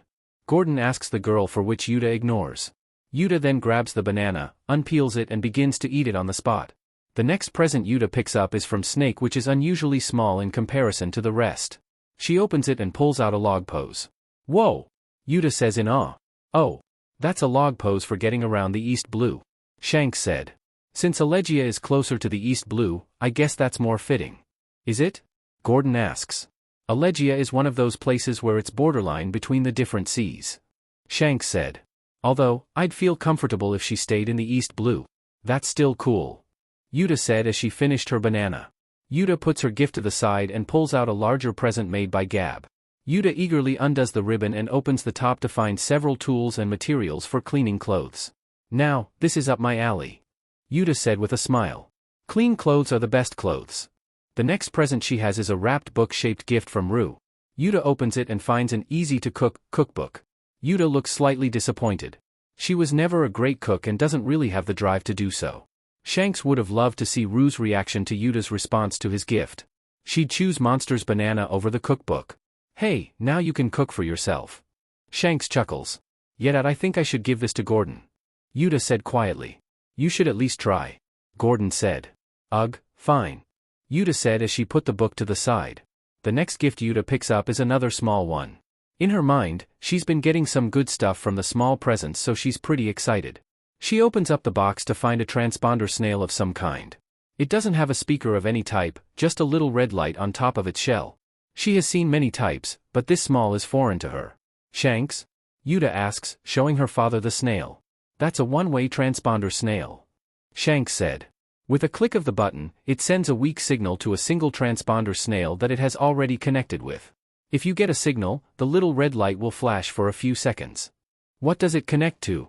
Uta asks as she clicks it. Probably to our ship. Shanks said. I'm going to make the assumption that if you're in trouble or need us, just click it. The light turns red and Uta smiles, which would mean the pirates have received her signal and are responding. They're probably treating it as a sign that Uta is opening their presents. Heh, like I'll ever use it. Uta scoffs as she puts it away. Maybe I'll use it.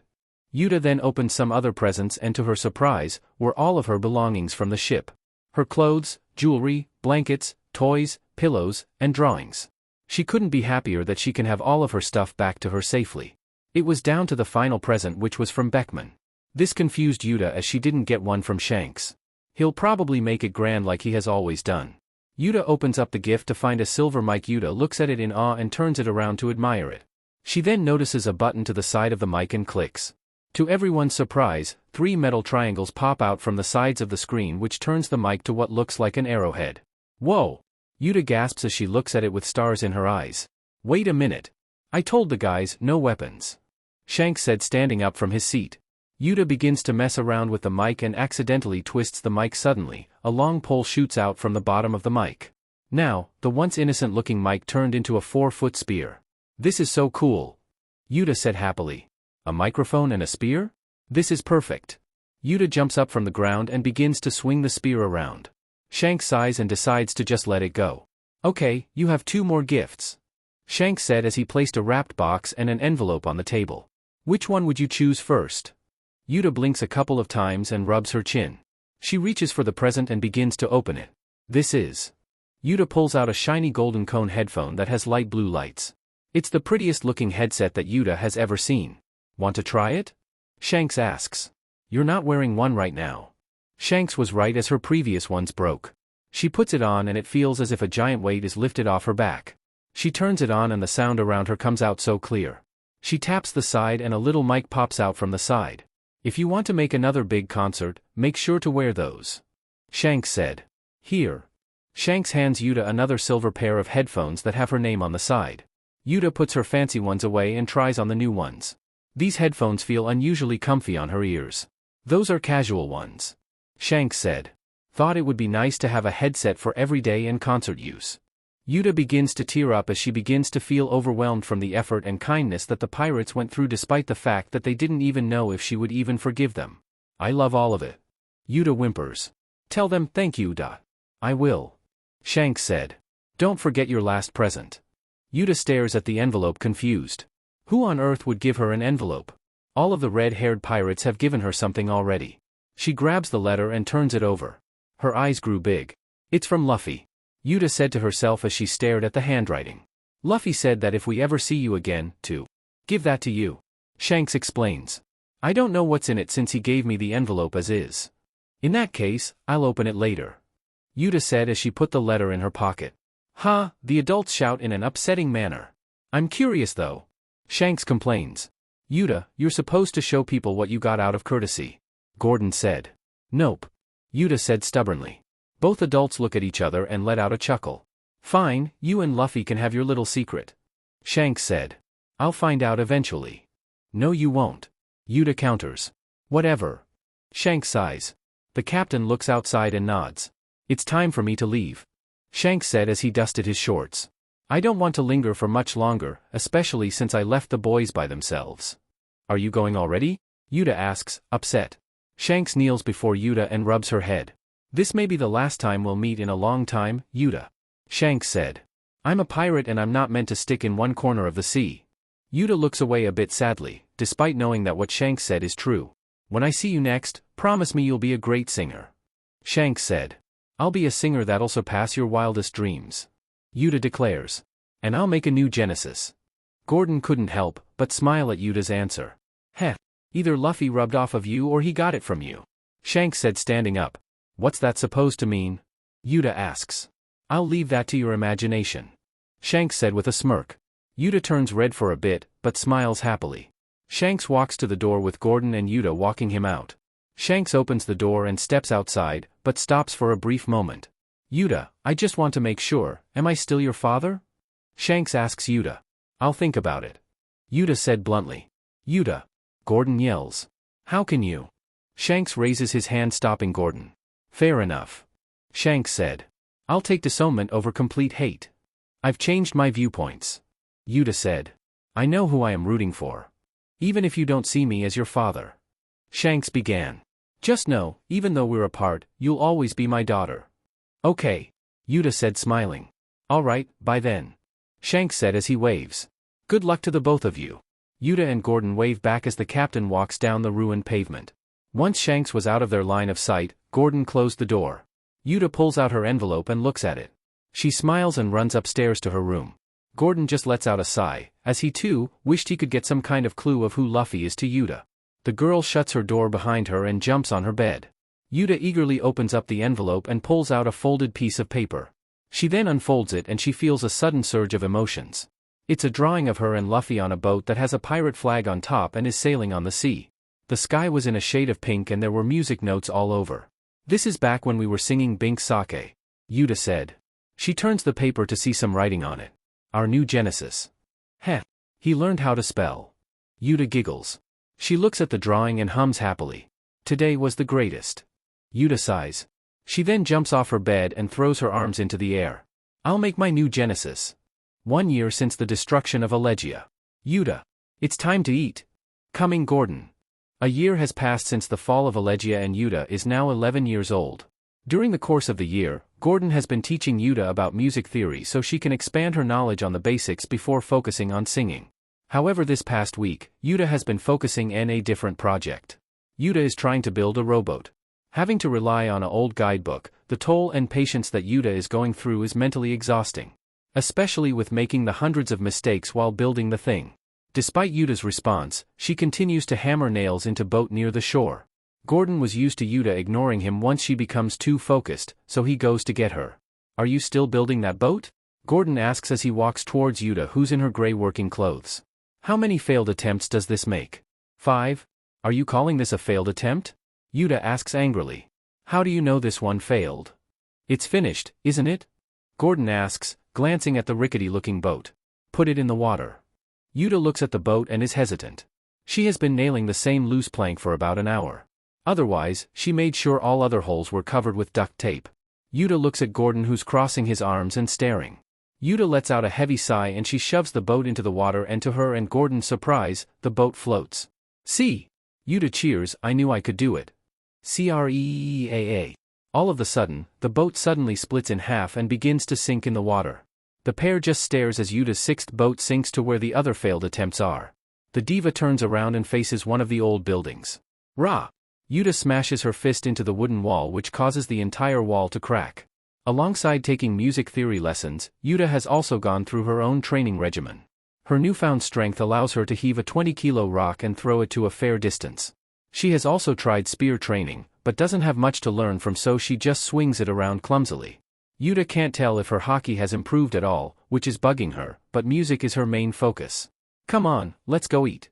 Gordon said as he walked back. I've made sandwiches. Fine.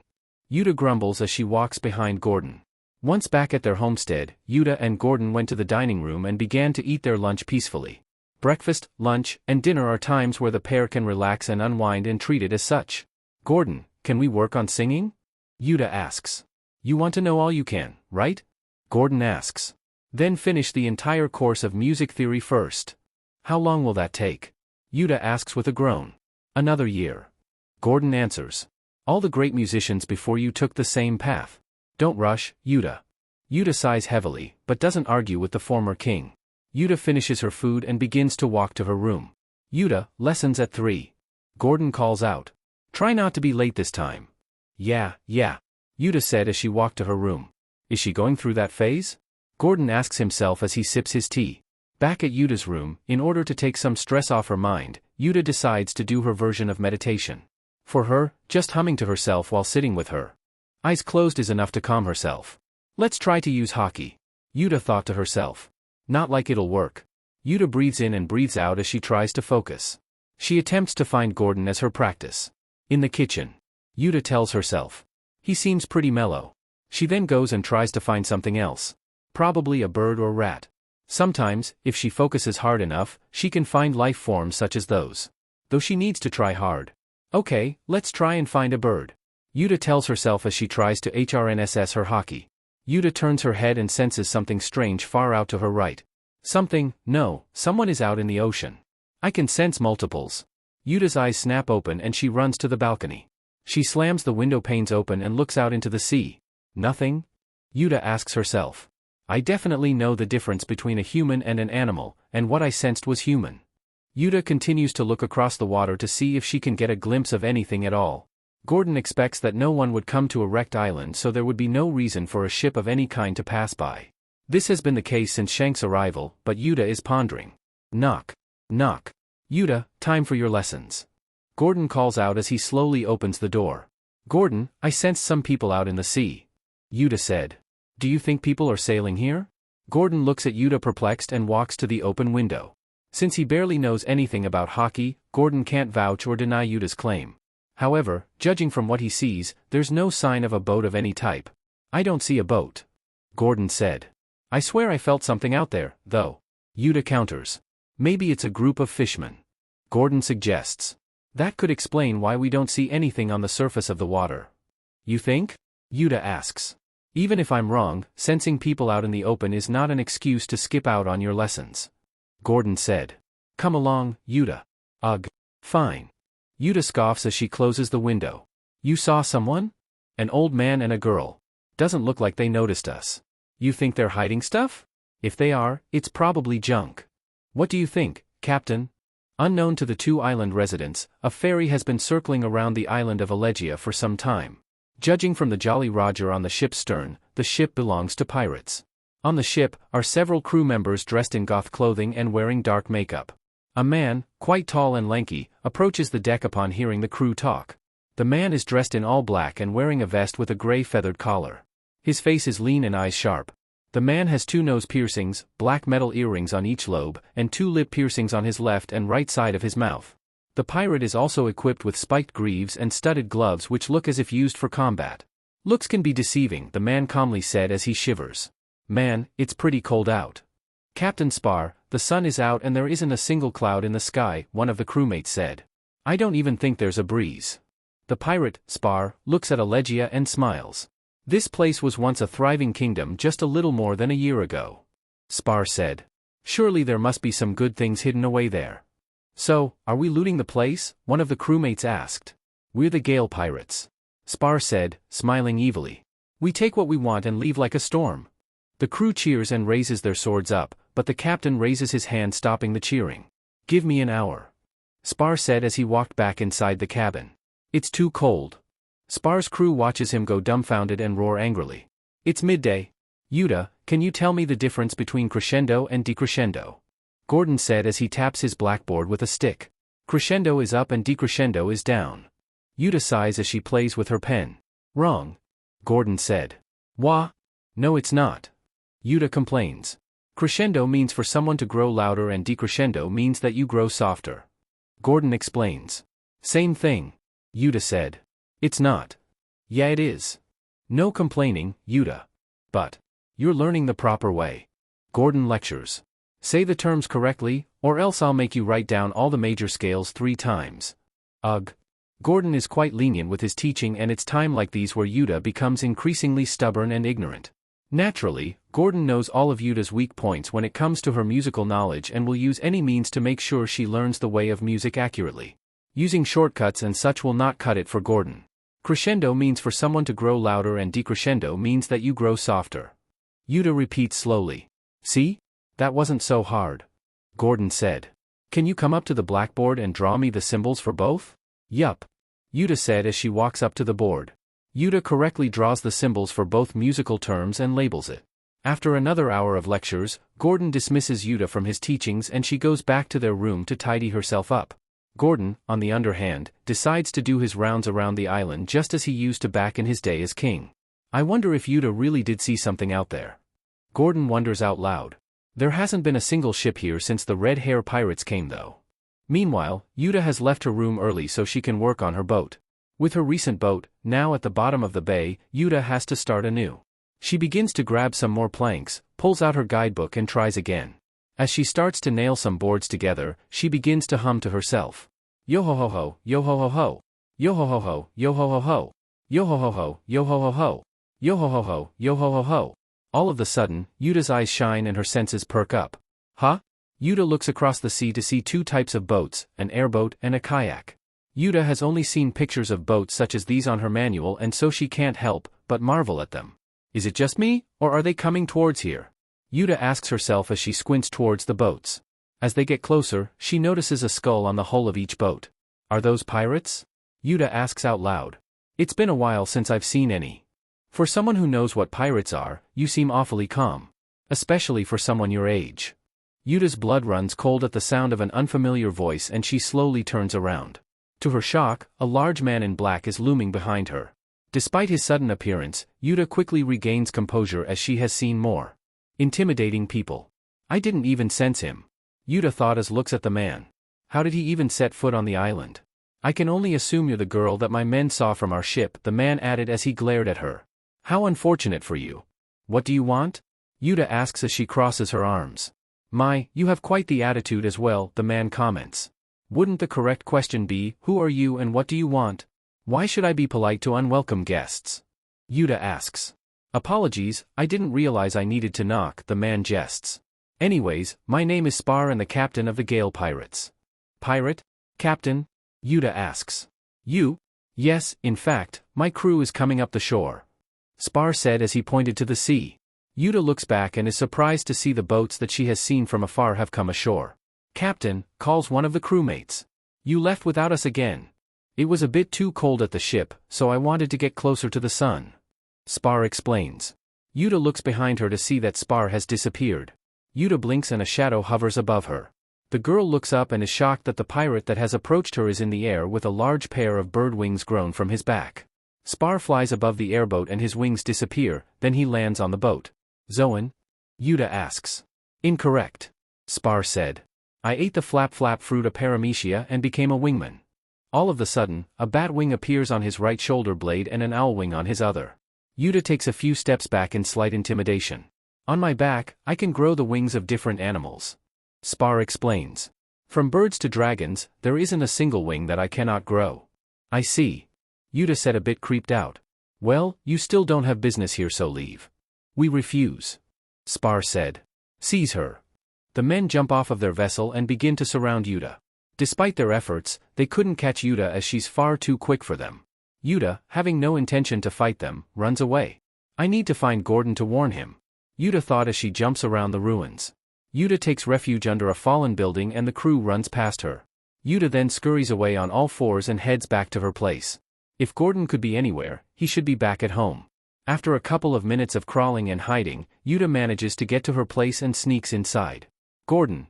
Uta whispers. Are you here? Uta looks at the clock on the wall. Oh no. He's doing his rounds. Uta runs up to her room to grab her mic and then prepares to leave the house. If I have to then.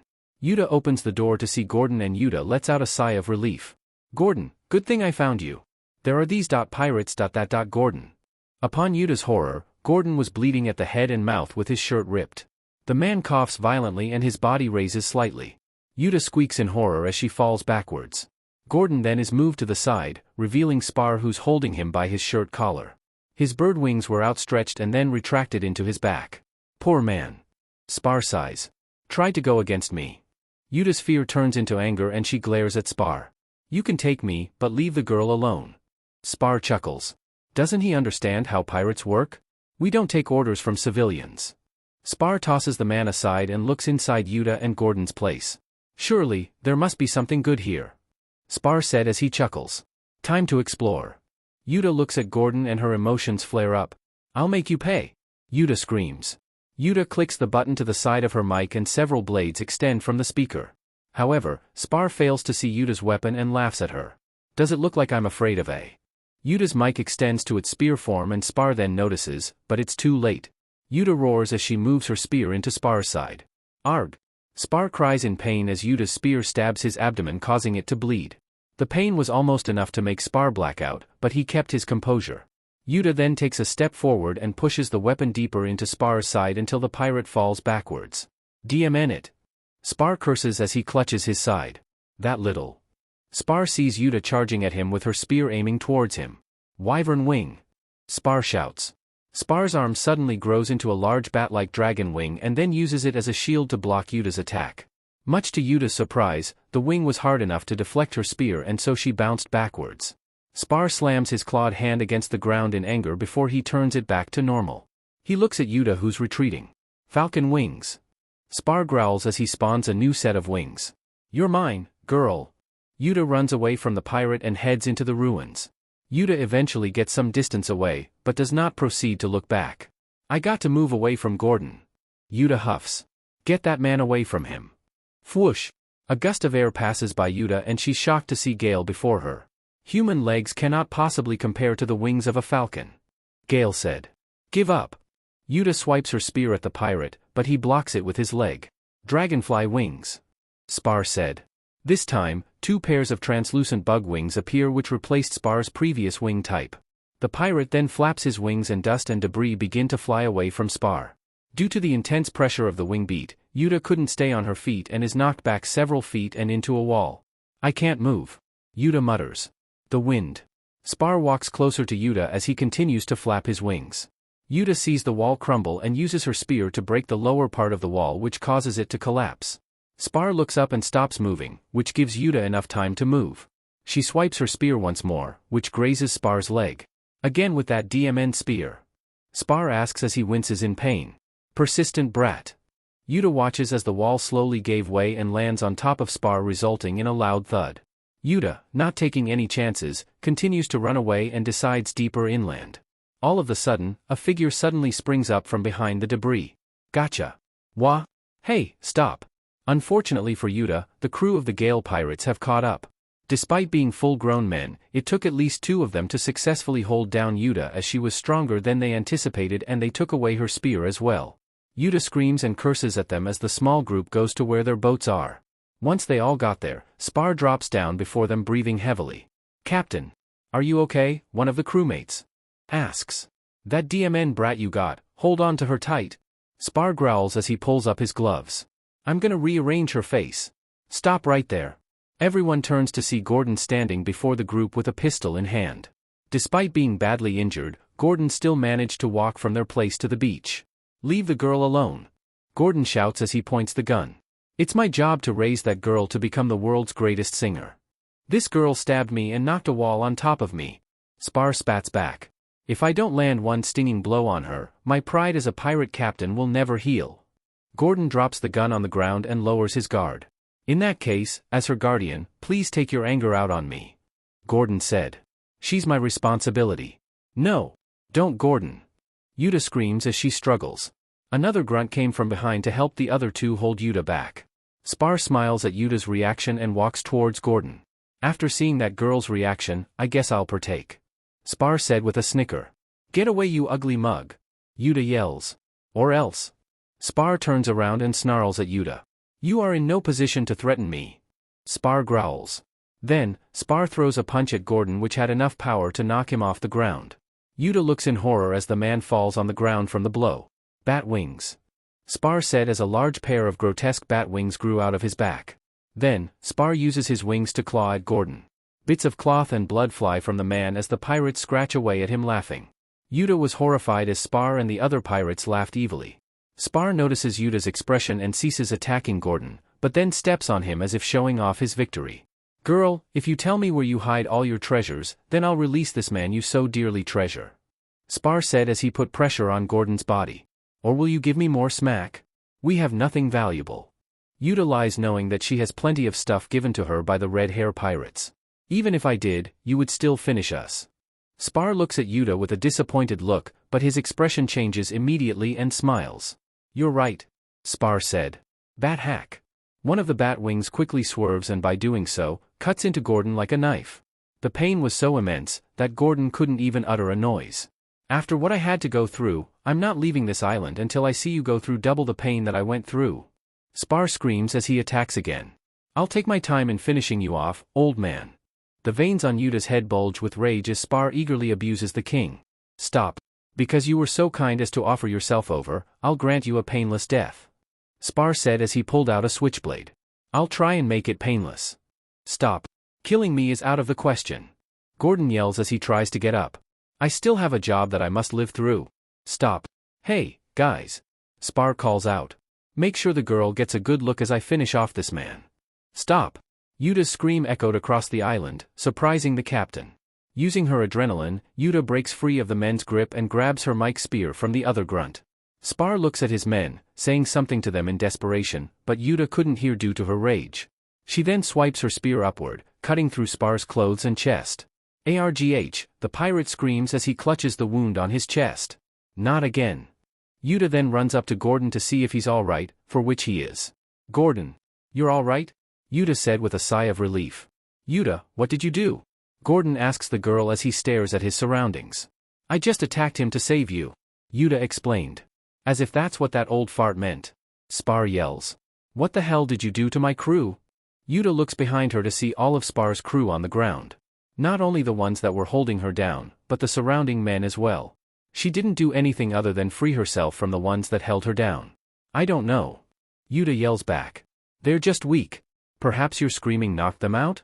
Nah, that can't be it. Spar said as he took a knee. Now, I definitely can't let you live. Gathering her courage, Uta stands her ground and faces the captain. Spar picks himself up and stares down at the girl. Wyvern wing. Spar yells as his arm grows in size and extends, then he slams the ground with it. I have now recognized you as someone strong. I'll take my time in ripping you apart. Just try. Uta challenges. Uta twirls her spear before Spar and then aims it towards him. The pirate grips the earth and crushes it beneath his dragon-like hand. The wind begins to blow as both individuals prepare themselves. Magala. Spar charges forward with his wing cleaving through the air with his claws outstretched. Uta runs towards the pirate, then she suddenly disappears. Unable to stop his momentum, Spar swipes his wing across the ground with enough power to make ripples across the ocean water. Huh? Diva. Spar looks up in the air to see Uta with spear in hand. She used her spear to vault? Uta falls to the ground, and as she does so, she grips her spear with both hands. Dart. Uta falls straight towards the ground and her spear stabs straight through Spar's wing and into the ground. Rah! Uta lands on the man's wing and runs towards Spar, who's still in pain. Uta kick. Blarg. The young diva kicks the pirate across the face with enough force to knock out some of his teeth. Spar eventually retracted his wing, and once his arm turned back, he looked to see a large circular wound in his arm.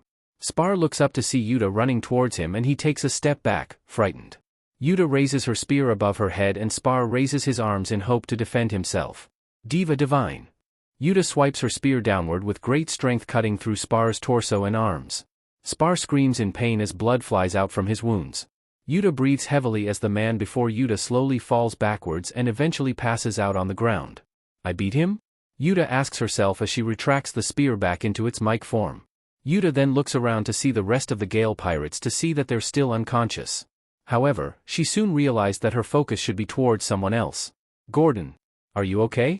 Uta asks as she runs towards her mentor. I'm fine. Gordon reassures. His attacks didn't hurt as much as it looked. Gordon looks at the pirates and sighs. If I want to be honest, I'm more worried about those pirates. Gordon said as he stood up with the help of Uta. How did those grunts fall down? Uta asks the king. Did you do something? No, but I have an idea of what happened. Gordon said, rubbing his chin. Okay, spill it. Uta said. Later.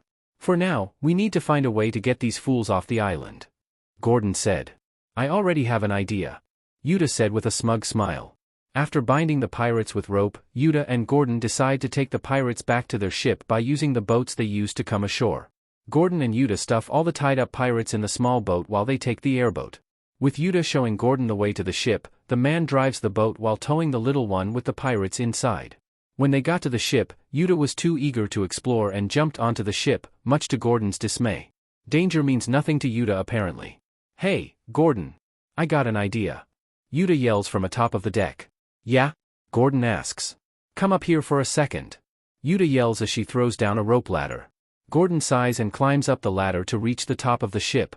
Gordon must admit that despite the fact that Spar and the others were pirates, they sure kept their ship clean. Then, he sees Uta carrying a bunch of food and water barrels and then begins to throw it all into the boat below. You know, I didn't expect the pirate in you to come out. Gordon said as he watched Uta to heave the supplies into the little boat. This is revenge. Uta said snickering. Hey, Gordon, can you get me some more supplies from below deck? I guess. Gordon said. I really don't like this though. Gordon walks below deck to see treasure, food, weapons, and maps. For Gordon, this is definitely a pirate ship. He sees a bag of treasure and decides to bring that up since it looks valuable. Once Gordon gets up on deck, he's shocked to see that Uta is gone. Uta? Where did you go this time? Gordon asks out loud. I'm down here. Uta yells from below. She's already off the ship? Gordon asks himself. He looks down to see Uta standing on the docks of Elegia. Eh? Why are you on shore? Gordon looks up and sees that the boat is now docked in the harbor. Uta, explain yourself. Gordon yells. I stole their ship. Uta said as she adjusts her headset. I left the pirates out in those little boats. Wha? How will they survive? Gordon asks. I gave them food, water and a log pose. Uta explained. They'll be okay. But we tied them up. I don't care. They beat you up, threatened me, and tried to rob me. Uta pouts. Their ship is mine. How can she say that as if it's common knowledge? Gordon wonders. Look on the bright side, we got a ship. Uta cheers. It all worked well in the end. Gordon sighs, but accepts reality. Gordon gets off the ship and heads back to their homestead with Uta at his side. Want something to eat? Gordon asks. I'm feeling a lot better now. Yeah. Uta runs forward and Gordon can't help but see the slightest shanks in Uta. Man, Uta would hate it if I would tell her what I'm thinking. Gordon chuckles. Hey, Uta. Gordon calls out. Yes? If you were a pirate, what would be your name? Gordon asks. Eh? Uta asks, a bit disgusted. Well, if I have to choose, Princess Uta. Gordon chuckles at Uta's response. Princess, huh? Gordon laughs. I see. It suits you. A single? Yeah. Let me sing for the public. Uta said. I have a list of what to purchase and steps I need to take. At the age of 13, Uta has already mastered the fundamentals of music theory and vocal basics. Her progress, according to Gordon, is astounding and her singing skills have grown along with her knowledge. During her pastime, she has studied on how to make her own music and is making one of the empty rooms a studio. Do you even have the berry to buy equipment? Gordon asks as he calmly sips his coffee. I can sell my treasure. Uta answers casually. I won't need all of it. I can't find a reason to say no. Gordon said with a sigh. Where should we go to buy all of this equipment? The usual place. Uta replies. The reservoir. Now that the duo have a ship, the Uta shanty, they can go to nearby islands and travel. With the aid of some of the maps that were found on the ship and Uta's log pose, the pair were able to go place to place without getting lost. During one of their sea-faring adventures, Gordon and Uta came across a giant floating metal fortress.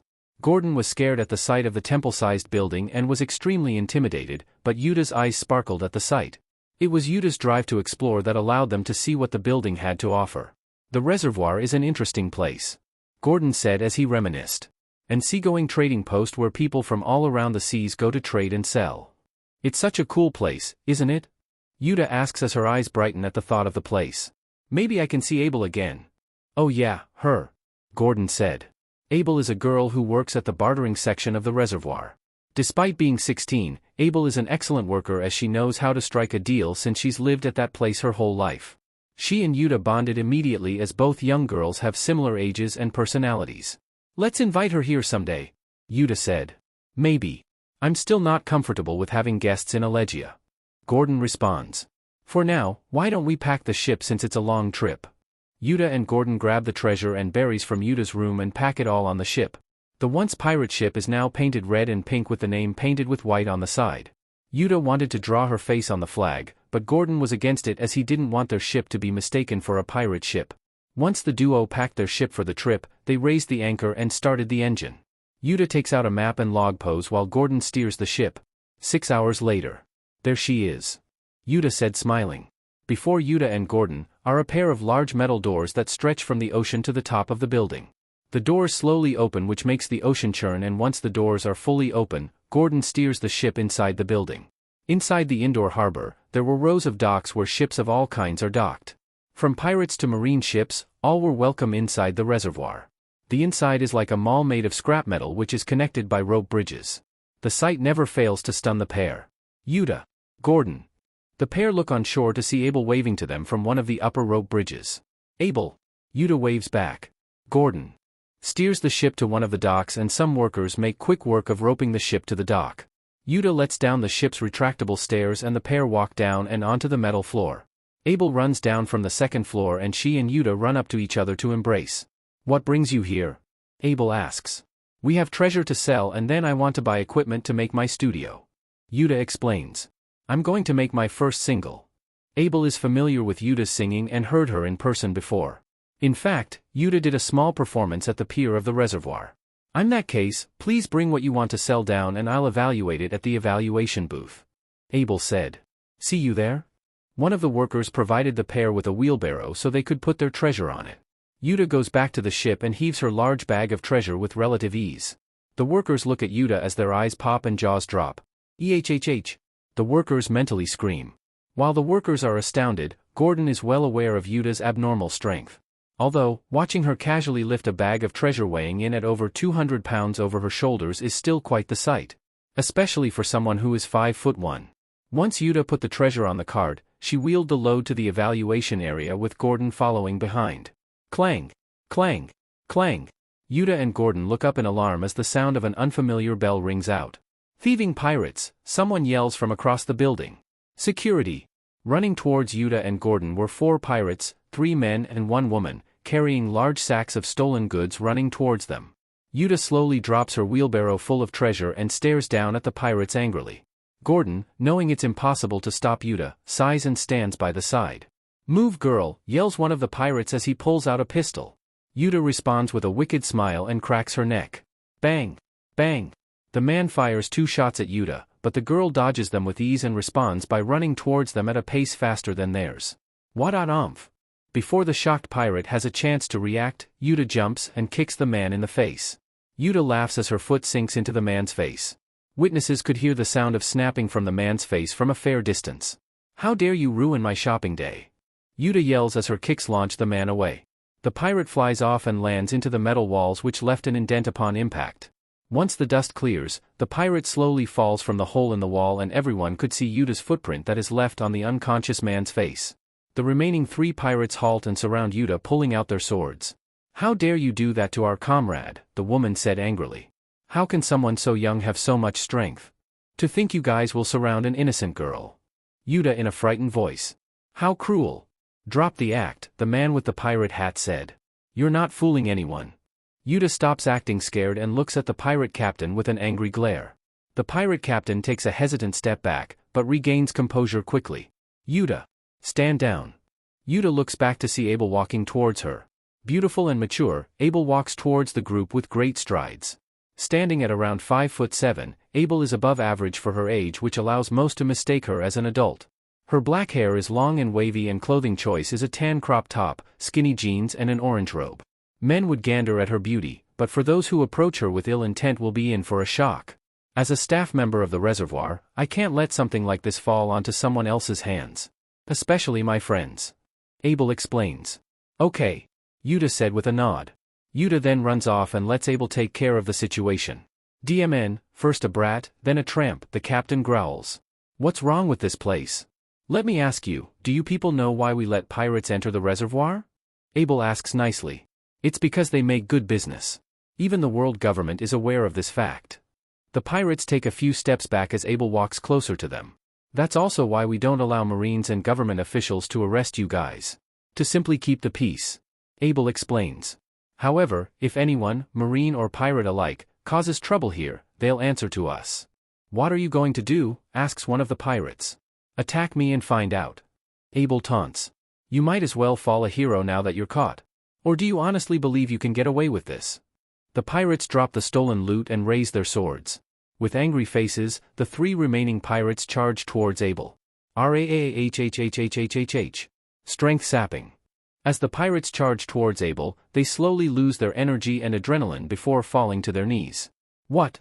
My strength," mumbles the male lackey. "It has left me." "Mine's too," adds the woman. "A power user?" the captain asks. The 3 pirates look at Abel and she walks closer to the group. As she does so, the teen's muscles bulge and she grows in size. Everyone looks at Abel in both fear and amazement. Uta was one of the few who were amazed. "Whoa! What kind of devil fruit did you eat?" Uta asks. "I ate the drain fruit." Abel answers. "I have the power to drain the strength of people around me and it to my own." Abel then grabs a long metal pole and bends it with ease. She walks over to the 3 pirates and uses the pole to bind the 3 together. All of a sudden, several Marine soldiers appear to take away the 4 thieving pirates.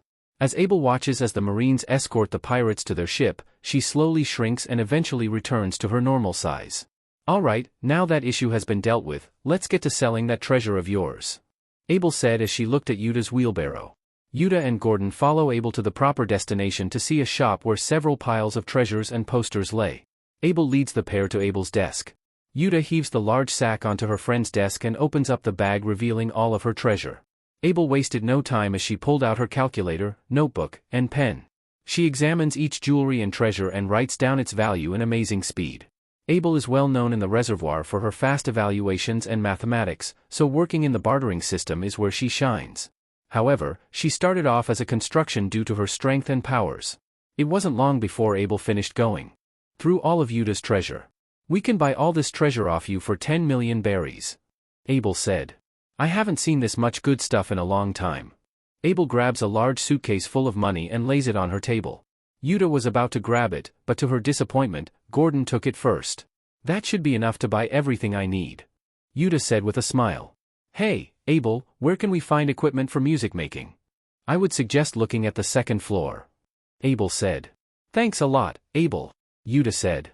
Then, after waving to her friend, Uta runs off and heads to the second floor of the reservoir with Gordon following behind slowly.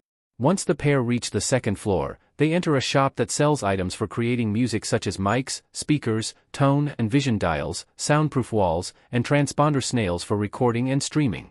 Yuta's eyes shine brightly as she would like to buy everything, but thanks to Gordon's expertise in the subject, he could easily buy what they needed. They also bought hardware materials to build and remodel the room that Uta was planning to make into her studio.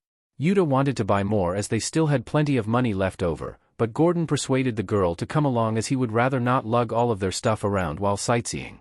Eventually, Uta agrees and they begin to pack their belongings into their ship. "Hey, wait up!"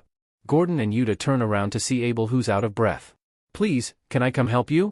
Abel asks. "You want to make a new studio, right? I can help build that." "I would love to. Can she come, Gordon?" Uta asks. Gordon looks at Abel, then at the building materials and musical gear. Gordon doesn't know how to build anything and neither did Uta. When making the stage from before, he just put things on fences and moved large pieces of rubble together. In his mind, Abel would make a great workforce. "What did your superiors have to say?" Gordon asks. "Surely you're a valuable member of the workforce. After working in the reservoir my entire life, I have 2 years' worth of vacation time." Abel explains. "I do not mind using some of it to help you." Abel then bows before them. "I promise that I will be useful," Abel said. Gordon looks at the girl and smiles. "I don't see why I should turn down the offer of a kind-hearted girl like yourself," Gordon said. "I'll leave the studio in your care." Abel looks at the pair and smiles. Once everything was on board, the three set off back to Elegia. Once returned, Abel was astounded at the sight as she had never seen an island before. Despite the lack of things to see, Abel is already in awe. Uta lectures Abel that the kingdom was once more majestic and that there are other islands that have more to offer. Once on shore, Abel was eager to look around, but the trio wanted to build the studio so Uta could get started on making her music. Uta leads Abel inside her place and shows her the room where she wants to set up the studio. Dusty, cobwebs, holes in ceilings, cracked walls, and other working hazards make it obvious that this room is in no condition to work in. Abel took all of the equipment and got to work. In the meantime, Gordon went back to the kitchen to make dinner and Uta went to her room to finish writing her newest song. She calls it, "I'm Invincible." "I'm going to take everything I learned to make this song," Uta thought. "My hardships, adventures, the good things and bad. I'll make sure to make a song that'll blow people away." Uta was asked by Gordon a while back on what her album would look like if she made one. Uta answers that she will sing songs in the forms of remakes and wants to revive them. That being said, she is also working on singing those songs as well. For now though, it's working on her original. An hour later. Knock. Knock.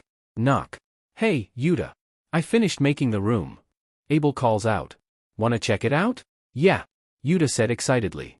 Without hesitation, Uta runs out of her room to meet Abel and the two girls run to the newly built studio. Uta's eyes sparkled at the sight. The room was refurbished and rebuilt. Walls were painted red and white and new fuzzy flooring was added. The equipment is also set up neatly and new furniture, such as desks and cabinets were added. Abel truly went all out in making the studio. "This is amazing," Uta said with excitement. "This surpasses my expectations." "I'm glad you like it," Abel said as she twirls her hammer. "It's been a long time since I did room remodeling, so I was worried it would turn out strange." "Is it truly the same room?" The girls turn to see Gordon, who is looking around in awe. "This is a work of art." To think that this room could be built to look so beautiful. Gordon comments. If only the other buildings could look as nice as this back in the day. Would you like me to rebuild your living quarters? Abel asks. No, no, no. That wasn't what I meant. Gordon said, waving his hands. You already did so much for us already. If I rebuild this house or whatever this place is, can I stay longer? Abel asks the king. I haven't had this much fun in such a long time. Can she, Gordon? Uta pleads. Gordon lets out a heavy sigh before smiling. I guess I need to start cooking more meals. Gordon said. However, Uta, you will continue your studies as Abel works on this place. Fine. Uta groans. A week later. Audio, check. Mic, check. Music, ready to play. Sound, stabilized. Abel said out loud. We're ready for your mark. Now, let worry fall away, no fear allowed to stay. My dream is now your wish and my hope never ending. When clouds build up inside, my song can clear the sky. You know I'm invincible, everything is alright. My voice carries birds in flight and with every note they go higher and higher. See how I move with such grace, just like a dancer on the stage. Your voice carries life within, calls me to action again and again. If you're hurt and you need me, I'll always be there, I swear. I'll always protect you, we'll have the chance to go to brand new heights. You and I, unstoppable when we're together. We can have it all, we can have it all. Now, let us go hand in hand, to a light that lies ahead. All of our hopes and dreams can bring happiness when we're in sync. I've always felt this warmth from you, no one gives affection like you do. You make me invincible when you're here by my side. Though this path has twists and turns, if I can walk it, there's so much I'll learn. I know it's the long way round. But there's no way I'm backing out. Now. See all my flowers? I'll tend to each one. Don't care if I feel just a bit overcome. We're obliged to do everything we want or fester inside. Don't let this moment die, we've got to try. Soon we will see a brand new era dawn, the day will come. The world is waiting for someone to change the way it's done. We keep repeating our mistakes, the cycle's got to break. It's time to work through all the pain and be the ones to change. Let's reach as high as we can go. Now, has worry gone away and fears all been assuaged? My feelings may be strong but there's power when you have passion. When fog builds up inside, my song can clear your mind. Everything will be alright, you know I'm invincible. Now let us go hand in hand to a light that lies ahead. Your wish is now my dream and my hope never ending. Even your weakness is unique. There's no one else like you, you're what we need. Shine a light into the dark, be a beacon. Love, the feeling that I get every time I think of it. The dream that I once had still beats strongly in my heart. Say it once again and again. Everything is alright. When you're here by my side. Strong with you by my side. And we got it. Abel cheers. I'm Invincible is now recorded and ready to air. Uta jumps and cheers for joy while Gordon gives her a hearty round of applause. It was a long time coming and after trial and error, the trio successfully recorded Uta's first original. We can finally show people the talent that you have to give. Abel said excitedly. I can hardly wait. Uta, a word. Gordon said.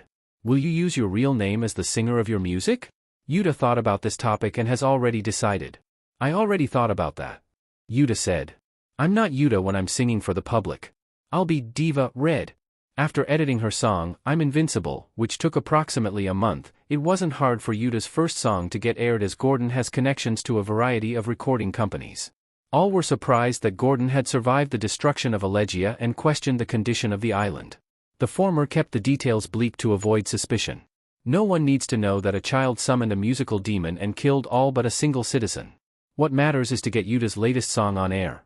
Her song did not disappoint and several music studios were more than happy to put her new song on their radio station. It was the greatest moment of Uta's life. People will hear her sing. Once the group finished their business, they set their destination to the reservoir to drop off Abel. In the process, Uta bought a radio snail so can tune in on the different radio stations that her song is on. Here we have our latest song from a promising young singer. Here's Diva Red singing I'm Invincible. Gordon. Hear that? It's me. They're playing my song. Uta said excitedly. When was the last time I listened to the radio? Gordon asks as he steers the ship. Brings back memories. Of what? Uta asks. I remember the day when I listened to my grandmother's music on the radio. Gordon said. It was then that I decided to become a musician just like her. Oh, I see. Uta said. The boat trip back to the island was peaceful as the duo listened to the radio. Eventually, the pair reach Elegia and prepare to go for the night as the round trip took about 10 hours. Once Gordon and Uta returned to their respective rooms, Uta couldn't help but stay awake. She's one step closer to making her new Genesis. It took her a few years, but she has made her first greatest step. Uta reaches out her hand and looks at her flower bracelet. I wonder how Luffy is doing. Uta murmurs. I wonder if he's listening to my music. Uta begins to hum to herself quietly. Where did it come from? Where could this wind be taking us? I look up to sky hoping for answers, but there is no reply. Where will it end up, this song that I've been a vessel for? She can feel her own eyelids grow heavy. I look within knowing I'll find the answer even on my own. Let's row out to the open sea, as far as we can go. To the unknown. Uta's movements slowly cease as she begins to drift off. I've got to keep on dreaming. No surrendering, go on. Hoist the sail inside my open heart and let me heed the call of the sea. Uta begins to dream of her singing to a crowd, and in it is Luffy and Shanks. Our hands into the endless sky. The future still remains and I believe it never dies. I've got to keep on singing, until you feel it, just hold on. Oh, the winds will change, I promise you. My voice will see us through to the end. Then, Uta finally gets the sleep she so much deserves. A month later. An interview? Just as Uta finished her physical training, Gordon came up with Uta with some incredible news. Yes, one of the radio shows in the East Blue would like to interview the singer who sang the newest hit of the week. Gordon said, smiling. I'm Invincible is the #1 song for 2 weeks straight, and listeners' count for that song alone has surpassed 1,000 just last week. How come I never heard of this? Uta asks. For one, you're not in an agency of any type, so we don't get any news about this type of stuff. Gordon said. The only reason why we got the heads up is only due to my recent connections with the man in charge. That being said, you should join an agency. I should make my own agency. Uta said. I don't want to join some other place. In that case, you can forget about further music promotions and concerts if you have any plans for that. Gordon said as he sat on a rock. Agencies help with that. Uta clicks her tongue in annoyance. This wasn't the first time Gordon has told Uta, but her answer has been the same. She already knew that, but she still wants to be independent. I should also add that we're running low on funds too. Gordon said. Agencies also help with making sales. Uta blinks a few times at Gordon's words. I'm not making any sales? Uta screams in shock. Of course not. We just dropped off a song with your stage name and that's all. Gordon answers nonchalantly. You just came into the scene and left without a trace in the world. No one knows where Diva Red lives and have no way of contacting her for any business issues. How come I never heard of this? Uta angrily asks. I did tell you, but you said to leave the business talk to me. Gordon said. I'm not a certified or an expert at these types of things, and so they told me to set you up with one. Of course, you said no. Uta growls as she rubs her hair in irritation. She didn't think that the music world would be this tough. Her expectations can't match reality. Is joining one my only option? Uta asks as she calms down. Can't I do it myself? It's a whole new study. Gordon said, sighing. You need connections, organization, and money management skills to be successful in becoming a music agent. You and I are not fit for that. Uta groans as she wipes the sweat off her brow. After going through her workout, Uta is much too tired to think about the subject. However, it's too big of an issue to just scoff it off. In the end, the music industry is still a business and Uta didn't take it into account. Wait, business? Gordon, what if we get someone who's good at business to help us? Uta asks. That's really all there is to it, right? As long as they know their basic skills, it could work out. Gordon said, rubbing his chin. But, you don't know anyone with that profession. Uta smiles and her eyes sparkle with delight. The gears in Gordon's mind suddenly click and he pales. No. You're not asking her. Gordon yells as he suddenly stands up. She can't possibly. Uta ignores Gordon's words and pulls out a small transponder snail from her pocket and clicks the button. The snail rings a bit and someone picks up. Hey girl. What's up? Abel, how good are you on business and sales stuff? I helped Captain Waka on several business trips and did some sales throughout the reservoir. Why? Uta looks at Gordon, showing him a smug grin which slightly made him mad. He never did like this side of Uta. Be my music agent. Uta said. Sure. Too easy. Gordon yells in shock. Uta, gimme that. Gordon takes the snail from Uta from her, causing the girl to get angry. This is Gordon talking. You do realize that this profession is different from what you're used to, right? Gordon asks. It's not some small meeting or selling food at a stall. This is music. I know full well. Abel answers through the snail. This is something big. You're talking about something that can change the world and I want to help if I can. Gordon couldn't respond to Abel's answer. All my life I've been living here doing nothing but work, but ever since I met Uta, my life has been so exciting. Abel said. I want to use my skills to help a friend who's shown me there's more to life than just working. She has already gone to me more than anyone has offered me and I'm willing to do my best to help her. Gordon sighs as he would hate to argue back. Study up. Gordon said. You have a lot of work to do. Yes, sir. Abel said before Gordon hung up. See? I knew she would be the one. Uta said smiling. Your luck and talent is ridiculous. Gordon said. It's going to be too much for me to handle at this rate. Gordon, how long do we have until we answer back for the interview? Uta asks. About a week, the man answers. Good, I'll prepare a new design in the meantime. Before Gordon can ask Uta what she meant by making a new design, she already ran back to their newly built house. I can't keep up with her anymore. Gordon groans as he follows suit. Uta goes to her room and opens up her closet. She then goes through the variety of clothes that she has. Uta wants to stay as hidden as possible. She was a pirate in the past and there's no telling if her voice and identity is known to some. There are eyes everywhere. I guess I should come up with some different hair designs. Uta said as she looks at her mirror. I'll start with that. Uta pulls out a piece of paper and begins to brainstorm. Braids, pigtails, dye, ponytails, clipping, curls, the options are endless as her long hair gives her so much freedom to choose. Coming up with the perfect hairstyle was just as hard as coming up with a new song. Eventually, Uta comes up with a new hairstyle that can hide her identity as the daughter of a world-renowned pirate and proceeds to try it on herself. After a couple of minutes, Uta has finished her latest hairstyle. She puts her hair in a bun that is layered with red and white, a fishtail with a similar red and white pattern, and the small piece of white hair that covers her left side is pinned to the top of her hair, allowing her left eye to be seen. The hair clip used is a picture of the crude straw hat drawing that was made by Luffy. After some thought, Uta has come up with a light blue shirt with red lining along the sleeves and collar. The shirt has 3 yellow music notes in the center as well. Her new outfit also consists of a white skirt with red lining along the bottom. She has light blue knee socks and red and white sneakers. Now, Diva Red is complete. Knock. Knock. Hey, Uta. Gordon calls out. Yes? Uta answers. I have some news from Abel. Gordon said. She said that she knows a place where we can find a musician. This perks Uta's interest. When she was making her newest song, making the sound and music were extremely challenging as she had to use her devil fruit powers, and imagining the sounds of guitar, drum, bass, and keyboard sounds were an absolute pain. Where? Uta asks as she opens the door for Gordon. It's in Orange Town, which is located in the Orange Islands. Gordon said. It's here in the East Blue.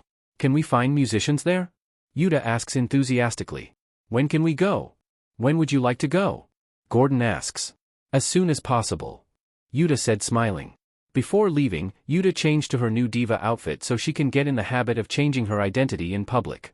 Taking the Uta shanty, the pair went out to the reservoir to pick up Abel, who's the one who has the information, and then off to the Orange Islands. Abel was surprised with the singer's new look, but liked it, pleasing the girl. The trip from the reservoir to their next location took no more than an hour. When the trio arrived at the town's port, they were astounded to see the town filled with stalls and street performers. The event is called the Traveling Hire, which is a traveling fair where skilled freelancers come to get hired by people from all across the world. The group travels from across the Blue Seas, Grand Line, and New World. There is apparently no shortage of talented people that want to get hired by others. Abel's eyes sparkled with delight as the other two looked in relative awe. Come on! What are we waiting for? Abel asks as she jumps off the boat. Let's go searching. Uta and Gordon took their time departing their ship. While the fair is quite grand, Uta didn't see what she was looking for at first, but she eventually finds some musicians that are performing with their favorite instruments. Reminds me of the first time I went to Elegia. Uta comments as she listens to the performers. Although, even I can tell that they don't have the same talents as the former citizens. You still put them in high respect? Gordon asks, surprised. Of course. They're the best musicians and singers that I have ever met. Uta answers. Gordon smiles and the pair continue searching. Abel caught up with them with several pieces of food and merchandise.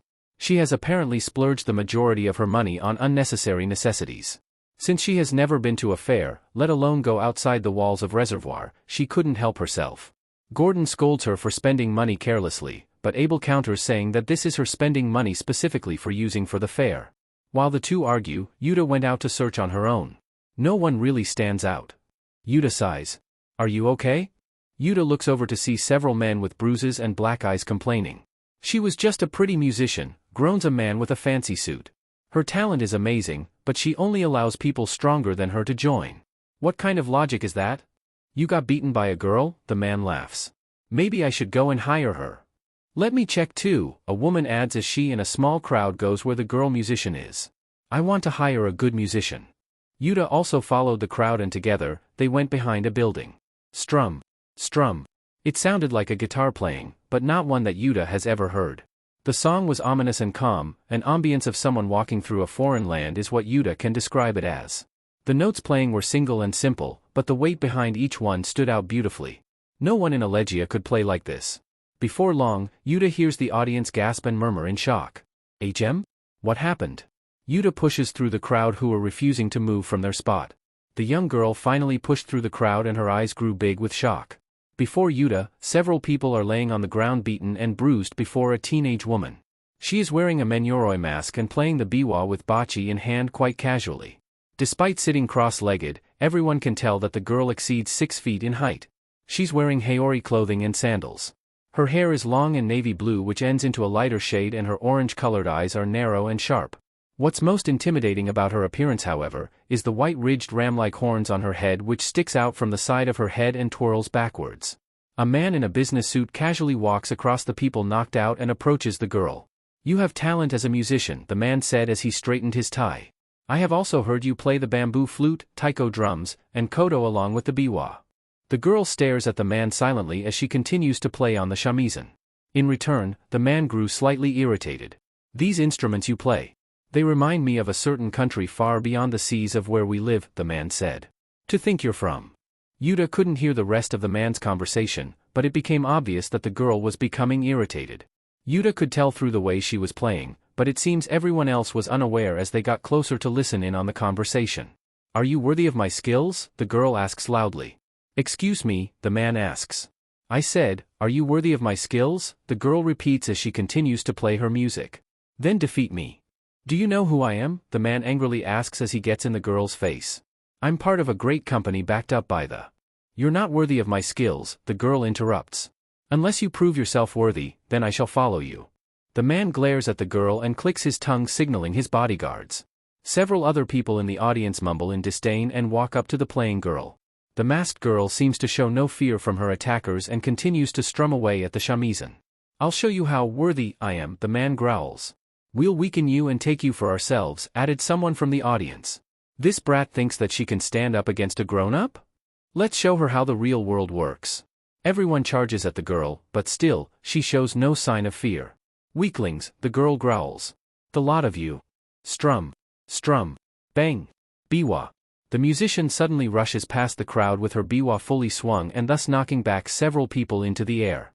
Uta watches in awe as the people trying to attack her fall to the ground. The glare she gives off is almost as if you're looking at a demon. Then the girl fully stood up making her at least above 6'5".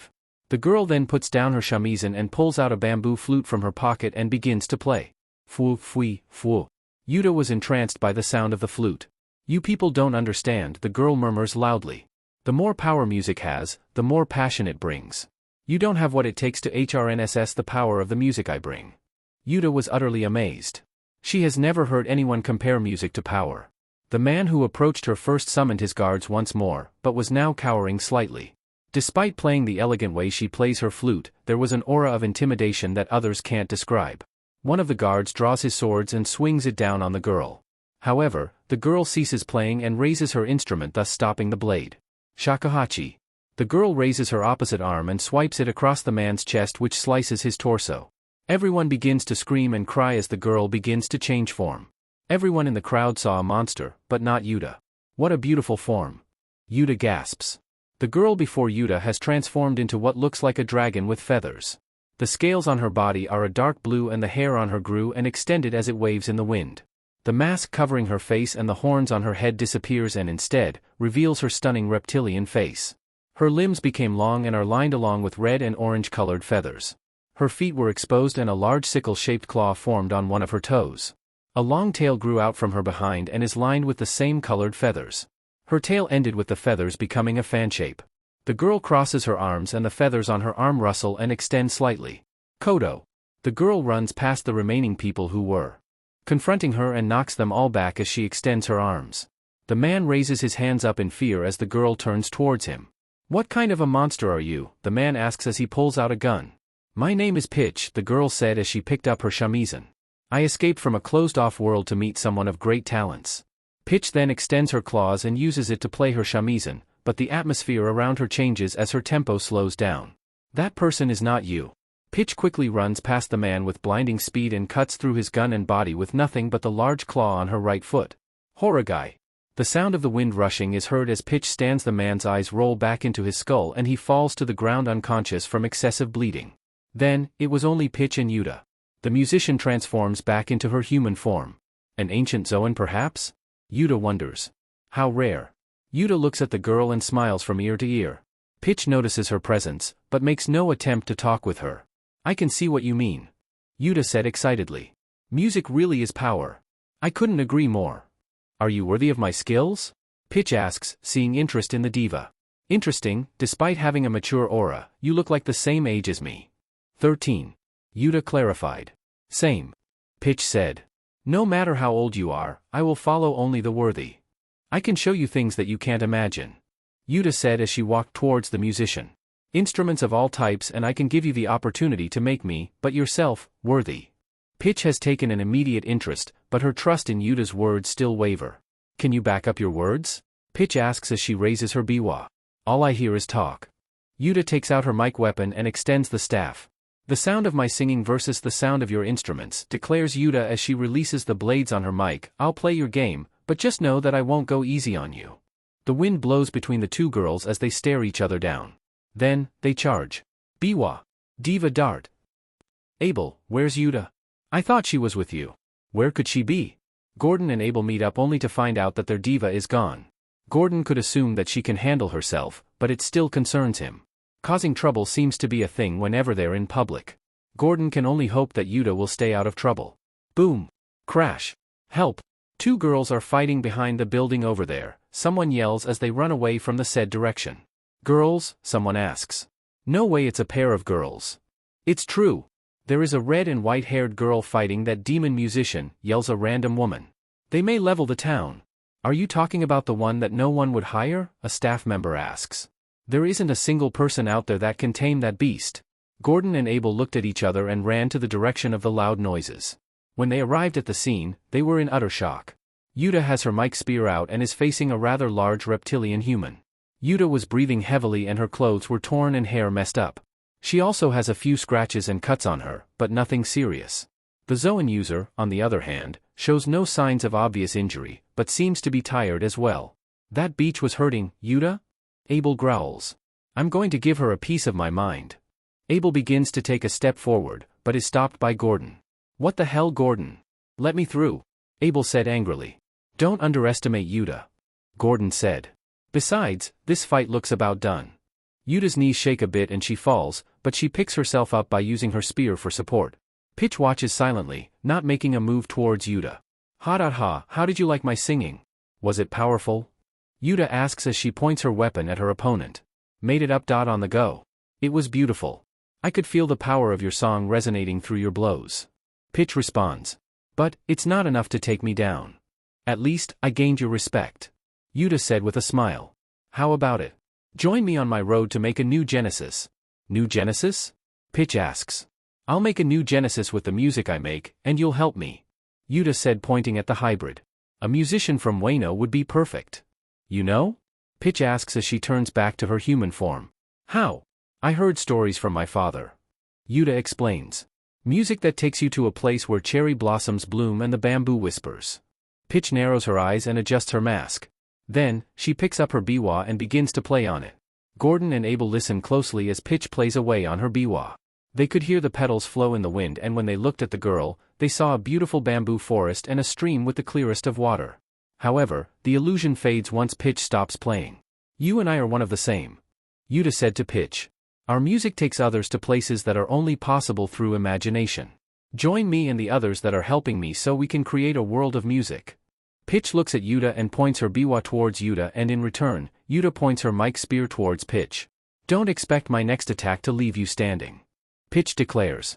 This last blow of mine will determine our fates with one another. I gladly accept your challenge, Uta said as she ran up to Pitch. Pitch bends down and prepares to swing her biwa, but Uta has already closed the gap between her and her. Uta kick. Uta yells as she lands a powerful kick to her opponent's face. Pitch didn't move and took the full force of Uta's attack. However, unlike before, Pitch has finally shown signs of bleeding after 10 minutes of fighting. Still, Pitch shows no signs of pain. Uta throws her mic against the ground and raises her fists. Uta punches. This time, Uta rapidly punches Pitch's chest and face. Uta's punches aren't the greatest, but it was enough to deal damage over the long-lasting battle. Despite this, Pitch refused to break her stance. Uta sees her opponent flex her muscles and she grabs her weapon from the ground. Diva Divine. Biwa. Both girls swing their weapons across each other and both seem to be even, however. Crack. Uta's spear suddenly breaks and her forehead begins to bleed. Uta begins to sway on her feet as she looks at her broken weapon. All of a sudden, her nose and forehead bleed out profoundly and Uta's eyes roll back, but only for a moment as she regains consciousness. Uta looks back to see Pitch still.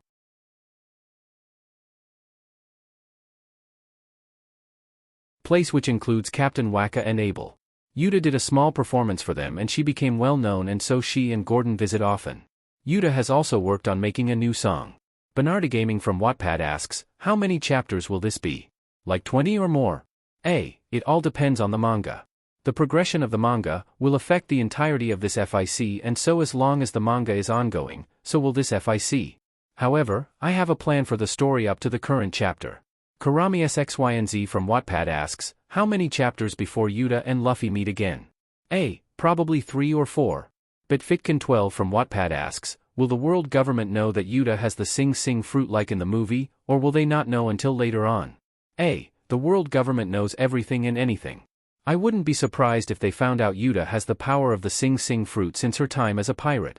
Parasmussen7 from Wattpad asks, when Luffy and his crewmate meet Uta, will Nami and Uta be like rivals to see who knows Luffy better? Because I think that would be fun, starstruck and with both of them being jealous. At this very moment, Nami is one of Uta's many fans and will be more likely jealous that Luffy knows someone so famous and that the diva knows someone such as Luffy. The _keeper_of_worlds from AO3 asks, what kind of ancient Zoan fruit did Pitch eat? Pitch ate the dragon fruit model, Velociraptor. Sins Loves from AO3 asks, what do you like the most about Uta x Luffy? I'm a sucker for childhood friends who meet again after years of separation scenarios. I believe there was also a question regarding whatever Uta will become, a pirate or a civilian, which I forgot to add. Sorry. Uta would rather abandon her life as a pirate for a life as a diva. I hope my answers will help understand the story a bit more, and I hope some of my sneak peeks will make the story more interesting for you readers. I thank you all for your participation, and if you would want another in the future, then make your choice here. https twitter.com OddAiTanijiro status 16152739929272033334, because if it's too over the top, then I'll stop and proceed with writing chapters as per usual. Also, I want to thank everyone for the constant on both platforms. As of now, over 18k on AO3 and 15k reads on Wattpad. I honestly never expected this FIC to be so popular, and so I'm thankfully for all of your constant support. Until the next chapter, bye. It has been 2 years since Uta's first single, I'm Invincible, came out, and at the age of 15, the name Diva Red is known by all in the East Blue, which is where Uta's songs are mostly broadcasted. Many new changes have been made during those years. Songs have been made and sold through Abel, and as a skilled technician, is in charge of being Uta's DJ. Pitch, now taking lessons from Gordon, has learned to play more commonly known instruments, such as electric guitar, piano, and drum, in addition to the instruments she already knows how to play. She also aids Uta in coming up with scores. Gordon is now being adapted to caring for the girls' needs and has taken the role as a father quite fondly. Housework, teaching, and cooking are more calming than work as a king. However, Uta's wild antics are still something he needs to watch out for. Uta has also released her first album, which consists of remake songs, such as Twilight and One Day, which Uta has sung before, and along with her newest 2 songs, The World's Continuation and I'm Invincible. Her steady rise to fame didn't just reach to Uta, but to the other 3 for what the public knows as the Divas section leaders, whose names was given by Uta during an interview about 2 years after her first released song. Gordon, the former king and last survivor of Elegia, has regained his title as Wiseman of Song, for which he has great distaste for, as he rather not want people to know about him. Abel is known as Eastern Wave Abel, a name given to her for her wide knowledge on the East Blues public eye and for being the DJ for Uta. Then, last but not least, is demon musician Pitch, an individual known for her musical talent with a variety of instruments, monstrous appearance, and being the music behind Yuta's voice. The two girls, especially Pitch, weren't a fan of the fame, as they rather follow Uta rather than worrying about the public eye. Thankfully, very little is known about them due to Yuta's influence. After practicing some music and working on writing for another song, Uta needed some time alone and is meditating. Despite what the public says about Diva Red being the face of a proper idol, they didn't know anything about her, what goes on behind the scenes. When alone or in solitude, she puts on her casual headset and wears an old shirt and some gym shorts. She also puts her hair up in her usual style, which is the most comfortable for her. The training Uta goes through is something that people wouldn't believe unless they saw it with their own eyes. Rather than meditating in an empty room like a normal person, the teen is sitting on an upright 15-foot wooden log while balancing bags of rocks on her arms and her mic weapon balancing on her head.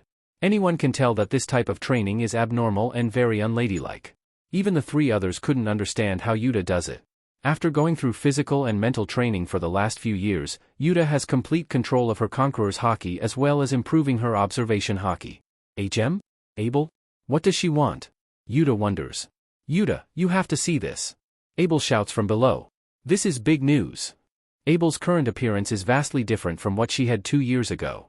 Abel has become slightly taller and her hair has been cut to less than shoulder length. Her once dark outfit has now brightened with a white crop top with a picture of a pair of red headphones. Abel is also wearing white harem pants that have yellow lining and leather shoes. She still wears her signature coat with the fur hood. You better have a good reason for why this can't wait. Uta said. I don't appreciate it when anyone interrupts my training.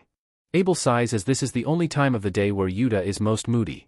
She and Pitch have no knowledge of Yuta's reason for training, Top Musica, Shanks, Luffy, or her past as a pirate. Uta has purposely left them in the dark about that information despite the time they have worked together. Uta tells herself that she wasn't mentally ready. Still, those two didn't need to know. Today is big news for the East Blue, no, across the world, and the people in the sea are eating this stuff up. Abel said loudly. It's about the world's most famous pirates, the Navy, and the world government. How's that important to me? Uta asks, slightly annoyed. It's important, not just for you, but for the world. Uta can sense Pitch from approaching her from behind her. Just like Abel, Pitch has also gone through a change in appearance. She has grown at least a foot taller in the last 3 years, making her more daunting. Abel's eyes became sharper and the horns on her head thicken and are larger to match her body size. Her hair is put up in a ponytail and ends in a braid. Her haori is similar to what she wore 3 years ago, but now, her clothes have claw-like patterns on both tops and bottoms and the color is in a darker shade of green. The masks she wears have the same design, which doesn't make her look any less intimidating. What if I told you that it involves a certain pirate? Pitch asks. Let's say, red-haired Shanks? Yuta's eyes shoot wide open and she looks at her two companions and glares at them. Both Abel and Pitch are normally unfazed by Yuta's glare, but today was different. Uta is not an aggressive person and is usually bubbly and cheerful, but when she's angry, the two teens would rather be elsewhere. In all of their 3 years together with Uta, they have only seen her become angry only about 5 times. How do you know? Uta asks angrily. Gordon told us not too long ago. Abel admits. We honestly didn't mean to pry into your history. It just happened to be brought up. Pitch adds. It was shocking, but it doesn't change our opinions about you. What else do you know? Uta growls. Well, there's Abel quickly covers Pitch's mouth, but it's too late as her words have already reached Yuta's ears. You dumb lizard. Abel yells. Don't tell her about that. Shut up, ghost. Pitch argues back. I'm not going to lie to her. Abel. Pitch. The two stop bickering and look up at Uta, who's looking down at them. Do me a favor. Uta said. The singer then grips the handles of the bags of rocks that she's holding and then starts to circle her arms, and as she does so, slowly swings around the bag. The two section leaders watch in horror as the bags pick up circulate faster, and it has come to the point where it has become a blur. Don't move. Uta said, smiling. Why? Uta grits her teeth and throws the 2 bags of rocks at her friends as if it were a hammer throw. Boom! Abel and Pitch dodge Yuta's projectiles just in the nick of time. The duo look back to where they were standing to see a small crater left by the rocks thrown.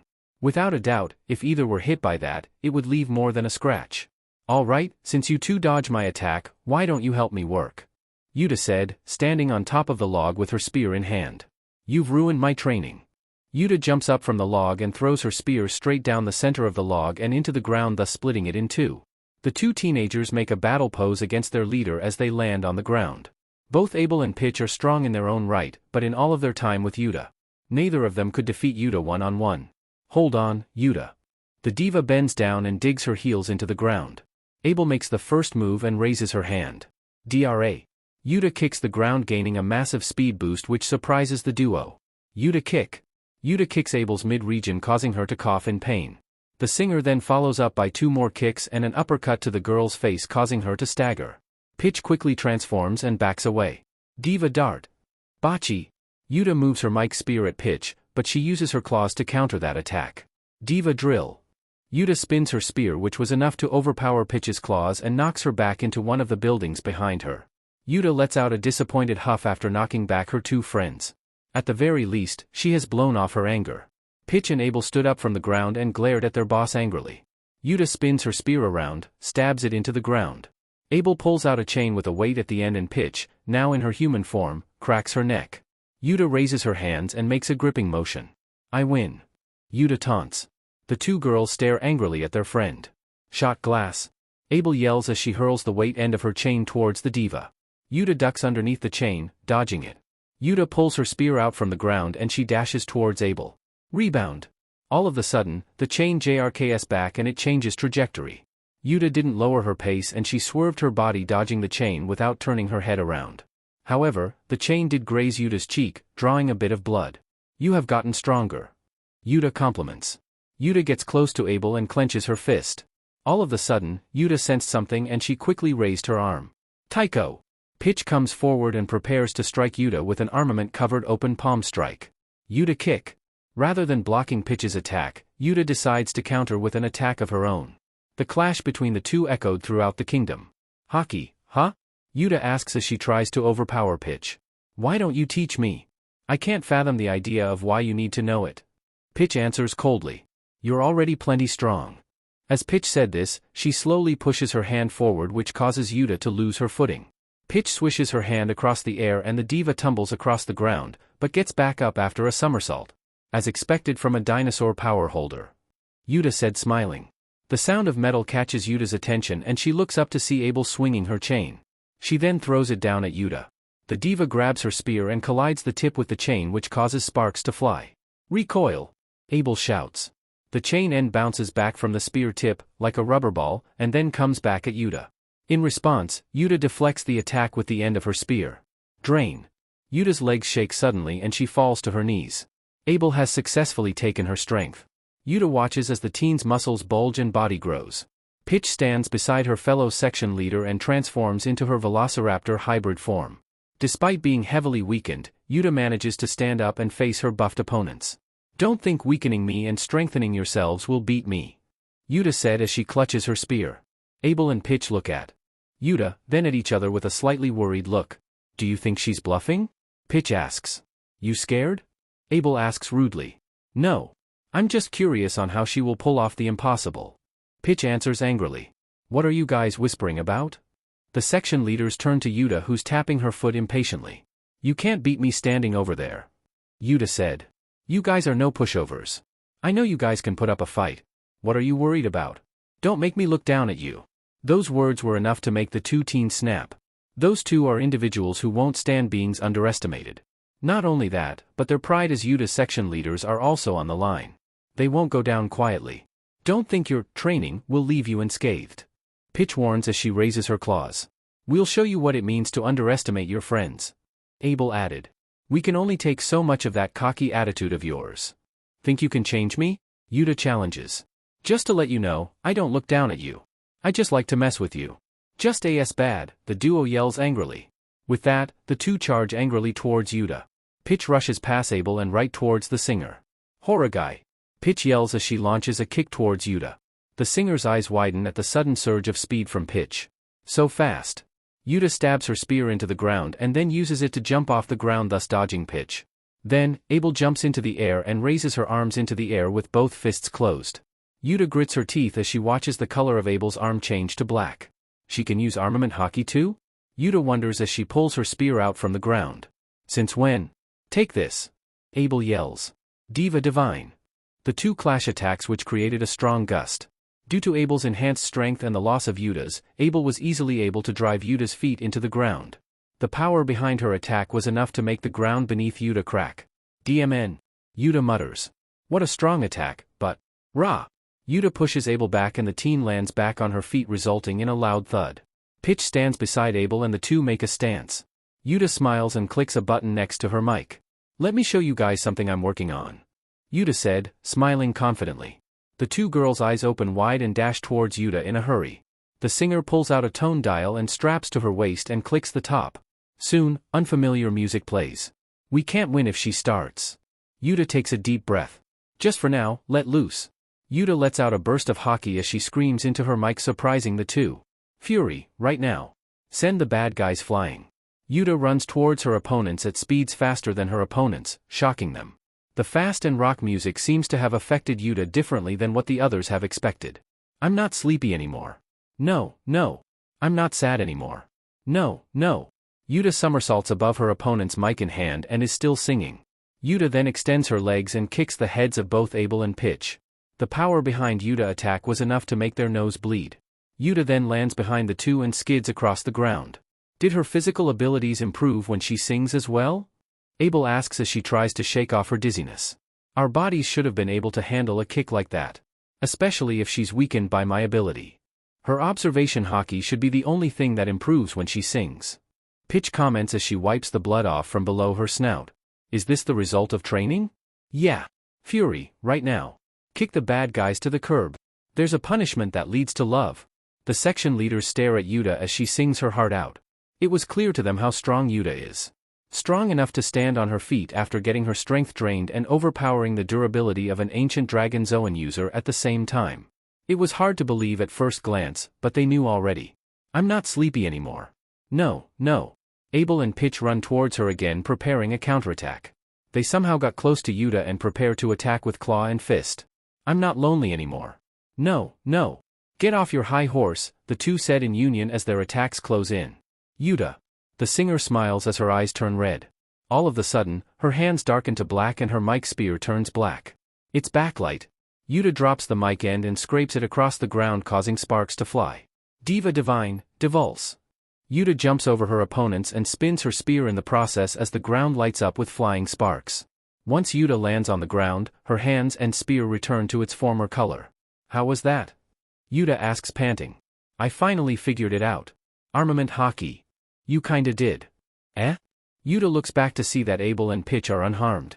Rather, the attack did land, but it didn't seem to do much to their chest. The two revert back to their original forms and casually approach their friend. No offense, but... Abel mutters. Your armament haki SCKS. It wasn't nearly as strong enough to surpass our haki. Pitch agrees. On the bright side, you're the only person on this island who knows both observation and conqueror's haki. I don't care. I want to be stronger. Uta shouts as she stomps the ground angrily. I finally got it right, though. The two girls look at the idol who's acting like a kid that had their toy taken away. This wasn't the first time they saw the scene. Uta goes through this stage of fit once someone points out that she has messed up on something. Teach me. I want to learn it. Uta commanded angrily. Teach. Bonk. Uta, don't bother these two more than you have already. There's no reason for you to be hard on them. Uta turns to see Gordon, who has hit Uta with a newspaper from behind. His appearance hasn't changed since, but he's wearing nicer clothes. Uta runs her head in pain, but calms down. Fine. Uta groans. I'll take responsibility for leaking your history. Gordon said. Besides, it's better to tell your friends about this now. Gordon, you better have a good reason for spilling the beans. Uta said as she retracts her spear into its mic form. The era is changing. Gordon said as he unfolds his newspaper. It might get to the point where we need to make our move soon. What kind of changes? Uta asks as she sits down to get a swig of water. The world government has updated the system that is known as the Three Powers. Gordon said. The names have been changed to the Four Emperors and the Seven Warlords of the Seas. That has always been the same. Uta said, confused. Why would I care about that? After a failed recruitment from a rising pirate, the Marines have decided on halting recruitment for becoming a warlord of the sea and thus stopping it at 7. Pitch explains. And a new emperor has been decided. You don't mean. It's Shanks. Gordon said as he shows Uta a newspaper that had Shanks' face on it. After increasing the bounty on his head once more, it has been decided that he will become the next emperor. Uta takes the paper from Gordon and looks at it. She has mixed feelings as she stares at the picture of her former father who has risen up in piracy fame. A bounty of over 4 billion. An emperor? What have you been doing? Uta wonders as she reads the paper. There has also been a rise in pirate crews too. Abel said. From the Blue Seas and Paradise, new crews have been popping up all over the place.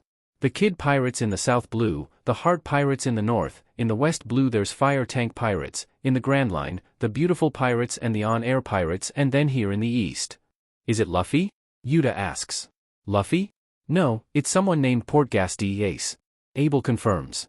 He's probably the strongest out of the rising pirates. He was the one that the world government wanted to recruit as a warlord, but failed. And here I thought that the weakest of the seas is here in the East. Pitch size. Pirates are such a pain. Uta said nothing as her view on pirates is wishy-washy. Uta looks through the paper and sees nothing related to Luffy. Perhaps he still hasn't sailed yet. It won't put us on hold. Uta said as she closed the newspaper. The world may be in turmoil, but that's why we're here. Our music gives them hope and strength. Let's follow as planned. Abel and Pitch face Uta and smiles along with Gordon. We're going to launch our first tour in the East Blue. Uta said proudly. The plan was in motion months ago. Flyers? Sent. Tickets? Printed. Schedule? Set. Songs? Chosen. Map? Made. Ship?